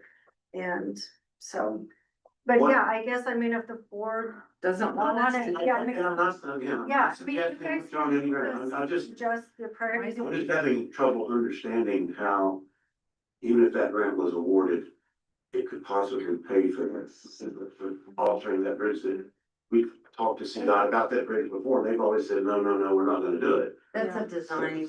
It's not just a design, it's a feasibility question more than a design. Well, then if it's not feasible, they'll tell us that, but this tonight is about, can we apply for the loan Okay. grant or not? All right, and what's the timetable that we expect to hear back on the SS4A grant? Do we have one? Yeah, I think that one's either like right at the end of the year, or right at the beginning of the year, so we'll know. I've already had some communications with them, so they're definitely reviewing and stuff, so I think it's either December or January that we'll have notification if we receive this grant or not. And if, just to clarify, if we don't get either if we don't get the SS4A grant, then none of this happens. Right, If we get the SS4A grant, but don't get the, Loma match, Mhm. then we're not on the hook for SS4A. We don't have to come up with 640,000. Our maximum amount that we're exposed for local taxpayers is $80,000. Is that right? what do you mean exposed? I mean, Then local How much taxpayers will might have to contribute? take up to tab for yeah, right, $80,000. right, yes, yeah, If So, the but- estimate is right. yeah. So I guess a little slightly on topic, off topic, but if we don't get any of this, would the board like us to come back and reprioritize other sidewalk areas? Because I think, pedestrian safety has been identified several times over the years as a priority for the community. But we want to make sure that if we're gonna keep going with more grant applications, because like I said, there's CDOT multimodal, Build America, Dr. Cog, there's many other programs we can continue to apply for, but if there's concern about the scope or the area of focus, I think, I just wanna know, should we? We're looking at second and third already, both of which are in area, and mixed in on the analysis was also High Street, which basically doesn't have a sidewalk that connects second and third, so we're focusing on that already. Something, I'd like to get the rest of the board's opinion on this too, something I would also like to focus on as an alternative, because there's another federal grant that draw your own conclusions about what our chances are, but let's say that doesn't happen. Have we ever done an analysis of what it would take to extend the crushed gravel trail that goes about 2/3 of the way to Eagle Canyon, as compared to a 10-foot wide concrete pathway? Has that cost comparison been done? Seems to me we might have a long time ago. We could look at it again at Yeah. $5. But again, it's like, is that, safety wise, but yes, it's Yeah. something, yeah, but it's something that's at least designated. I think we even talked about, okay, could we do a gravel trail and like some delineators to We protect the did. pedestrians? And so I think we kicked around a few ideas I there. think it was CDOT who said no, and it's in their right of way. Yeah, they don't allow the delineators, They don't allow but it. we were just trying to make it a safer area. But yeah, I think we looked at it, so we can look at the cost and see. I get what Eagle Canyon people say, unlike most other areas, they don't have a way to get down without going through basically a social trail. Right, So I would at least like to see that explored as an alternative a Okay. little bit, unless presumably less expensive alternative, in completing the crushed gravel trail that's 2/3 of the way to Eagle Canyon now. Is there anybody else? Does anybody think that's something we shouldn't look at? Well, I'm honestly kind of aghast as much as we've learned on the budgeting and how these grants go, that we don't have more articles in the paper that tell these neighbors of ours why we're talking about this 2 years later. Because even if we get grants, you know how long it takes to get the engineering study? Do you know how long it takes to get All this takes. tear out the trees that you're gonna put the sidewalk or I mean, why isn't there an interim plan to make it safer? I walk the Miley part all the time. And I know that is not the one that I hear the most complaints about. The most complaints I hear from everyone here in town is from Main Street. The cars that turn right to go to Estes just about mow people over constantly. CDOT's not gonna let us reconfigure that intersection. Well, But this is what, part of it. but what else can we do that's cheap, fast, like 2 years ago fast? Like to get this stuff safer, like one of those emails talks about, you know, when we have the big thing out there telling people how fast they're going. Yeah. It actually does slow people down out here on this side. So why aren't we doing things faster and communicating them to these neighborhoods? Because they think we're just blowing them up. But, and they don't understand how it works to get grant money, to get match money. I mean, I think that's where the real consternation is right now with a lot of these big projects. So there are some grant programs where you can do temporary implementation type things for pedestrian safety. And yeah, we tried to get one. Yeah, we tried to do one. We got the grant to do that crosswalk at Second Avenue. Or I'm sorry, at Third Avenue, that crosswalk where the school's at. We were gonna try and put kind of a speed bump in a way. Yeah. But it caused all kinds of ADA issues and we couldn't find a manufacturer to get it to work. But also we looked at that section between up to Stone Canyon or Eagle Canyon. That's where we looked at some temporary measures for safety that we could implement right away. And that's when we looked at the delineators and we looked at a few other items. We looked at Jersey barriers, Yeah. they wouldn't allow those, they Yeah. wouldn't allow the, So it's federal highway. Yeah, so we have been looking at some quick solutions that are temporary until you could get permanent measures in. Also, you can test different scenarios to see if it really does deter, you know, speeding and stuff like that. So we have been looking into those and they're fairly easy to get, but it's just, we've run into a few issues here and there with those. But I hear what you're saying. I 100% agree. It's like, takes time to get your grant and then you get your grant and then you hire a consultant to do your design and then that takes like 6 to 7 months and then you gotta procure a contractor and then you're moving forward with that. So yeah, each project takes 2 or 3 years to implement. And it also depends on if you get the funding or not. So I agree with you and maybe we could communicate more about it to the community that we're trying and this is why it's taking so long, but we definitely are brainstorming, but yeah, I hear you on that. And then, yeah, that,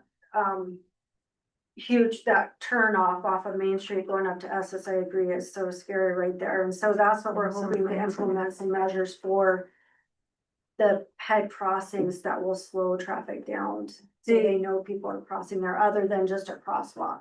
Like there's other things we can do, but I agree, yeah. They actually included several depictions of what they could do there in the report. If you, I mean, there was a lot of reports in here, but they actually did put in several different considerations for that corner. CDOT, you mean? Yeah, no, when the meeting hunt. On the Yeah. safety action Yeah. plan, there's some, they put together a few like conceptual ideas and stuff.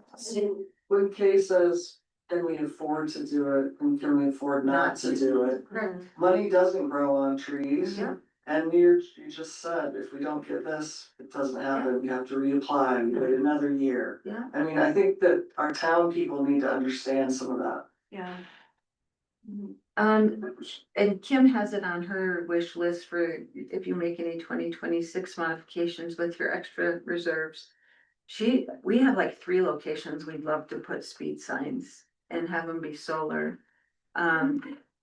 Today, again, when you go through the permitting of CDOT and the cost of what they require versus what we would put on a side street, it's all very, very different. Sometimes gets upwards into the, tens of thousands. So it's never been, it's like, shouldn't they be doing that? Should CDOT be paying for that? It's their highway, it's not ours. So We have a monthly meeting with CDOT. We have a great relationship with CDOT.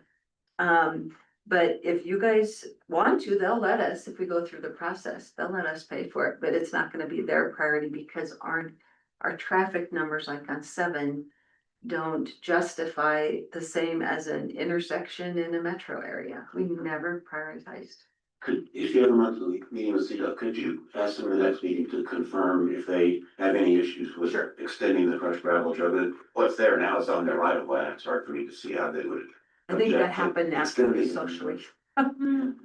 Trustee Lowe, you had another question? So, yeah, so if you asked the question, should you consider more grants, and the answer is definitely yes. Okay. The thing that occurs to me as we're sitting here talking about, Eagle Canyon is we're gonna be hearing the details of an annexation along that route.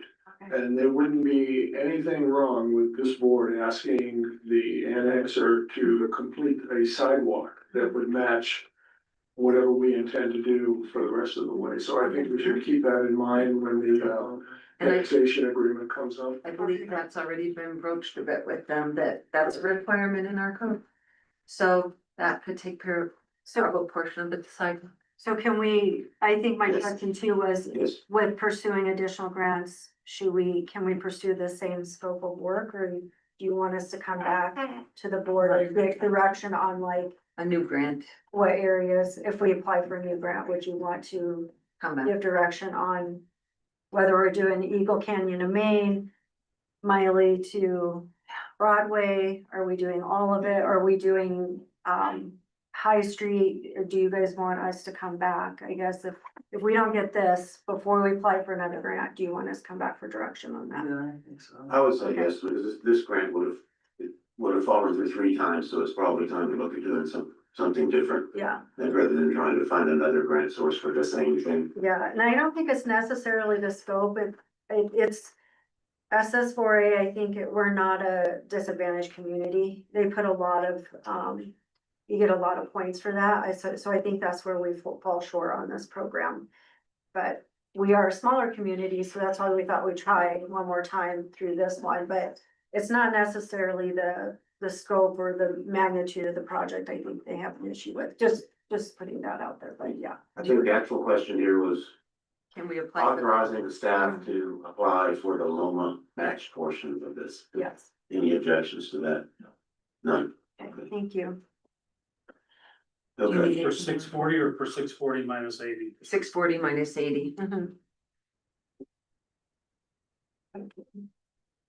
okay. The remaining item under general business is the budget survey, and I think what's in there was the survey from last time, and then simply ask this to go on the agenda in case any board members had, thank you, Tracy, for staying. You're welcome. Thank you, Trace. Whether any board members had any suggested modifications of this, or whether we should use this, reuse basically the same. I think this was modeled on the 2025 survey, correct? I think it's basically the same. Oh, that's for the Yes. budget. Isn't that the next one? There was no budget responses? Well, how did that get there? No, how did that get in there? That was what you wanted. You requested we upload that. Me to add that to the Right. packet. Oh, we weren't discussing that till our next meeting. Oh, We thought you wanted that for something to do with safe. it's on my agenda. Right, cause you. No, you okay, emailed you're right, me you're right. that. You're right. Requested that. You're right. You requested that for. safe. You're right, I got that confused with something. So we'll talk about a budget survey at our next one. Correct, okay, all right. 2027. That brings us to trustee reports. Drive safe. Trustees work, Yeah. PCPC met a week ago and discussed the strategic growth element, so they had a robust conversation and sent a recommendation out for review by the rest of the boards and commissions, so 3 or 4 weeks, we'll come back to your team. All of those folks' input.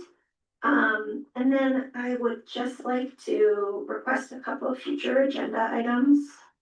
And I can email these two in a minute too, but I'd like to get an update at some point on Summit Housing projects. Okay. I'd like to, maybe it's a workshop topic, but I'd like to understand what it would take to get to board terms that were staggered. something we all talked about during the candidate forums.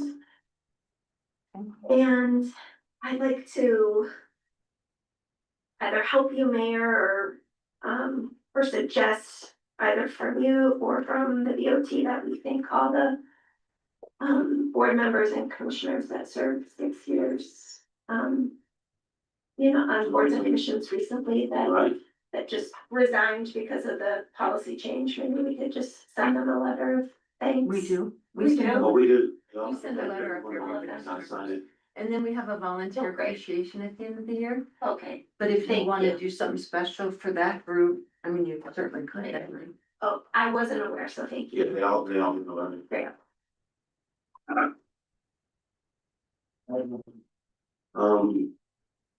Let's see.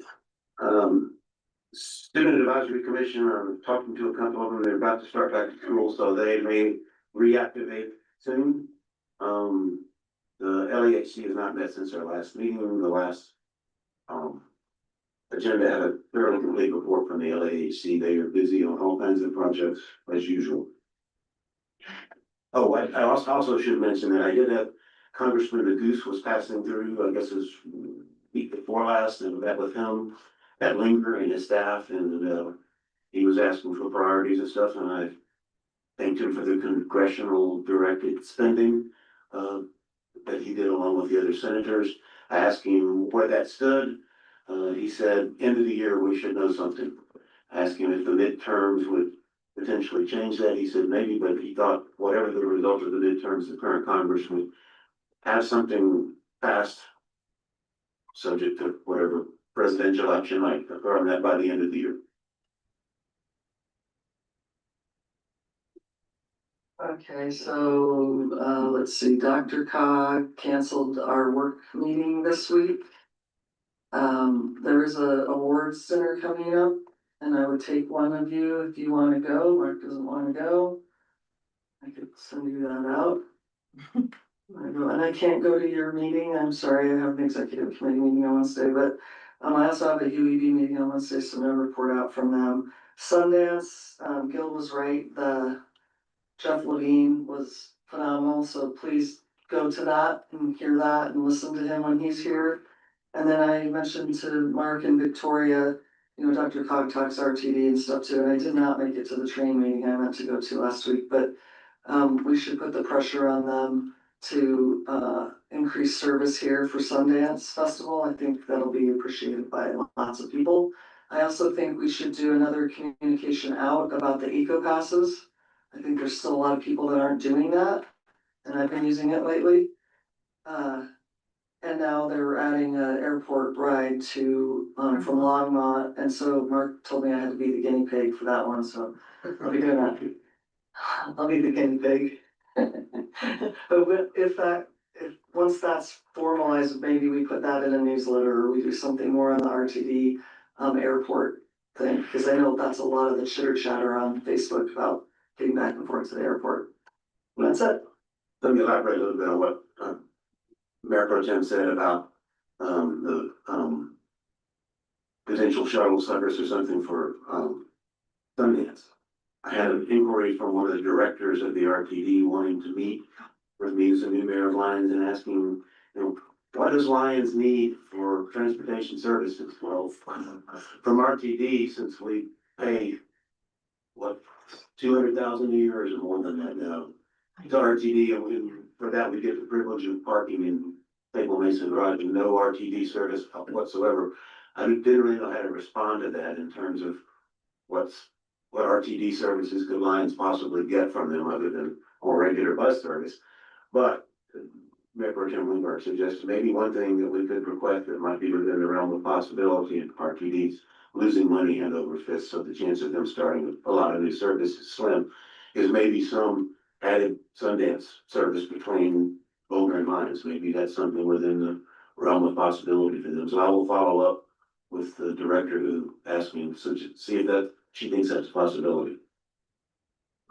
I have heard commitments that was in the works. And they weren't necessarily from people who could make those promises, but from people who claim to have heard those promises. Okay. But worth following up. Gil was also smart to bring the Fox Properties people in to help everyone understand what will be most constructive and marketing their properties or prepping their properties.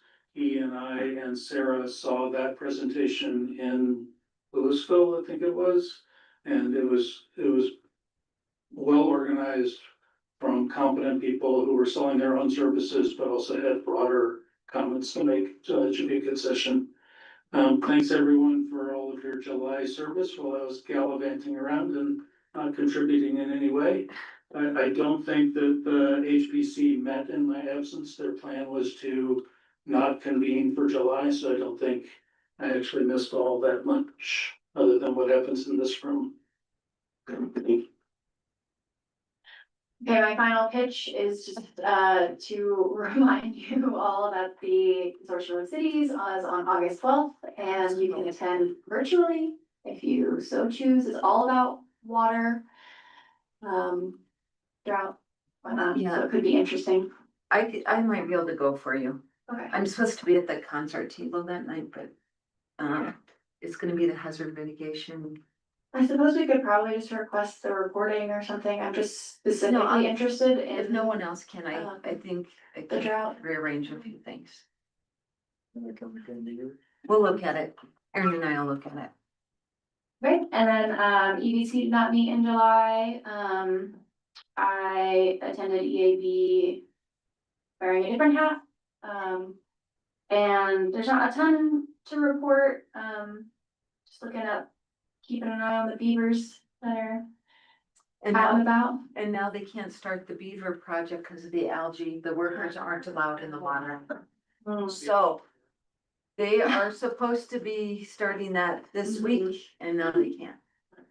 That was one of the consequences of the algae, if I'm not wrong.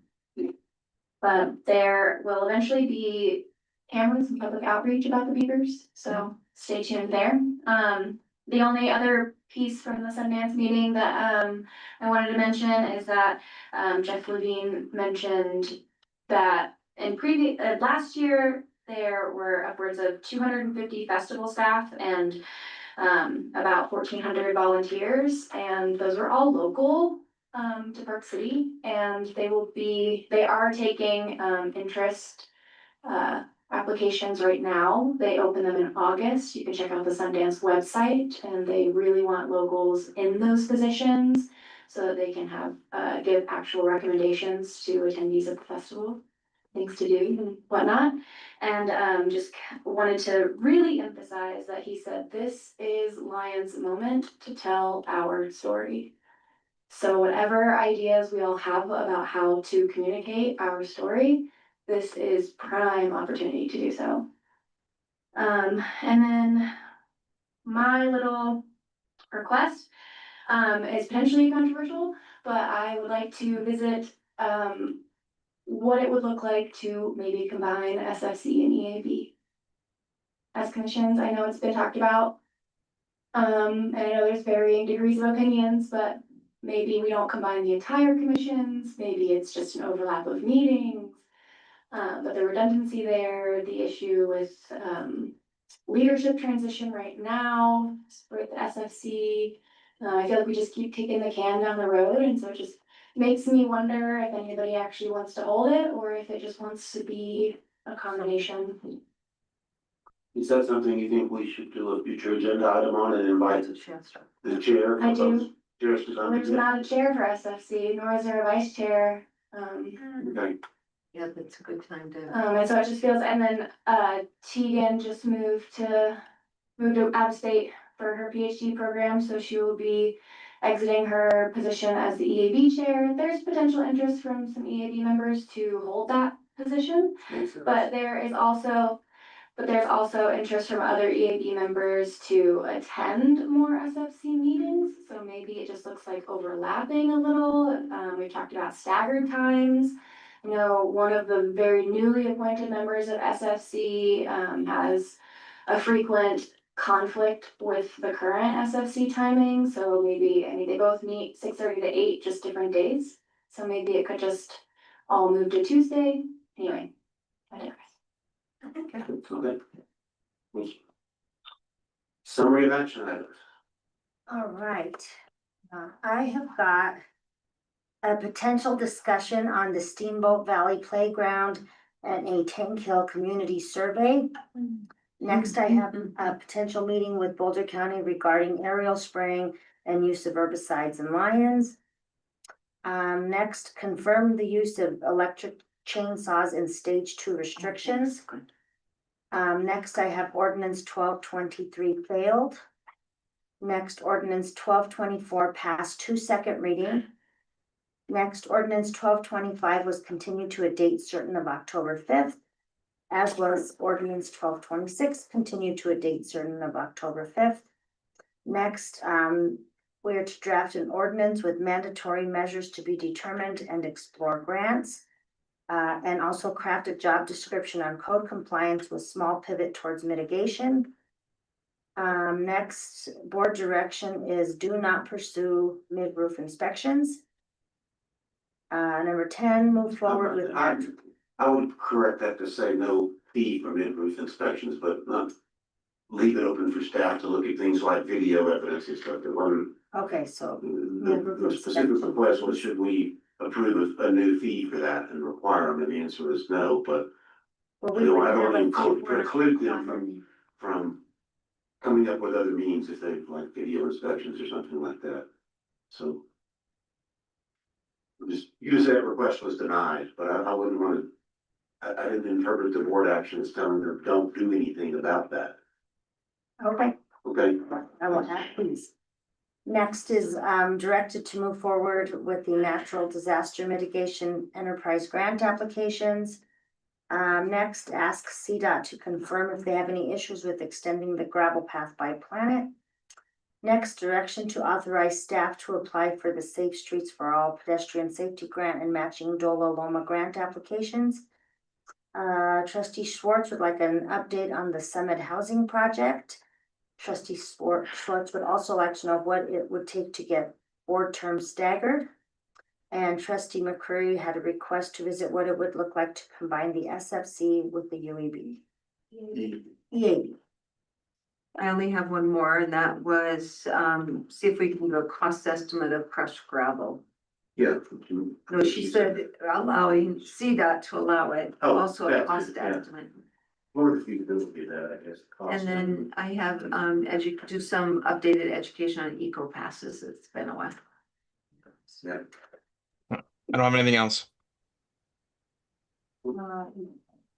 Oh, Brandon said, read your email that he sent. Or. Oh, he did say that. I said that. That's an action item for you, though, not for us. Okay, so if there's nothing further, I would entertain a motion to adjourn. Is there a second? Second. Vote.